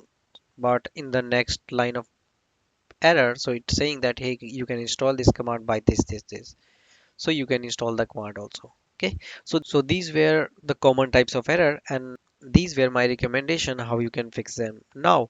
So in all of these, you should check for typo. So if you have provided any wrong name of any file or a directory. Secondly, you should definitely check if your script has your executable permission or not. And third, whether that particular command that you have integrated in your script is actually exist in your system or not. Okay, so I'm hoping you're clear with this. Now let's move ahead. Now let's understand how you can find help from your official bash pages or Linux manual pages. Okay, so for this you need to understand two aspects. First one is internal commands and external commands.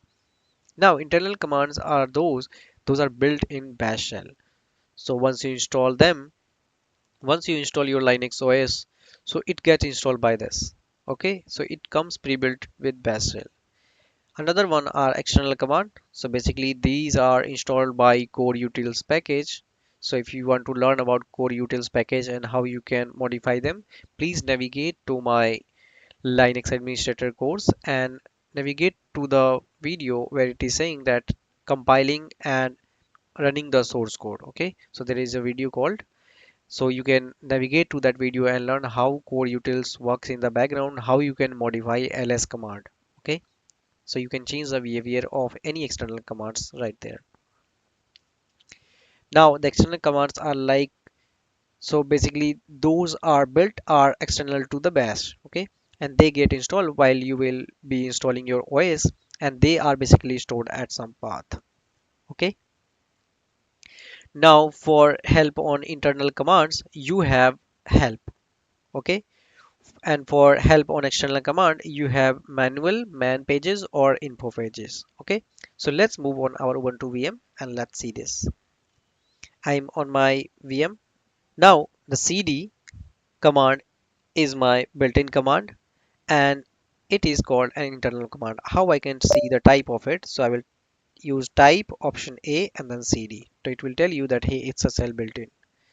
Similarly, if I will type ls, which was installed by using core utils package from Ubuntu, and so it will tell you that hey, it's it is stored in these folders and these are external one. Now for taking help for any internal command like cd, so you can use help cd. So what it will do, it will open some manual pages and it will tell you that hey, what it is doing, what option does it supported, its description, and all about options. Okay, so I'm hoping okay with this. Now you can also integrate it with various options. So suppose if you want to get description directly on your screen itself, so you can add option D, right? If you want to check the uses info, so how you can do that, you can specify option S, so it will give you various options in there itself. Now to see the list of all the internal commands, so how you can do that, you can use command help. So it will give you that, hey, you can use help in this command. Okay, so all of these things are internal commands. Okay, some of them are expressions or your functions. Okay, I'm hoping you're clear with this. Now let's move ahead and let's see about manual pages or info, which is for external command. Now I will clear my terminal. If I will see man pages of cd, which is internal command, it will not tell you that, hey. So it's saying that, hey, no manual entry for cd. Okay. But if I will type man ls, so it will give you the manual page of this one. So first one is this indexing of the manual page. So this ls command is in first section. So you want to learn about first section or user command or system administrator command or what are the various category, please navigate to my Linux administrator code and navigate to the video or lecture called manual pages. Okay, now in here it will tell you name. So what's the command of name, so what it will do. It also has some synopsis, means how you can use it, what options. Also it has description, all the option in there, and if you will go at the end of these manual pages, so it will tell you that, hey, how it was built, who is author, and how you can see the full documentation. Okay, I will press q for quitting from it. Now the manual page also provide an extra flexible option for searching by use of description. So how you can do that, you can use man option k, and I can use directory. So it will give all the list of command which contains directory as a description in that. So if I will do that, so you can see that, hey, this all of these things are there. Now these one are the section in which these commands reside. So there are total 8 sections in the manual pages. They are categorized by different type of users. Okay, so if you will see about directory, so we are inside, we are talking about ls, right? Now inside the manual pages itself, if you want to search about any particular thing, so what you can do, you can use forward slash and you can type anything, and if you will hit enter, it will also find you. Okay, now I will clear my terminal. Next one is info command. So if I will type info ls, it's also for an external command, so it will give you some brief info about your commands. Okay, now in here there are nested pages inside it. So if you will go inside down there, so it is saying that, hey, these are the menu. If you will click on any of them, these are the menu in here, and these are all the subsection divided for the info pages. So it is also one of the useful. Now I will press q for quitting into it. Now if you want to check all the options supported for info, you just need to type info, so it will open your options in there. And in this option you have many commands in there. So first one is common option, so in which your core utils commands will be there. In here it will be all related to date input, date and cal. Here it will be gnu line editor.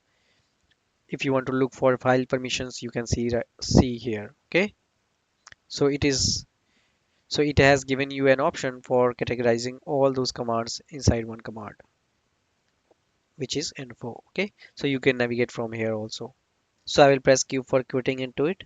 Now at last also, if you cannot find anything for help on your escaped error or for your command, so just search on your favorite browser or search engine.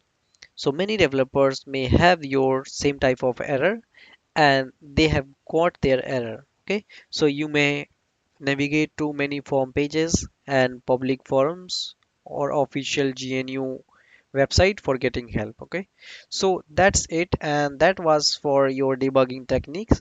So thank you for all watching me. Let's meet in the next section with some interesting script building assignment. Okay, so till then, take care everyone. Hi everyone, I am hoping you are clear with some debugging techniques, right? And we have also seen how you can get rid of your syntax error and some common errors, right? Now let's move ahead. In this section, let's create some interesting script as an assignment. Okay, so let's move ahead. So first you will learn about how you can create an automated backup script. Of course, we can integrate it with cron tab, but we haven't covered cron tab yet, so we will cover cron tab in the next section. In the next task, we will learn or create about automated system health check and reporting script so that it will check all the CPU, memory, and disk uses, and it will print or create a file with logging. Okay. And at the next, we will create an advanced script of reminder as a task. In this script, we will create some cases for adding a reminder or deleting a reminder or updating a reminder using case loop, and we will also implement the functions for achieving those. Okay, so let's move ahead. So at first we will create a automated backup script. So I would like that first please go ahead and try with on your own and come back and check the results with mine. So this script should create a backup of a specified files or directories and store them with the timestamps. It also checks if the direct backup directory exists or not. If not, it's created. Okay. So while running the script, you need to provide your source and destination using parameters. Okay. Now it has three features. So it will create a backup file with timestamp, so it will also mention the time spent when it was created. Also it will check whether the backup destination exists or not, and also it will log the entire backup process. Okay, now it has two rules. So the backup it should create, it should include your current timestamps, and also it should provide source and destination as an argument while running the script. Okay, so go ahead and pause the video and give it on your own and try to create the script using tar gz and gz compression algorithm. If you are not aware of compression and decompression, please go ahead and navigate to my Linux full administrator course and navigate to the lecture called compression and decompression in Linux, so you can find more details about compression and decompression on my Linux course. Okay, I'm on my Ubuntu Vim, and this time I will open my Visual Studio Code instead of creating my Vim editor, as Visual Studio Code will give more flexibility in terms of editing and running the files. Right now I have opened my desktop folder. I will click on new file and I will give name as task1.sh. Once I do that, it will open my editor in the right hand side, right? Now in here, first I will add my shebang line, right? So let me add my shebang line in here.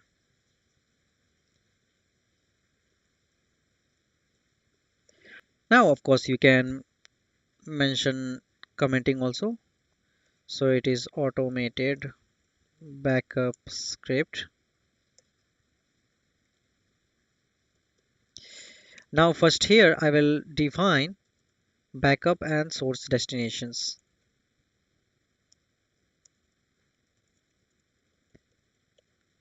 Okay, so first in here I will enter one variable called source and I will assign it to argument 1, so that once we will be running the script, it will take first argument as a source. Next I will assign destination directory, so it will take test. Let's give the variable name test underscore dir, and let's assign it to variable called $2. Okay, the second argument. Now I also want to create a log file for the entire process, so what I will do, I will assign it to log variable, and let's give the name as backup underscore log.txt.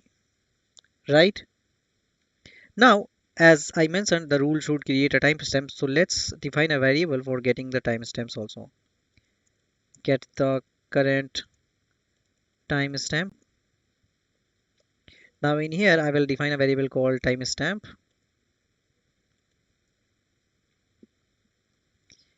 Let's assign it to, so I will use my command substitution, so date plus,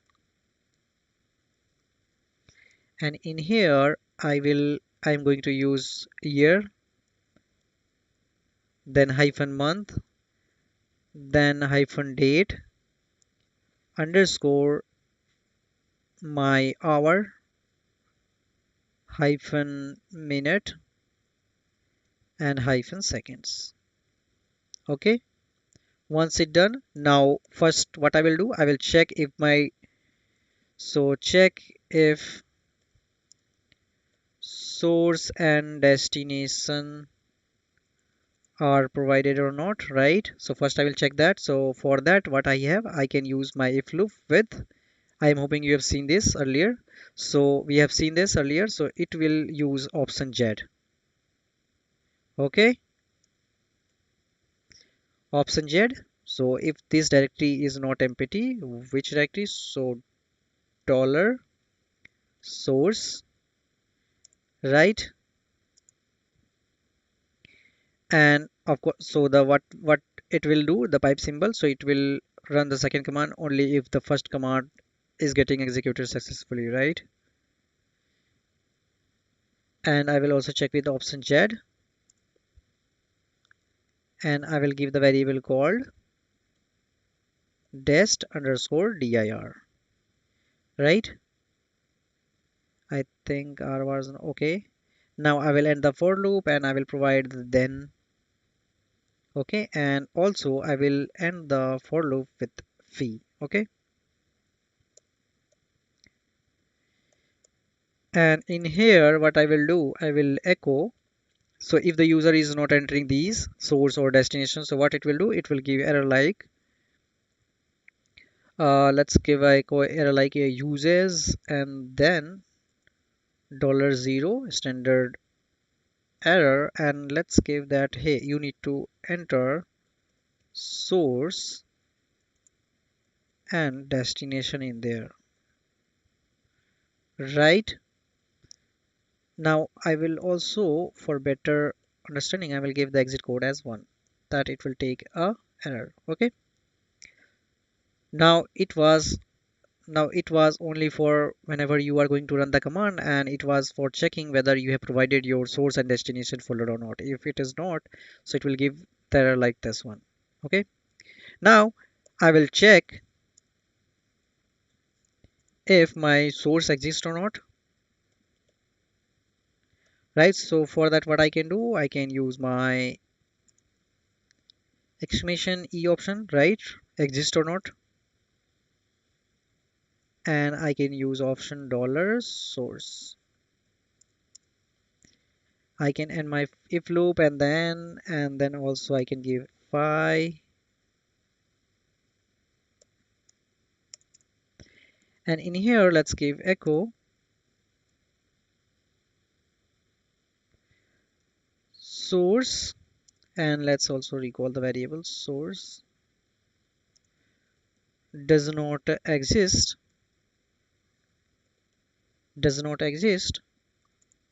so it should exit the code, exiting, right? And let's also give our exit code as 1. So it was for checking the source code. Similarly, what I will do, I will check for destination, and if it has not created, it should not exit, it should create the destination, right? So here I will write the command as check if destination directory exists, if not, create it. Now I will again start my if loop. If check if this directory exists or not, which directory, I will recall my variable dest underscore dir. I will use this, then I will use echo. If it is empty, then it will print that, hey, destination directory does not exist, creating, right? Let's also give does not exist, creating. It will create the directory, and how it will create the directory, so it will use mkdir command option p, so that it can create hierarchy basis also. And let's give the destination name as dollar destination underscore dir. Once it's done, it will exit the for loop, right? Now let's create the backup. Okay, now here is our main code for creating a backup. So first, what should be your backup name? So I will assign it to variable called backup underscore name, right?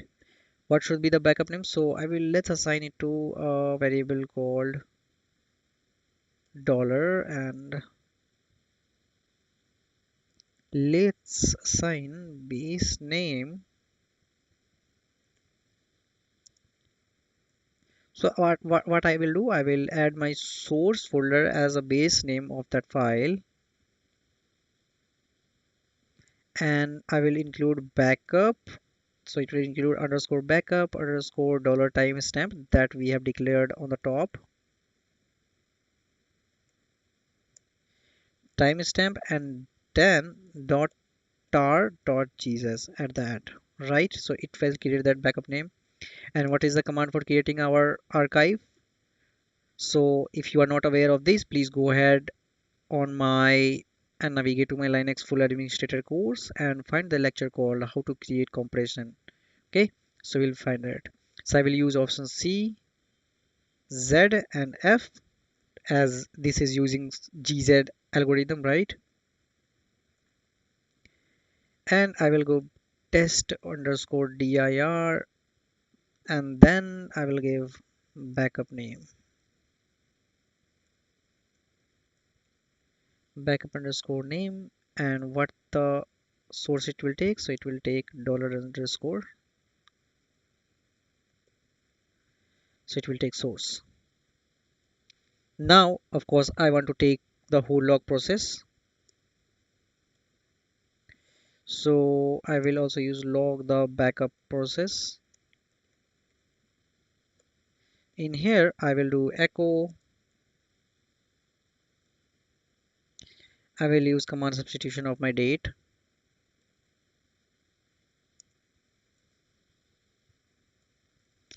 percent %y option percent %month, and then percent date, and I will also include it with my hour, and then minute, and then seconds. Okay, once it's done, I will also give some of the naming things. So backup of, let's give a source created as, let's give our backup name in here. So dollar backup underscore name. I will end my double quotes, and let's append it. Why I'm using appending? Because if you will run again, it should not overwrite, right? And where I am I appending it? So I am appending it to my log file, log underscore file. Yes, once it done, so what it will do, it will also give echo on my terminal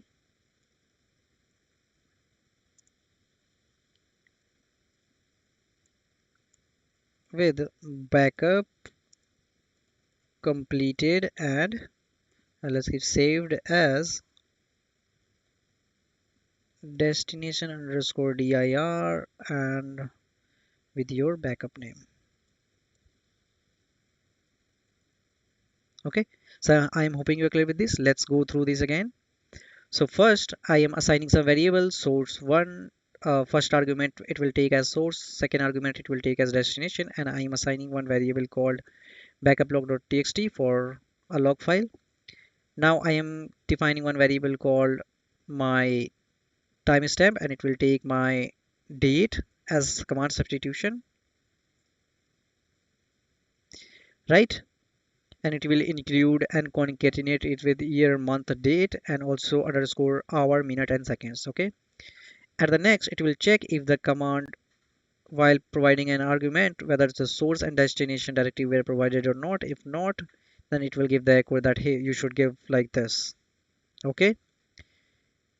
After this, it will check if the source exists or not. If it is not, then it will simply exit it. If After this, it will check if the directory exists or not. If it will exist, then it's good. If it does not, it will create with mkdir command. At next, it will create our backup with our destination and backup and source file. It will also check for the log process. It will echo it to my file, log file, and it will also give the echo on my terminal. So I'm hoping you're clear with this, right? Now let's go, and we can also open terminal in our Visual Studio. So I will go in here and I will go on click on new terminal. So it will open the same terminal that we used to open from here. Okay. So it is integrated with Visual Studio Code.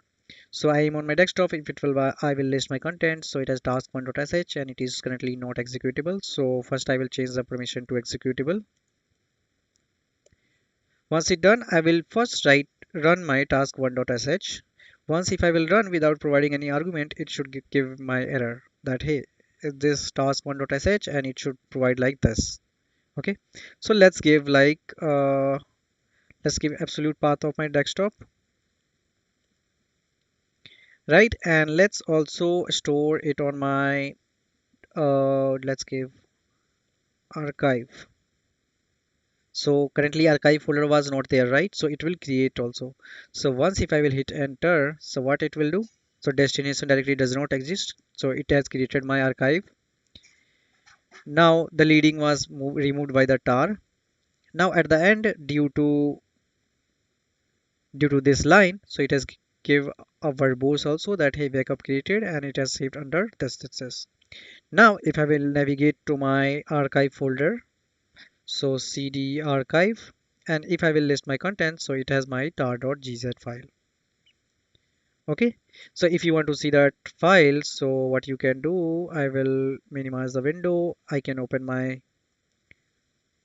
archive and I can just double click, it will open it temporary. So it has created my desktop folder and it has all the stuff in there. Okay, so it has created the backup. Also, I think it might have created our backup.log file also. So if you will open it, so it has our timestamps, date, month, and my timestamps of our minute seconds. And it will also give that hey, backup of all of these stuff created as this one. Okay. So I'm hoping you're okay with this. No need to worry if my code does not look similar to you or does not properly match, but if it is working your code also as similar way, then it's congratulations, you have made it.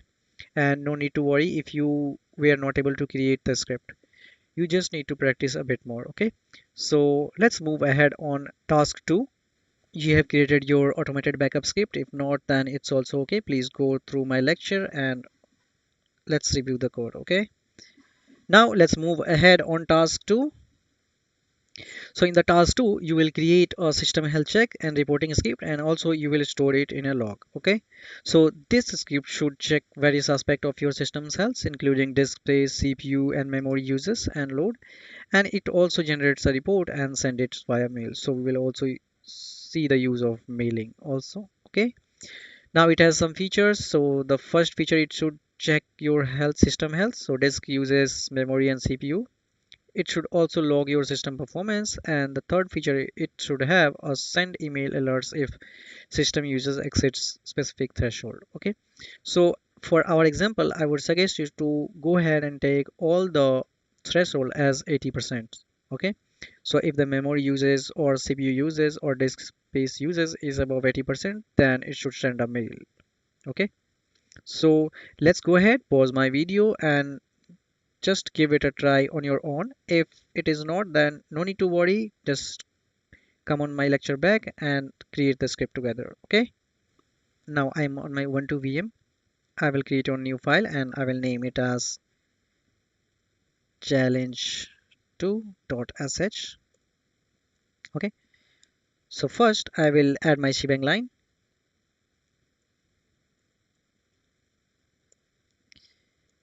Then I will use and I will define my variable. Of course, you can use commenting also. So I will give threshold under, so I will define all the variable to 80% as my threshold, right? And let's copy paste it. I will assign disk and I will assign CPU and I will assign to mem for a memory. Okay. Once it's done, I will take an alert mail variable and let's assign it to admin underscore example.com. Okay, just a demo example. And let's also create a variable called log underscore file. And let's assign or let's create it to file system underscore health underscore log dot txt. Okay, so it has some log file and also I need some report file also. So I will assign it to variable called report underscore file.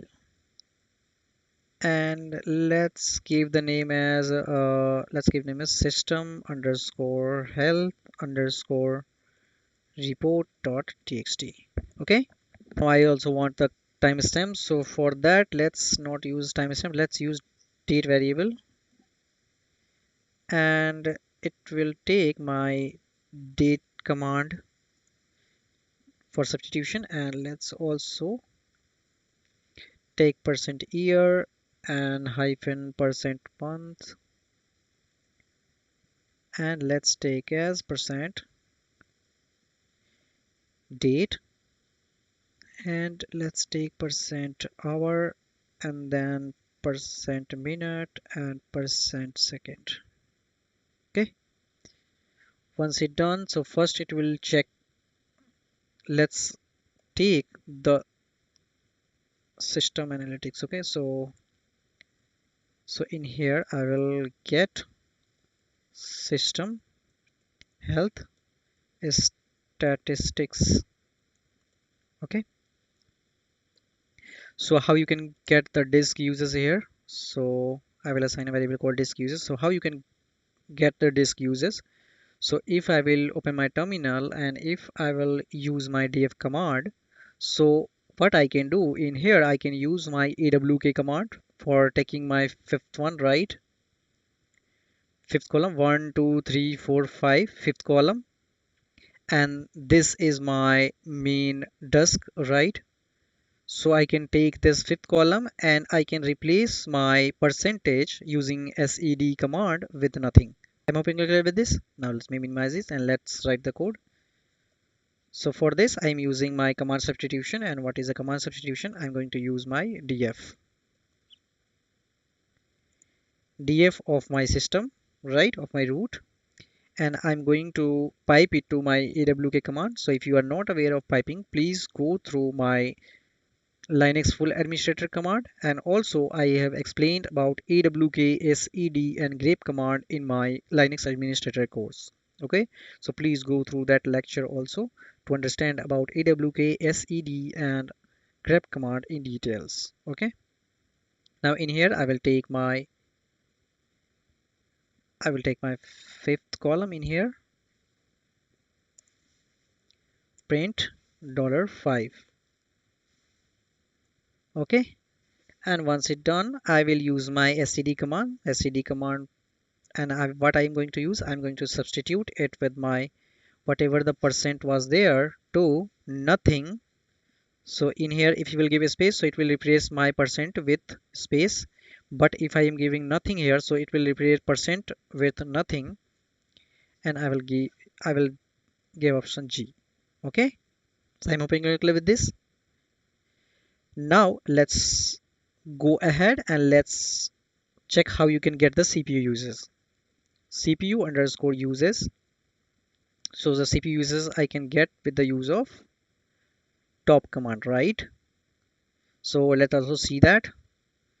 So I can use top option. So if I will use option top, so what it will do, I can of course use CPUs to filter it with. So I will use grep options to filter it with CPU. And then what I can do, I can take my scd command and substitute it everything else to only numerical value. Okay, so I will understand that expression later. Okay, first I will use top option B and 1. So what this option will do, if I will copy it here, top option B and 1, so it will take all the process and it will expand it to many columns. So I will first filter it with my grep because I don't need every column in there. So CPU. Okay, so I will take it as CPUs and let's pipe it with SCD. And what I'm going to substitute, I'm going to substitute everything that start with dot and star.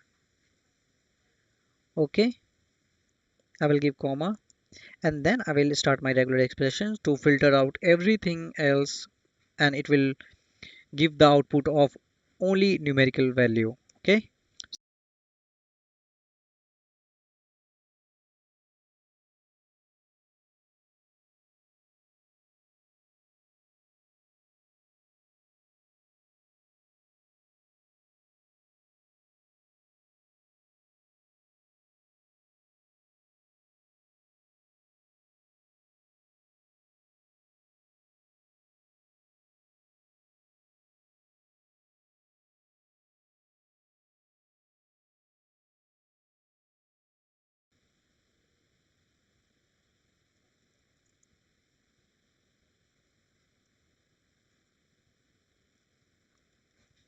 for taking my hundredth 100 minus $1. So what this command is doing, so it will take top.b11, it will filter the column only CPUs, right? And whatever the output it will give from there, it will only filter out or it will only filter out everything that has numeric value in it. Okay, and once it will filter out, so it will have your percentage of CPU from there. So what it will do, it will minimize or substitute it from 100. Okay, so whatever the output of this command, it will have your current CPU uses. Okay, I'm hoping you're clear with this. Now let's take your disk uses or sorry, memory uses. So for memory uses, what you can use command free. Okay, free underscore grep mem. Let me give an space grep mem, right? And I can also filter it with awk, and let's give print. What I will do, I will use third column and I will divide it with the second column and I will multiply it with my 100.0 so that it will give the percentage. Okay, I have given the curly braces at wrong place. Okay, so what it will do, let me tell you. So first, for taking my memory uses, I will use free command. So it will give, if I will use free and then if I will grab it with my mem, so it is giving like this. Now what it will do, it will take the third column, and it will divide from the second column. Okay, so first, second, third, and this one total and used, and it will divide. So it does not like only this one has free space. So if I let me copy also.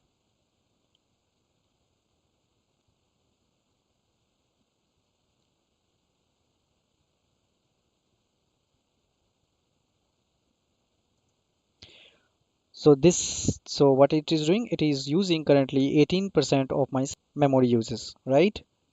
So I'm hoping you're clear with this.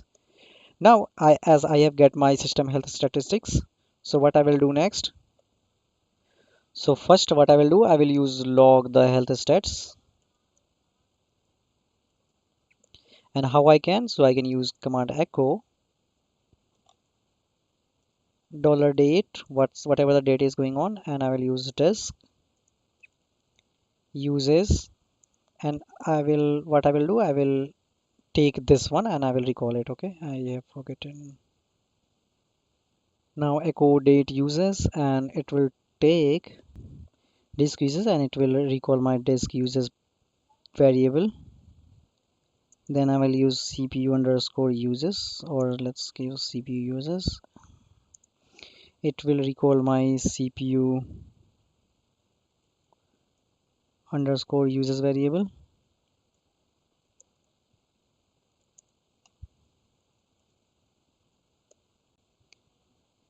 And then memory uses, it will recall my memory use variable, and whatever it's in there, what it's going to do, it is going to append it to my file called dollar log file.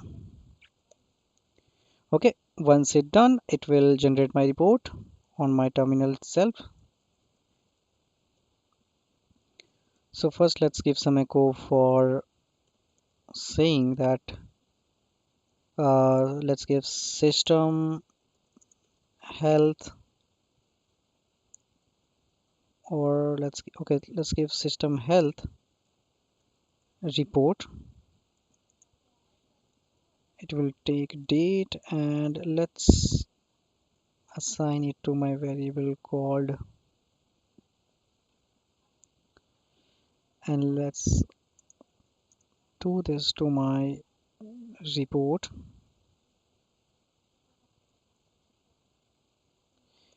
file, right?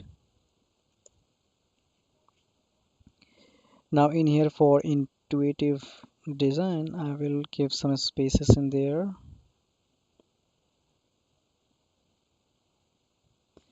and I will append it to my same report file. So I will just copy it, and I will paste it in here. Once it's done, I will type echo. I will take disk, or let's give in a spoon related disk uses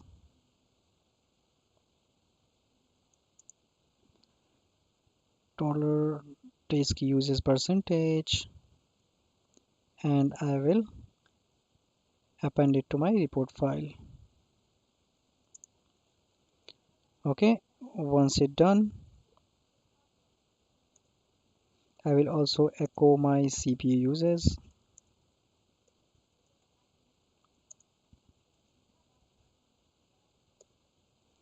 I will add percentage at the end, and I will also append it to my report file. And at last, we have memory uses.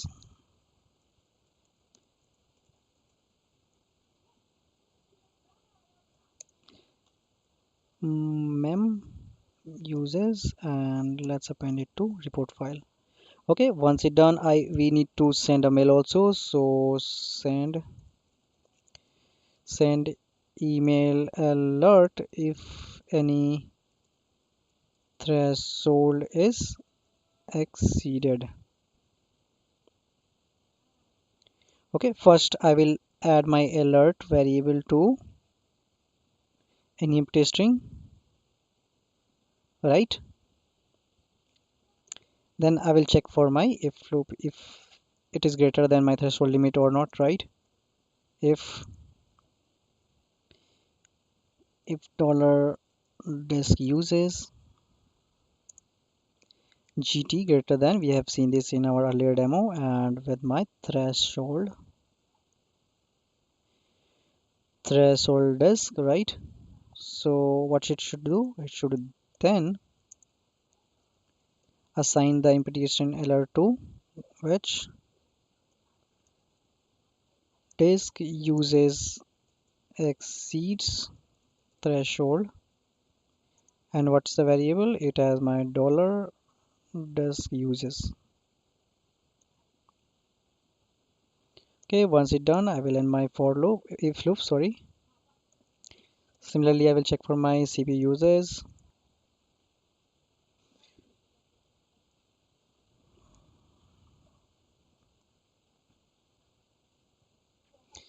I will use command substitution in here with the echo.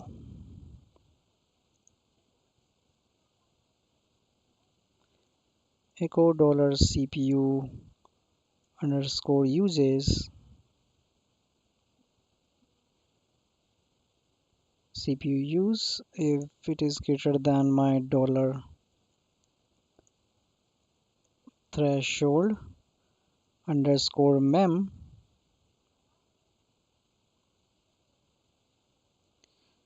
I will use my basic calculator for limiting it to my decimal places, right?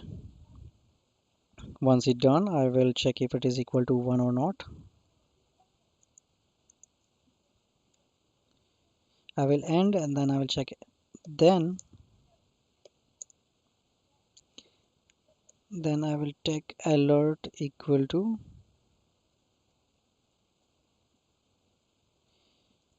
memory uses exceeds threshold.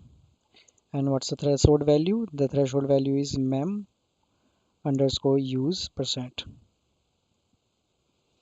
Okay, I think I need to provide percent here also.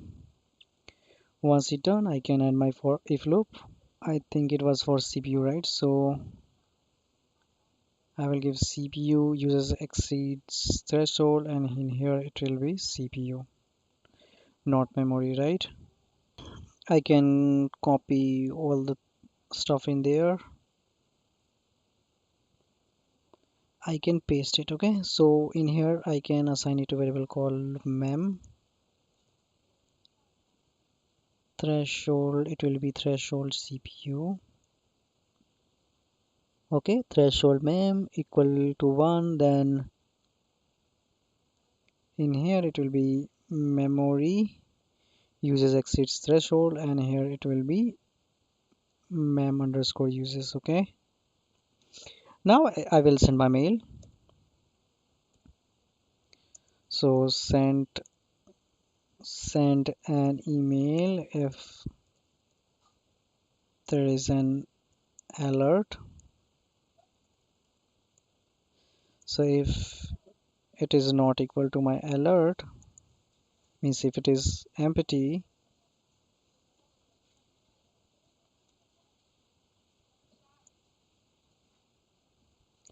then echo whatever alert is, and in here you can use mail keyword for sending mail with some SMS. So system health alert to whom? To my variable called alert mail, right? I will end my if loop, if statement, and of course I want to output my file, output my health. Output the report to the console. Get dollar report file. Okay, so it's done. Let's go through the script again. So first I am defining my cbank line, then I am assigning my threshold limit of disk, CPU and memory to 80%. I am also assigning my alert email, then a log file, and then a report file. I am defining one timestamp using my date command substitution. Then I am getting my command system health statics. Okay, so for disk uses I am using df command, for CPU users I am using top command, and for memory users I am using free command. Okay, and I am filtering it somehow to get them their percentage. Okay, so you can go through these expressions. Okay, next I am logging the expressed on my terminal also. So echo date and then disk users, CPU users, everything else, the current users, right? At the end I am generating my report to and appending everything else to my report file. Okay, now I'm checking if these uses are greater than threshold. So if it is greater, then I am assigning it to an empty string called alert. Once it is checked that hey there is an alert, it will check and send a mail to my mail defined on the top, and it will also give the contents of my report file on my terminal. Okay, so now let me open my terminal and let's run this.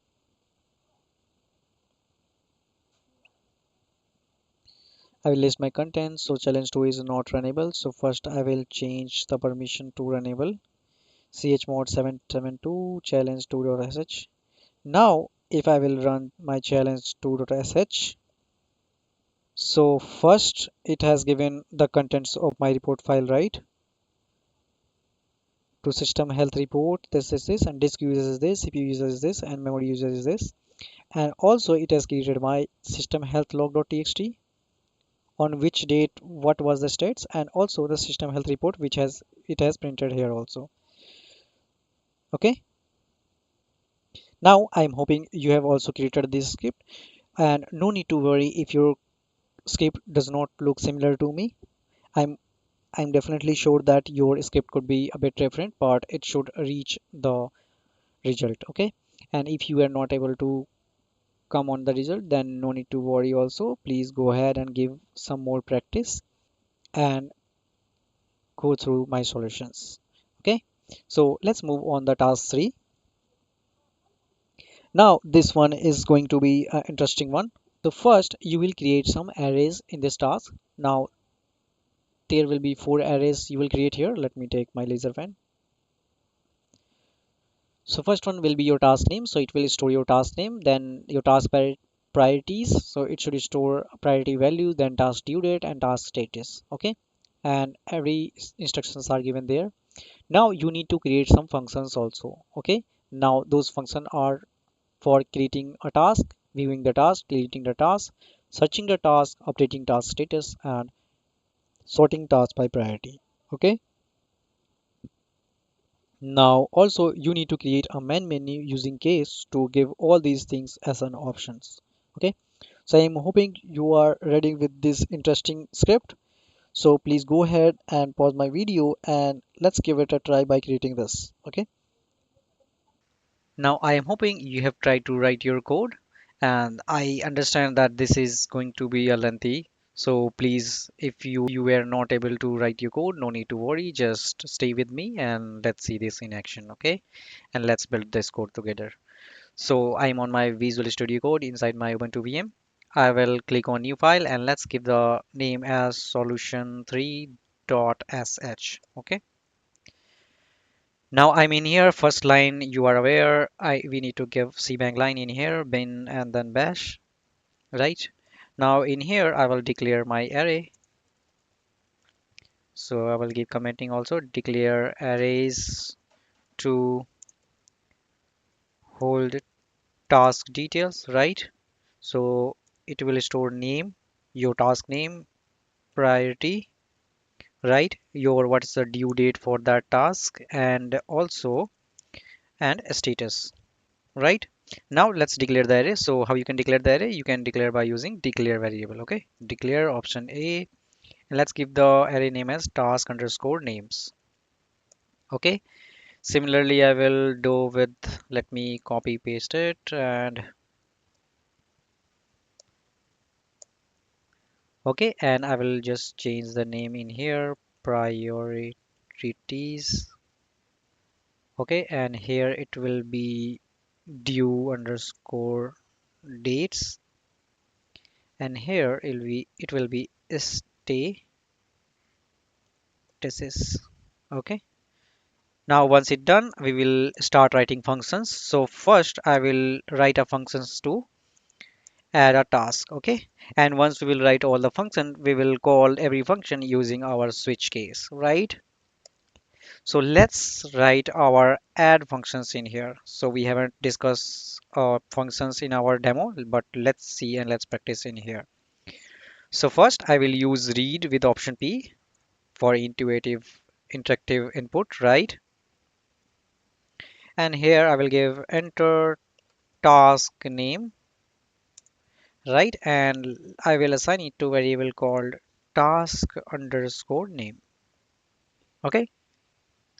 Similarly, I will take a read option P again, and here I will ask the user to enter task priority, right?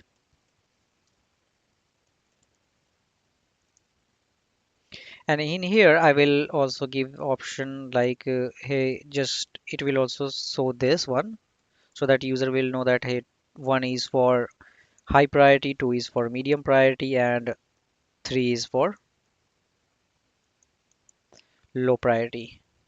Okay, whatever the user will enter, 1 or 2 or 3, so it will be stored as task underscore priority variable, right?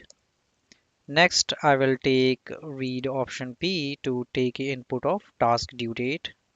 So enter task due date, right? And I will give the user like, hey, enter in YYYY, MM and DD format. Okay. And I will assign it to variable called task underscore due underscore date. Similarly, read option P. And here I will ask user to enter task status, right? And I will ask user to either enter pending or enter completed. Okay, and I will assign it to variable called task underscore status. Okay, so in here it's done. Now what I want to do, I want to add these variable or add these objects to my array which I have declared here, right? So these are not array, these are the variables. So let me add a comment, add task details to arrays. So how I can do that? So for that, what I will do, I will use task underscore name. We have seen how you can add objects to an array, right? So for that, we can use dollar task underscore name, right? And here it will be task names because here we are assigning arrays. So what it will do, whatever it will take from task name variable, it will add it as an object of an array, right? Similarly with my task priorities, so I will just copy it and I will assign it to variable called task underscore priority. So I will just copy paste this variable in here, right? And I think I have forgotten dollar here. Similarly, the task due dates.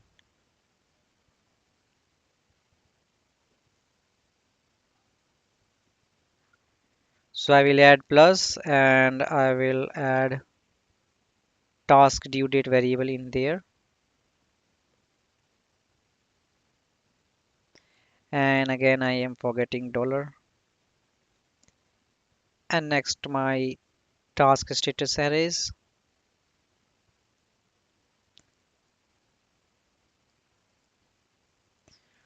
dollar and task status.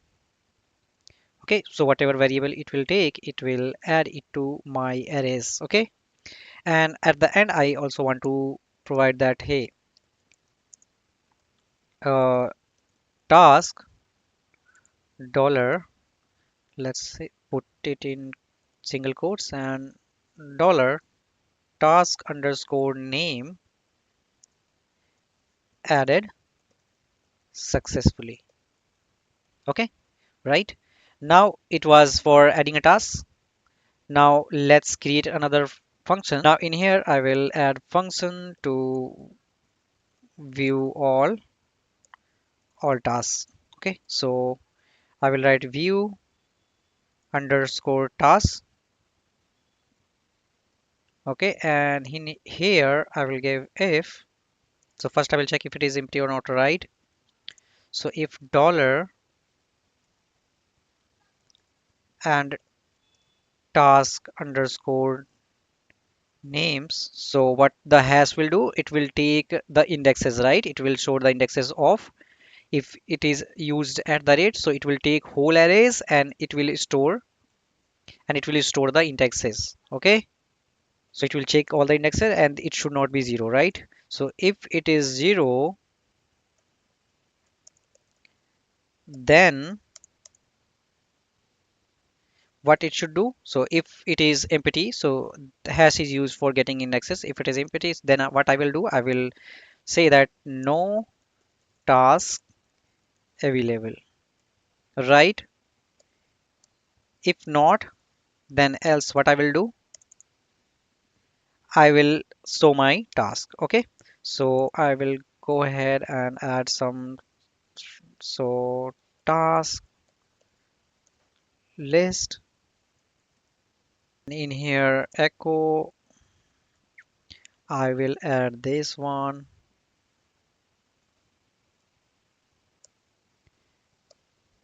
and in here I will start my for loop for I in dollar if it is not empty, until it is not empty, right? So I am iterating my for loop till what, till it will reach at the end of my array, right? Then do echo dollar, so first it should, so I am using arithmetic expansion here, I plus 1, right? And in here I will use dot because I want to bring the indexes also, that hey, it's a first task, it's a second task, it's a third task, right? So at first it will show 0 plus 1, then 1 plus 1, right? And then dollar, it will show task names, right? Then it will show you priority also, priority, and it will also take my task underscore priorities array, and I will assign index as $I because it is going to iterate. Similarly, I will add my due date also while showing my in arrays, dollar task underscore due underscore dates, right? And also I want to show on screen status, and status will be your dollar task underscore statuses array, and I will assign it $I. Once it will done, I will end my double quotes because I think I have given in here, right? Okay, so once it done, I will use my done in here. So let me take in here, and in here it will be done, done. It will start, and I will also echo the same stuff right here to here, and I will end my while loop, right? This one. So this one is for my viewing the task, this function. So here what I am doing, I am just checking if the indexes of my task name is not empty. If it is empty, then it will print that hey, no task is available. Else it will take and show the task list, then this dash is, and then it will iterate through for loop, and it will go through each array, task name, task priority, task due date, and task status, and it will go through all of them one by one, and it will print it. Okay, I'm hoping you've understood. Now let's write the function to delete the task. Okay, so function to delete our task by its index. So what it will do, inside whenever it will be entering, it will take an index of this. So whatever the index, it will come from here. So it will take the index and it will delete that task. You can also take the task by task name. You can also filter it, but I am here using indexes. Okay. So delete underscore task,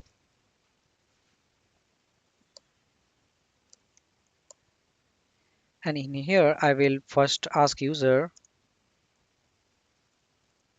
enter the task index to delete, right?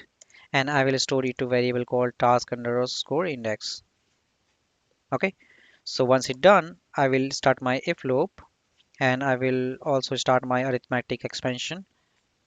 And in here, I will check if task underscore index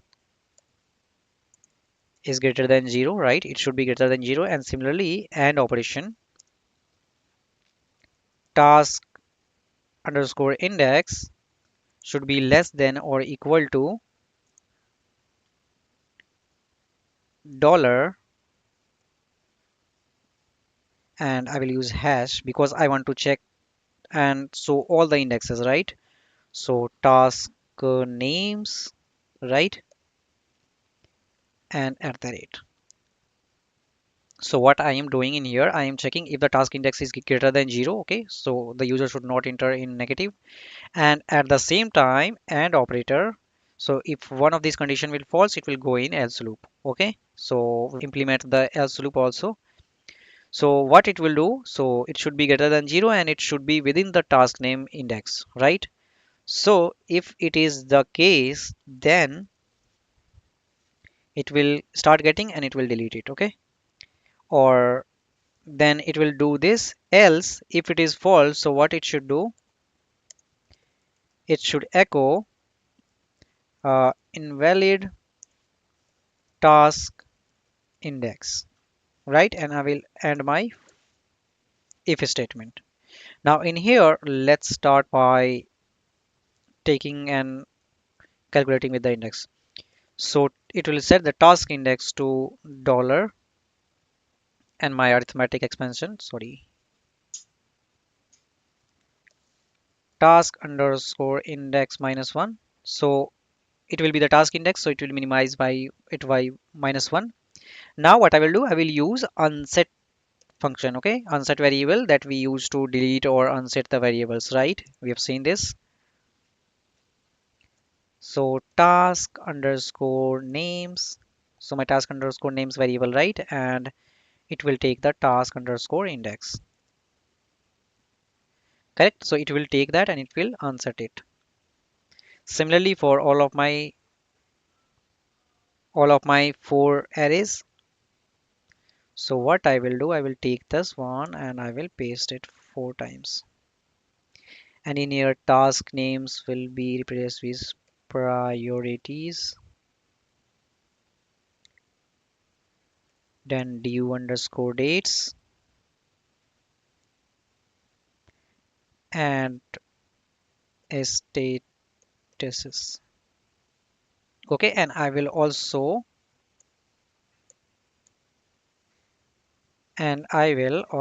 echo that hey, your task was deleted, right? So task deleted successfully, right? So this is the function for deleting my task. So here it will take the index of the task, right? You can also take by name. Now at first it will check if the task index is not negative, and at the same time it will check if the task index should be within the task name index, right? So the task name will be one, first task, second task, third task. So it should be within the task, right?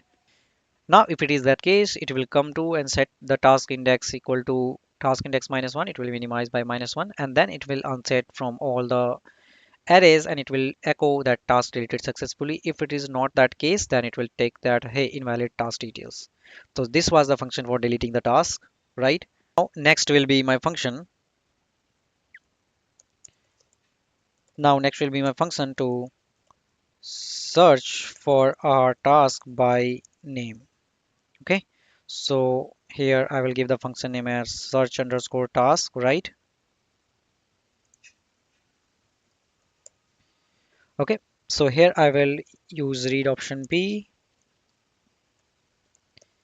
enter task name or part of the name to search. So here I don't want to user to take full task name. It can also take the subname or a part of a name. Okay, and I will assign it to variable called search underscore term. Okay, search underscore term. Okay, and in here I will echo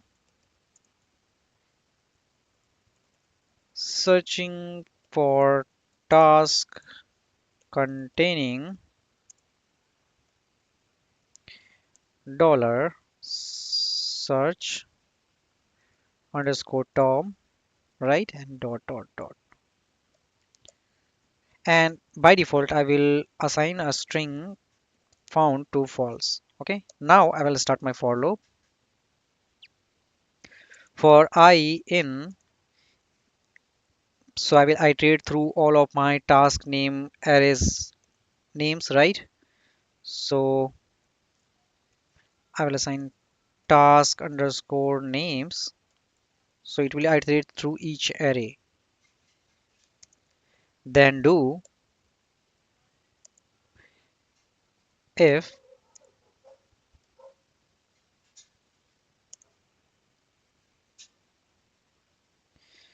so it will iterate through each of the array and it will check if that item is in my task name array or not, right? So task underscore names dollar I, right? And it will search for, I will use my regular expression star so that it will check for everything with my containing search term in there. Search underscore term and ending also with star. So I'm using star that hey, I iterate through each task name and if it is equal to the string this one, which is everything that is containing the search term and anything could be before that and after that, right? So then what it will do, it will echo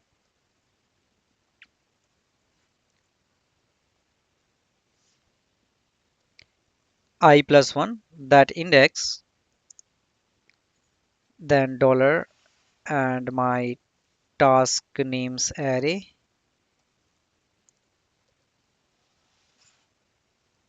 right? It will also print that priority of that array. So basically what I can do, I can just take the above line, this one, right? And I will paste it,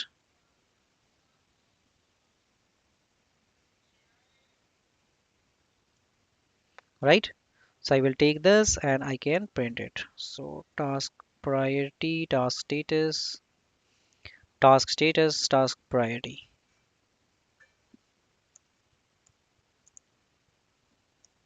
Okay, right? And I can now after this what I should do. So by default the found was false. So in here I will assign found equal to true. And I will end my if statement and I will also end my for loop. Okay, and in here I will start one more if statement that hey, if dollar found is not found, then what it should do, it will echo no task found matching my variable search underscore term, right? And I will end my for if statement by 5, right? So this function was for searching my task. So in here I am asking user to hey, just enter the task name or the part of the search name of the search that you want to search. It will echo something. It by default I am taking a string which is called as found and it is set to false. I am iterating through my for loop and it will iterate through each of the task name. In here if I am searching that if the task search term before that and after that is inside any of inside my task names array, so it will print the details and it will set the found to true. It will end the if statement done, and then if it is not found then it will take that hey, no task found matching this one, right? So this one was for searching the task. Now let's create a task for updating a status. Okay, so in here this is a function to update the status of our task. In here I will call the function as update task underscore status,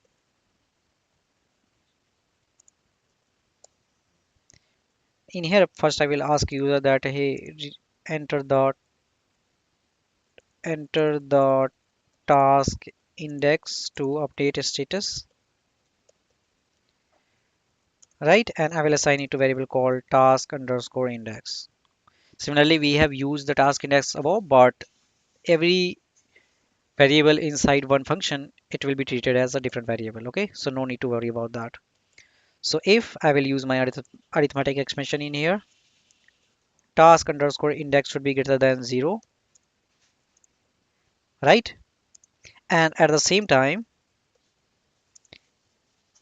task index should be within the whatever is specified within my array. So dollar hash will check the indexes task underscore names, right? If that is the case, then so what it will do, task index will be first decrement by 1, task index minus 1.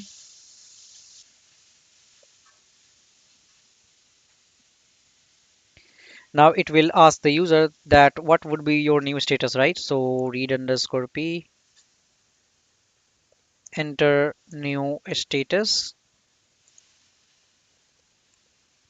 Do you want it pending or completed? Right, whatever the user will enter, it will store it to new underscore status variable.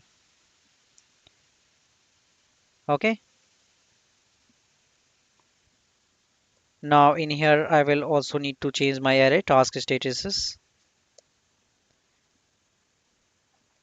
So it will take task underscore index, and it will what it will do, it will take and assign to the new status,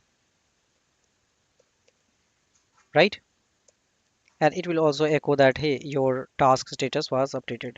So task status updated to dollar new status. If that is not the case, this one, right? So if the task index is less than 0, or if the task index is not found inside my task arrays names, so it will what it should print, it should print that hey, echo invalid task index, right? And also I would like to end my if statement. Now this function was for updating my task status. So in here what I did, I am asking user to enter the task index to update the status. If it will check if the task index is greater than 0, and it should be within the task names. Now it will ask the user what should be the new status. It should be pending or completed. It will store it to variable called new status. It will take my task status arrays. It will take that index and it will update it to new status, and it will check that hey, task status was updated. Else if this condition is not true, then it will take that hey, invalid task index, right? Now we are good with updating a task status, right?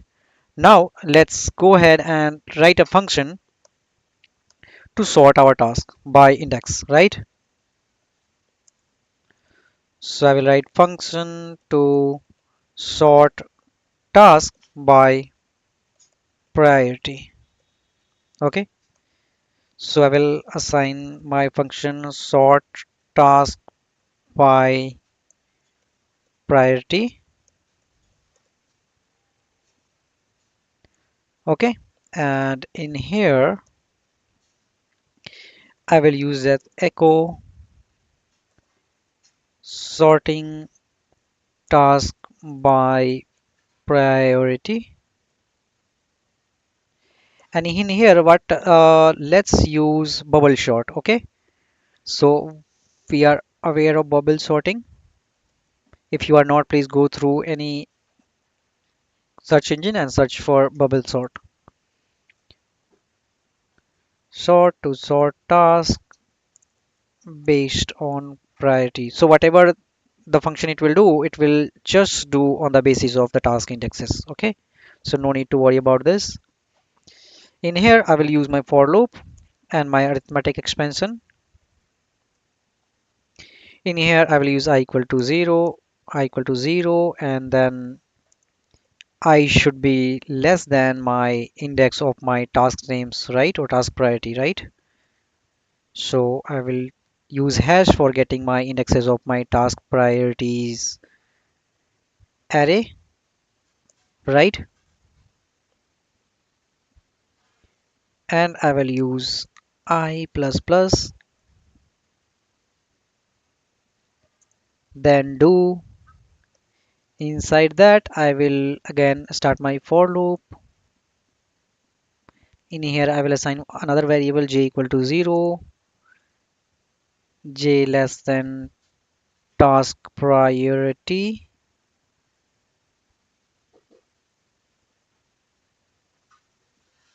right? And minus I minus 1. Okay, and then j plus plus, it will also take do, sorry, do, and in here, do, and in here I will start my if statement. And what that if statement will do, it will check each index with the next index, right? So that's what the bubble sorting will do. I will use my arithmetic expansion, I will use task priorities, and I will check for j. All right, and what I will do, I will check if the next one is greater than that. So task underscore priorities j plus 1. Okay, now if that one is greater than, then I will use then. Here what it will start basically swap task details in arrays. Okay, so for swapping the task, what we use a temporary array or temporary variable, right? We have seen this. I will use temp underscore name equal to dollar task underscore names, and I will also what I will do, I will check my temp underscore priority. So basically I am taking everything of my temp variable, dollar task underscore priorities, and my j variable. Similarly, I think I'm doing something wrong in here. I need to use double quotes and double quotes. Right in here, temp underscore due underscore date would be equal to my dollar task underscore due underscore dates j. Similarly, temp underscore status equal to dollar task underscore statuses j. Right, and now I will swap it back. So in here I will use task underscore names j would be equal to my dollar task underscore names and then j plus 1, right? And then task underscore priorities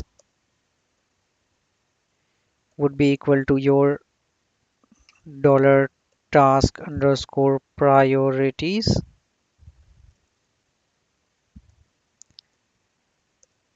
j plus 1. Similarly, task underscore due underscore dates array will be replaced with my variable called dollar task underscore due underscore dates j plus 1. and then last task statuses. J equal to dollar task underscore statuses j plus 1. Okay, at the end I will swap it back. So task underscore names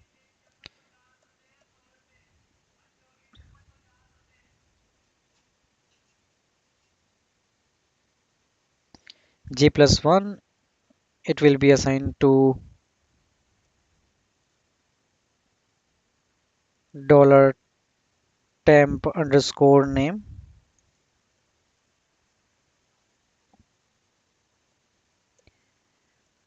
Task priorities, or let's just take from here. So task priorities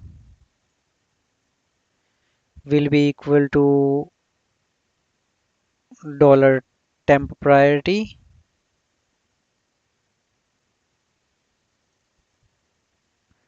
right? Your task due date j plus 1 will be equal to temp due date,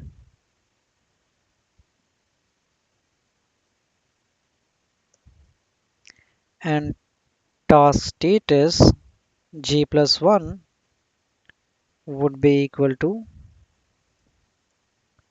your task status temporary array. Okay, don't need to provide this one. Okay, so once it's done, what I will do, I will first end my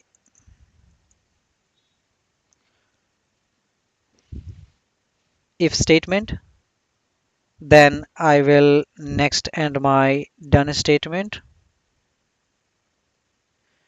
my right, and then I will end my another for loop done. Okay, and once it's done, I will echo that hey,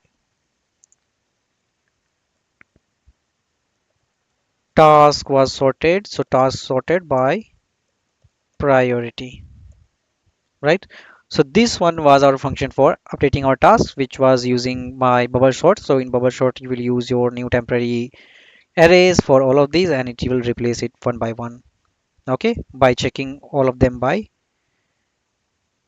iterating through each item. Okay, now next comes our main part. So next next will be function to display main menu. Okay, so I will assign show underscore menu. So first it will echo task manager menu, then it will echo for one, it will be add task, echo two will be your view tasks, echo 3 will be your delete task, echo fourth will be for search task, echo the fifth function will be for update task status, echo 6 will be sort task by priority. Okay, right. Task status priority, and it will print also seventh will be for exit. Okay, now this one for showing the menu, this function, right? Now in here I will write the main functions using my echo or while case statements, right? So I will use main function to run the task manager system. Okay, I will use main So while it is true, then do,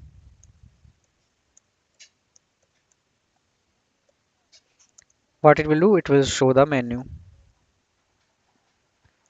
Until and unless it will go through the exit code of non-zero one, it will keep showing the menu, right? Now, I will also ask the user to choose an option, right? Choose an option, and I will assign it to variable called option. Okay. Now I will start my case loop, case statement. Okay. So case with my dollar option, right? It should be inside that in, right? So if that is case one, then what it will do? It will go to the function add underscore tasks, right? And it will end it. If it is two, or let me take this to next one. If the user will enter the case statement as 2, so what it should do, it should go and go to the function view task, right? If that is not the case, so if it is 3, then it should delete the task.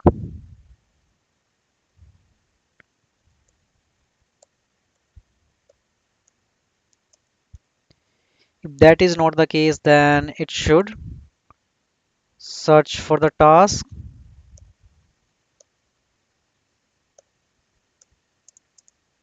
If the user will select option 5,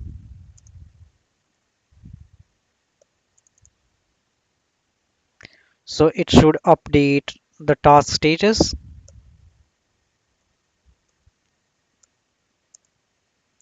If the user will select option 6, so it should use sort task by priority function, right? If the user will select option 7, then it should echo exiting task manager, and it will give the exit code of 0 that hey, successful exit was done, and it will exit. Else, if nothing of those cases are there, so we'll use this function, right? All other cases. So for this, it will echo invalid option, please try again, right? And I will also end this case too by using double semicolon, and I will end my case loop by using exec, and I will also use done. Okay, so this was our main function for calling and taking all the input or all the options. So here I am taking input from the user to choose an option. If these are the options, if user will select one, so it will add the task as showing on the top. Similarly, if user will take option 6, so it should sort task by priority, and it will call that function.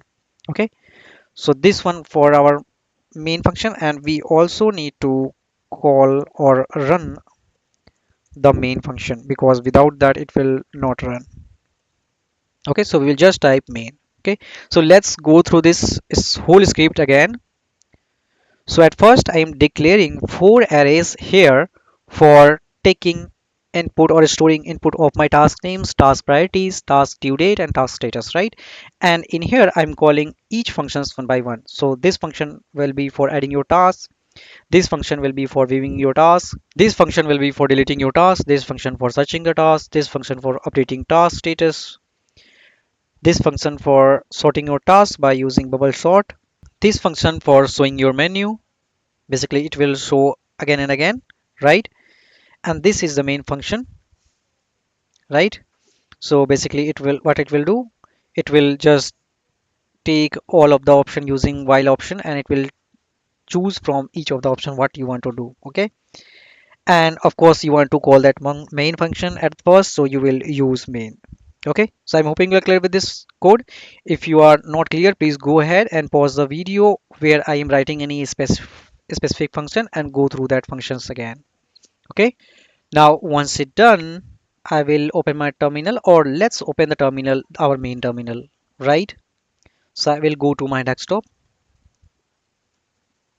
As it is going to my web function, I will use here, I will use ls. So here is my solution. It is not runnable script currently. So I will use chmod 744 solution3.sh and I will run my solution.sh.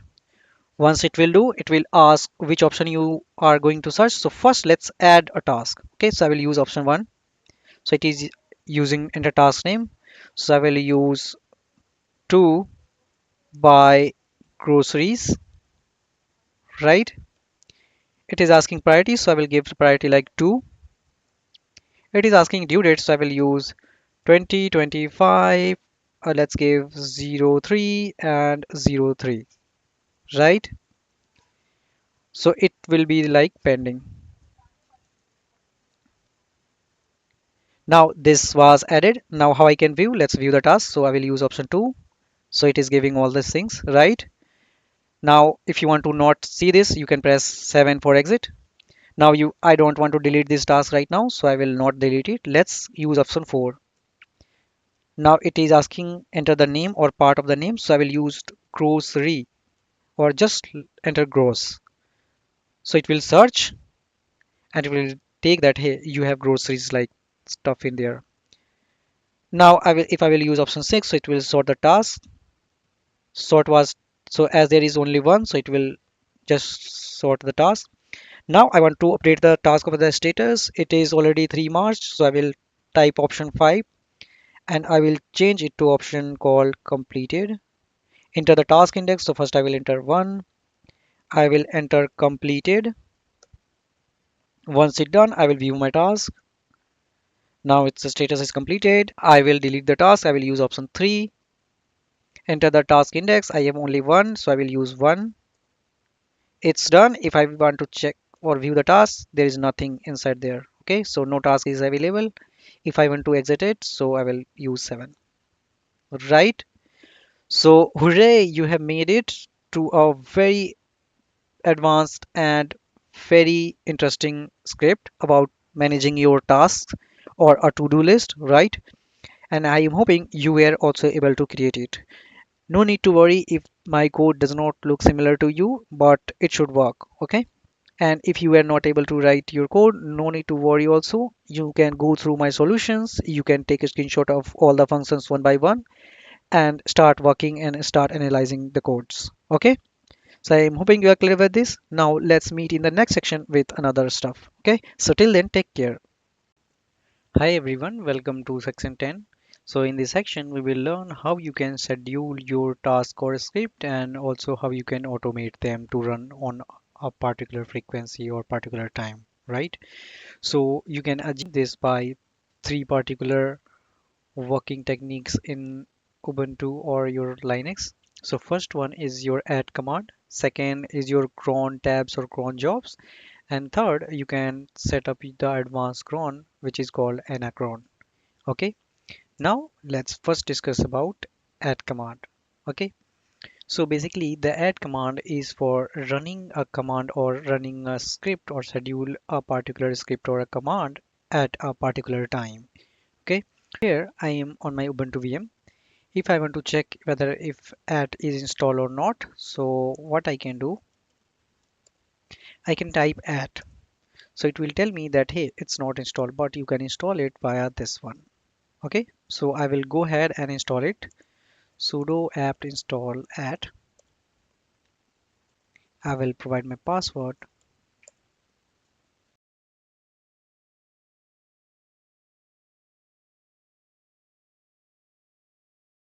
Now once it's done, so what I will do, I will check the status of my add command, okay, whether it is runnable or not.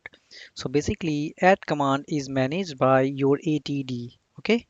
So ATD, the add command daemon, okay. So every services is attached to that particular daemon that is responsible for running that command. Similarly, for add command, we have ATD. So to identify whether my ATD command is runnable or not, the AT command or the ATD service should be running. So how I can check the service?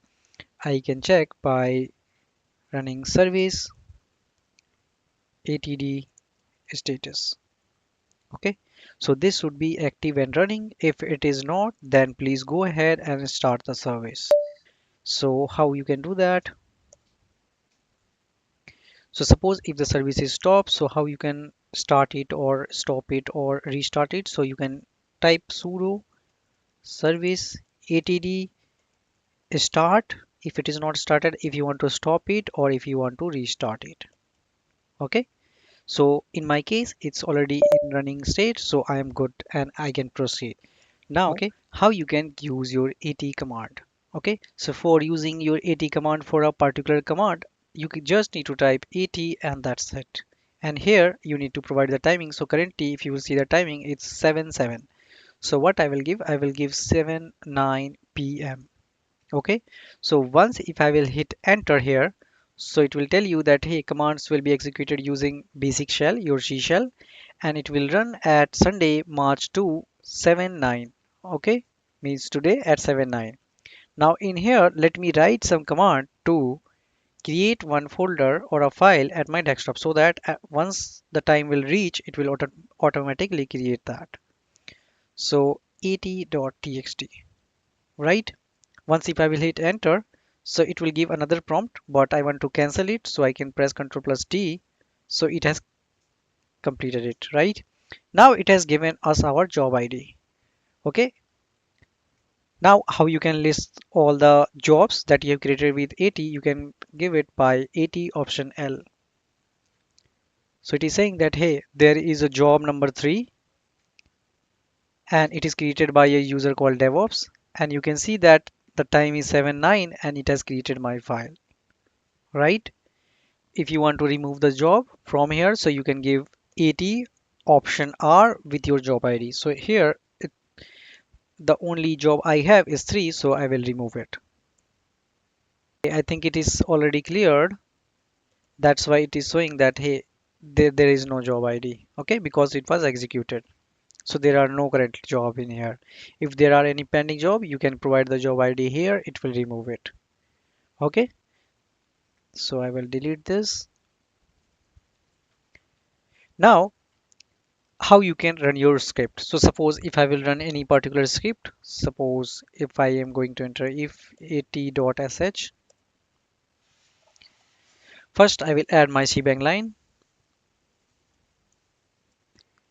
bin and then bash. Now in here, let's create a directory on my desktop. Let's call it at home dir. Okay. And let's create some files inside that desktop at home dir with file 1 to 10 dot txt, right? So what this command will do, it will create a folder inside my desktop called at home dir, and it will the next command will create 10 files at1.txt, at2.txt at my home directory. Okay, so here I have given wrong parenthesis, it will be curly braces, right? Now once it done, I will hit and write it, close it and save it. I will make this code executable.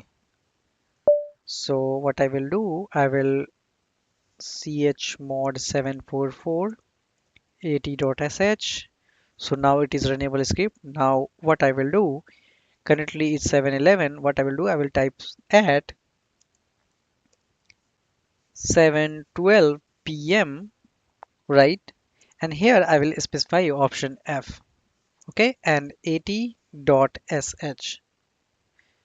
So once if I will hit enter, it will run at 7:12. Now let's wait for it because it will be in just a second. Now once it done, you can see my at home dir was created, and if you will open the file, it has all the files. Okay, I think as we used a relative or absolute address, then it has created a particular file. It didn't create 10 files. Okay. So I'm hoping you are clear how you can run your at command for your particular script file. Okay. Now, similarly, you don't need to provide the timings here. You can provide your days or tomorrow or a week or a month. Okay. If you want to run a command on your next Monday, so how you can do that? You can type at 9 a.m. and you can specify Monday. Either you can type your command or your file of whatever you have in there. Okay, so it supports Monday and timings also. And please be informed that you should specify timings first and then whatever the day is afterwards. Okay, similarly, you can provide your dates also in MMDDYY format. So at 9 a.m. 12/28 2025. Okay, and suppose if I will give that at.sh, so this job 5 will run at 28 December 2025, right at 9 a.m. Okay, if I will also see the list, so you can see that hey, this is a job ID and it will run at 28 December 2025. If you want to remove that, just type AT option R with job ID 5, so it will remove. Okay, now if you want to explore more about at, please go to the main page of at and explore more about it. Okay, so there are various options supported for it and there are various things in there. You can run and go through it, all of those things. Also, what you can do, you can give a relative time from current time. So how you can do that? You can specify at now and then plus 10 minutes. Okay, and then specify your file. So it will get run at, so what's the 10 minutes after? So 7:14, then it will get run at 7:24. Okay, so you have various bunch of options in there supported for running your particular file at once. Okay, so at does not provide functionality to run a reoccurring job again and again, so it will just run at one time. And also at command has one more limitation, that is the VM or server that you are going to run the command on, it should be currently running. Okay, so I'm hoping you're clear with at command. Now let's move ahead and let's understand the next important aspect if you will talk about scheduling and automation of your bash scripts, which is cron, tab and cron jobs. Okay, so before going through this on my and explaining this on my Ubuntu VM, first I would like you to inform about its syntax. Okay, so it is basically, let me take my laser pen. So it consists of 6 columns in there. So first 5 columns are for cron. So basically cron stand for, cron came from chronos, which means time. So you are just scheduling or defining the time on which the particular command is going to be executed. Okay, now this consists of 6 columns. So the sixth column is for the command and the fifth column is for different timelines. Okay, so the first column is your minute of the hour. Okay, so you can specify anything between 0 to 59.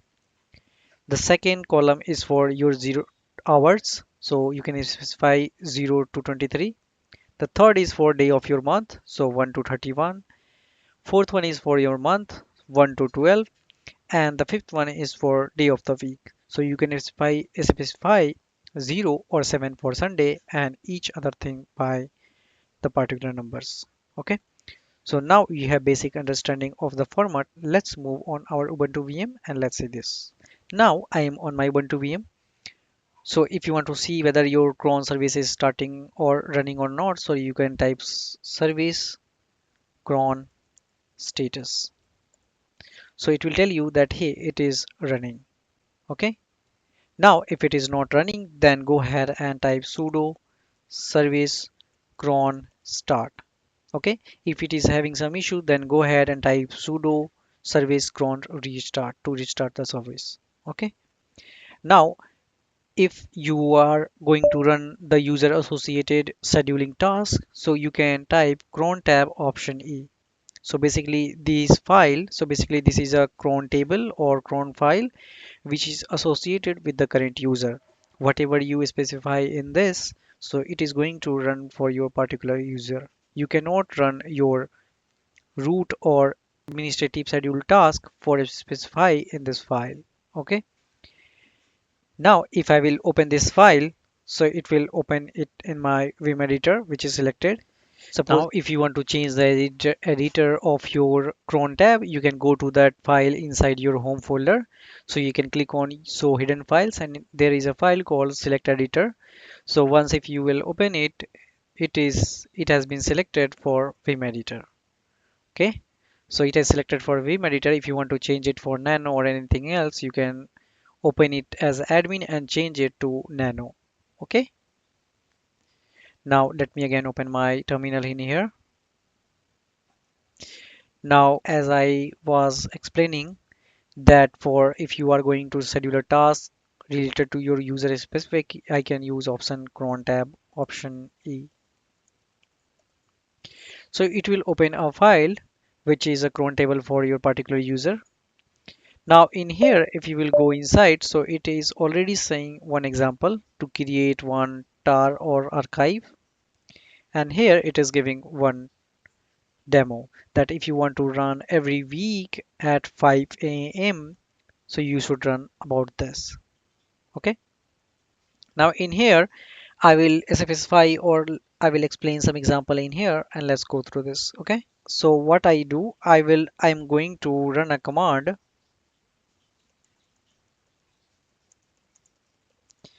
at every minute. So for that, I can specify star and for every minute. Now it should be in every hour. So I will specify star, star, star and star and my command. So suppose if I want to type echo hello world. Okay. So what this command will do, so here I can specify anything between 0 to 59. Let me write it also.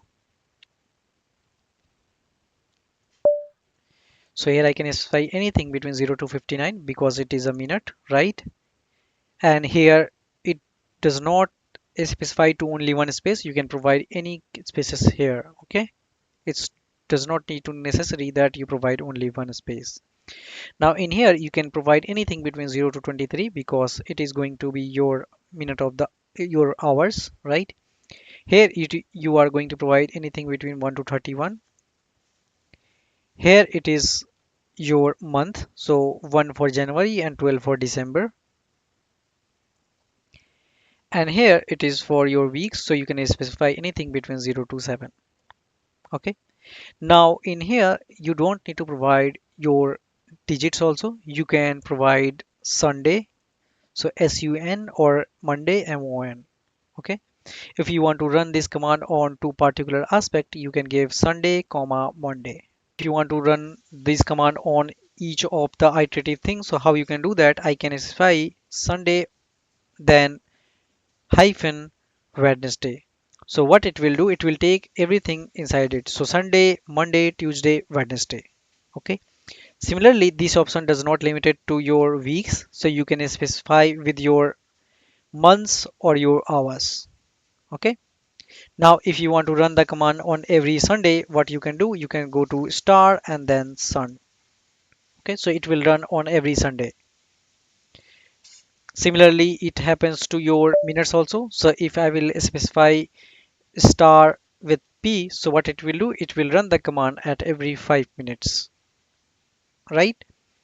Now, if you want to run the command at every 5 to 10 minutes, so you can specify, so it will run at every hour between 9:05 to 9:10, 10:05 to 10:10, 11:05 to 11:10. Okay. And if you want to run at only 9:05 and 9:10, so you can provide this. Okay. So it will run, suppose if you will provide here, let's provide here at 23. So this command will get run at 11, 11:05 and 11:10. Okay. So I'm hoping you are clear with this. how the cron tab, how it is working. Okay, so what I will do, I will not run it and I will cancel it. So I will press escape and then I will exit it without saving it. Okay, now this folder was for your user specific and you cannot run any administrative task or root task for your schedule or for your basket. Okay, so for running any scheduled task or your root task, what you need to do, you need to modify the changes in another cron tab. Okay, and it is stored at sudo. So let me first navigate to my home folder. So for that, you need to navigate or open with the Vim editor with my etc and cron tab. Okay, so you won't be able to open anything inside etc because it's a configuration folder. So if you want to open it, you need to provide sudo, and also I am opening it with my Vim editor. So if I will hit open, it will ask for my password. If I will hit enter, so it is telling that hey, you have opened it. Now the by default shell is C shell. If you want to change it, you can type bash, right? And as I have opened it with my sudo, it will allow me to write this file. Okay. Now in here, it is giving the options that we have already discovered or we have already explained here. So these are the basically the basic cron folders, which is it is showing. Okay. So we'll explain the cron folder in the upcoming section. Now, whatever you specify in here, so let me close this. Whatever you want to change, make changes as a root because this is the root and you will be able to run the administrative schedule task also while specifying in this file. You cannot specify administrative schedule task in your cron tab option E because it is user specific. Okay. So now what I will do, I will exit it without modifying it. Now, once you write or modify anything inside this folder, you need to restart your cron service by typing sudo service cron restart. Okay, so it will apply and make the changes. Right now, one more limitation is that so unlike your add command, it can consist of your recurring jobs, right? But it also has limitation that if the PC or the server is turned off, it will miss the job. It will not get run. I'm hoping you are clear with cron tab and cron jobs, right? And also two types of cron tabs. One is for your user specific and one is for your administrative task or root task. Okay. Now let's move ahead. Now I want to give a tour about crontab.guru web page. Okay, so let me move on my Ubuntu VM. Let me open my browser here. Now in here, what I will do, I will type crontab.guru. Okay, so this is the web page in which you can specify or play with your custom expression for your cron jobs. Okay, so if you want to specify in here or if you want to specify in here, it will get run. Suppose if I will provide star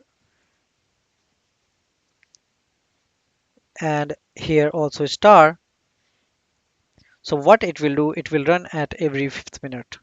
Okay. Similarly, what I can do, I can specify 5 option comma 10. So it will run at every 5 and 10 minute, right? If I will specify 9, so it will get run every 5 and 10 minute past 9 hours, past hour 9. Okay. Similarly, what I can do, I can mention here star and here it will be like Sunday option Wednesday. Okay, so it will start from Sunday and Monday, and what it will check, it will run at every 9 hour past at 5 and 10. Okay, similarly, you can specify at the rate yearly, at the rate annually to get it run. You don't need to provide the whole 5 columns here.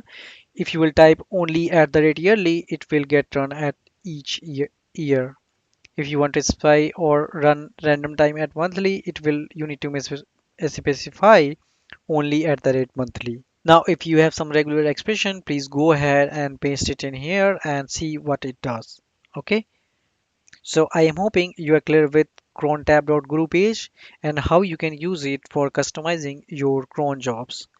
Okay. So please go through this web page and play with it and make some interesting expression for your cron jobs. Now let's move ahead. Now in here, I want to give a brief info about cron directories. So there are some cron directories also. The cron directories are like folders. So there are some folders on your system where you can place your scripts to run at particular frequency. Okay. So they are also stored in your etc folder. Let me go on my Ubuntu VM. I will close my browser. I will open my terminal in here. And in here, I will list the content of my etc and I will grab it in my cron. Okay, so in here it has some folders called cron daily, cron hourly, cron monthly, and cron weekly. Okay, basically these are the folders created by my cron server or my cron daemon so that I don't want to write any specific code for running it daily, hourly, monthly, or weekly. I can just write my script and place it inside this folder, and the cron will take care of the rest. Okay, so suppose if I will write any file and with the admin privilege, I will store it in this folder. So what it will do, it will run that script randomly at my monthly time. Okay. Now, how these are getting triggered? How these are getting triggered from anything? So these are getting triggered from my main cron tab. Okay. So let's see this. So if you will come in here, if I will maximize this window, so you can see that those things are triggered from here. Okay. And here is a command called run parts, which is used for running the particular stuff in from inside one directory. Okay. So if you will copy paste any particular script to this folder, what it will do, it will run at 6:52 and at which at every first of the month, right? And which is this one will be your hours, so 6 hour and 52 minutes. So these are the just the random numbers. You can also change them, but you need to make sure that hey, it is doing these things. Okay. So I'm hoping you are clear with this, and as these are the mentioned by the root user, it will get run by the top priority. Okay. So now how you can run this and how you can paste it inside one file. So let's see that also. So for placing inside for any folder, what you can do, so I can use sudo command. So for copying any file, and I can use cp for copying. And suppose if any script is written in there, I can provide relative path, desktop, and then let's see you have one desktop. And suppose you have any script called script.sh. Now you can copy it to etc and then your cron.monthly or cron.hourly, whatever you want to write in here. Cron.monthly or cron. Whatever you're going to write in there. Okay. Okay. So this command will do that. Once if you place anything, suppose if you have any file called script.sh on your desktop, it will copy it with your sudo privilege to cron.monthly folder. Okay, and once this script is successfully placed or copied, it will get run at every monthly interval of the time which is specified in this tab. Okay, and what was in that tab? So in that tab it has specified what is the timing or the exact timing or exact period of the time on which they are going to be triggered. Okay, if you want to make change, just press I with sudo privilege and just start writing or start modifying them. Okay, now as these are your file or basic configuration file, I would not recommend you to change it or modify it. And once you copy these folders too, you need to restart your cron service by typing sudo service cron restart so that it will get reapplied. Okay, so I'm hoping you're clear with this. Now let's move ahead. Now the next you have anacron. Okay, so what is the anacron for? Why do we need that? So suppose in at what you had, so an add command you can run a script at only once, and it has a limitation that it will not get run once if the target server or your local server is off. Okay, it will miss that. Now what was the cron? So cron can run reoccurring jobs unlike your at, but it will also miss the job when the server is shut down. But what happens in anacron? So anacron can recover your missed job. Now let's move on our Ubuntu VM. Now where anacron are stored? So anacron are stored at similar hierarchy. So it is stored at an etc and anacron. So once if I will hit enter, you can see and the anacron folder is open. Okay. Now if you want to specify or change, you can change that. Now what are these things in here? It has also called some folders in here. So cron daily, cron weekly, and cron monthly. Now what is this syntax in here? The first syntax is I will not modify it because it is my main privilege, but I will explain about its syntax. So the first syntax is for running when it is going to run.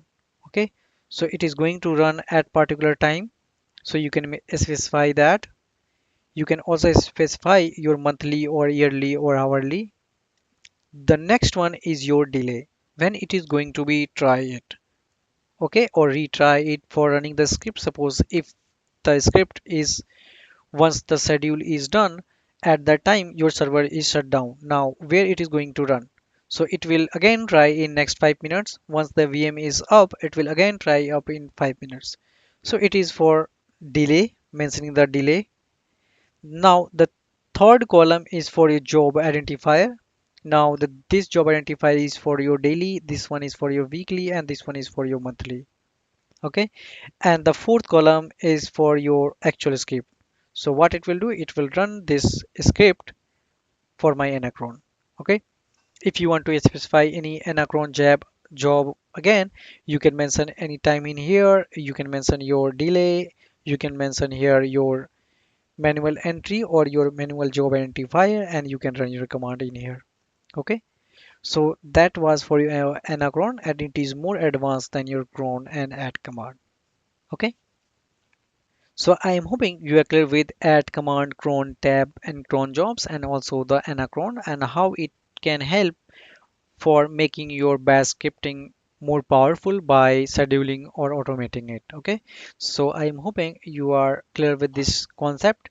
Now, in the next lecture or the next series of the section, let's move ahead. We will learn how you can work with remote servers and how you can copy paste the files from to and fro from the servers. Okay, so till then, take care. Hi everyone, welcome to the last section of the series of mastering bash scripting. So in this section, we will learn how you can work with remote servers. So basically, while writing your bash script, you need to mention how you can copying or paste or move the files using some command or using some CLI editor. So you should be aware of that, right? So let's understand in this section.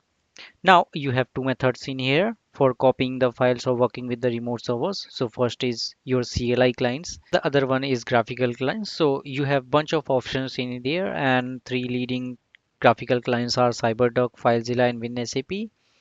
And in this lecture, I will explain by the help of example of WinSCP, which is most popular on Windows system, and it can help in copying the files from Windows to Linux or Linux to Windows. Okay. Now let's discuss about CLI. So basically the CLI clients basically uses three types of protocol. First one is secure file transfer protocol SFTP, then the less secured FTP file transfer protocol, and then the most secure copy protocol which uses SSH for authentication. Okay, and we will use SCP in this lecture. So what's the syntax of using SCP? So before using SCP, it should be installed in your system. So either if you will use putty or if you will install winscp, the SCP utility will get installed by itself. Okay. So how you can use SCP in here? So for using SCP, you can provide your use SCP, then your source, and then your destination. In here, if it is a local, then you can just provide your local path, and in here your destination path. In our example, I will explain SCP, then my Windows system path, local path, and then I will go ahead and copy or paste the files to my Linux or my Ubuntu VM. Okay. Now, before modifying or explaining the file transferring, so I would like to explain, if you are using Ubuntu VM, you need to make sure that your local host should be reachable to your Ubuntu VM. And how you can verify that? So you need to make the changes. So you need to go to the setting and you need to go to the network, and in here by default it will be like your net. So you need to change it to bridge adapter so that it will be reachable from your host to your VM. Okay. Now once you are done and once you are install SCP, now you are ready to copy and moving the files. Now in here what I will do, I have my temp, in my temp folder I have some demo PDF, right?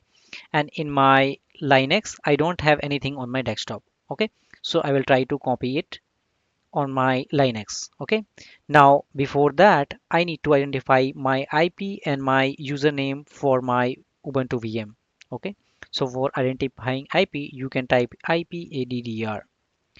Now the second IP, you can see it is my IP inside the second. Okay, and how you can identify your username? So it will be this. You can also identify by pressing who am I. Okay, now I will go to my Windows system. I will open my CMD and I will open it as an admin. Once I am done, I will type SCP, then my local system, so C, then temp, and I want to copy demo.pdf. Okay, and to which host? So I will type my IP address from here.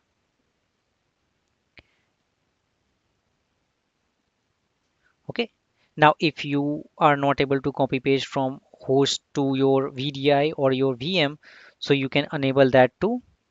So in here, if you will go there, you can go to the shared clipboard and you can copy it to bidirectional. Okay, so I have copied it from the VM, so I can paste it on my command prompt. So first I will give DevOps, because in here it was username at the rate destination machine.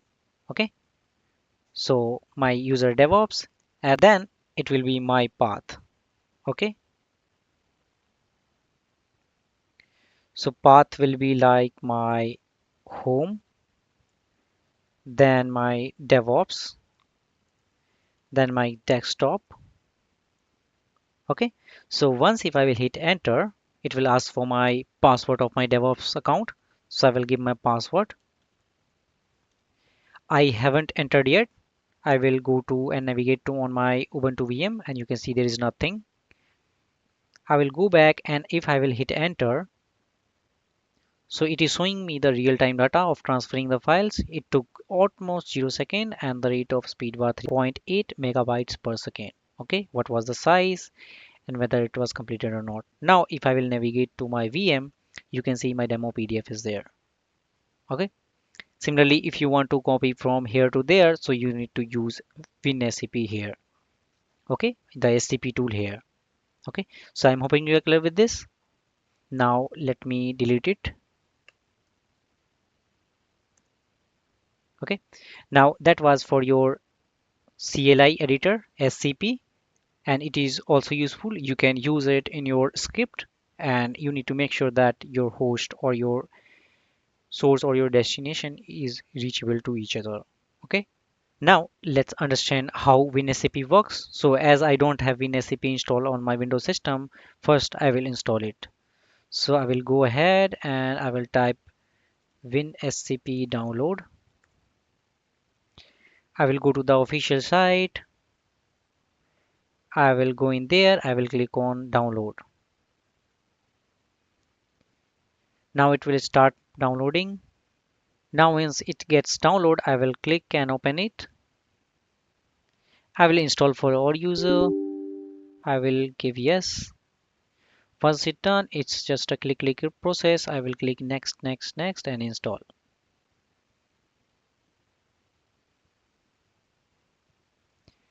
Okay, I will not getting started page. I will launch winscp. Now once you are in here, I will use scp in here because I want to use scp, right? Now in here, you will, as it is scp, so it will use port ssh for 22 for ssh because it uses connection ssh. Now in the host name, I will mention my IP address, so which was 192.168.1.7. Now in my username, it was DevOps, right? And my password. Okay. So if I will hit login, so it will search for my host. Now it has searched for my host. It has giving the SSH key. I will accept the connection and it's done. Now if I will hit enter and open desktop file, you can see my file one is there. Now in here, if I will go to temp, here is my folder and I can just drag and drop it. So suppose if I want to copy it from my VM to my host, so I just need to drag and drop. At first it will ask for confirmation. I can give OK. Now it's done. Okay. Similarly, I can copy it from here to there also. Here I will select this and just drag and drop in here. I can also copy multiple files by pressing shift and I can just drag and drop two files here and there. Okay, so that's how winscp works, and that's how you can use remote server to work and copy the files here and there. Okay, now thank you all for joining me for the course, and I am hoping that you have some confidence in your bash scripting, and I am hoping that my course was very helpful for you and it will prove a important aspect in your DevOps journey. So if you find my course helpful, please go ahead and like this video and please subscribe to my channel and also share this video with your colleague or with your teammates who want to learn about bash scripting. Thank you all for joining me and let's meet in the next interesting course. So till then, take care everyone.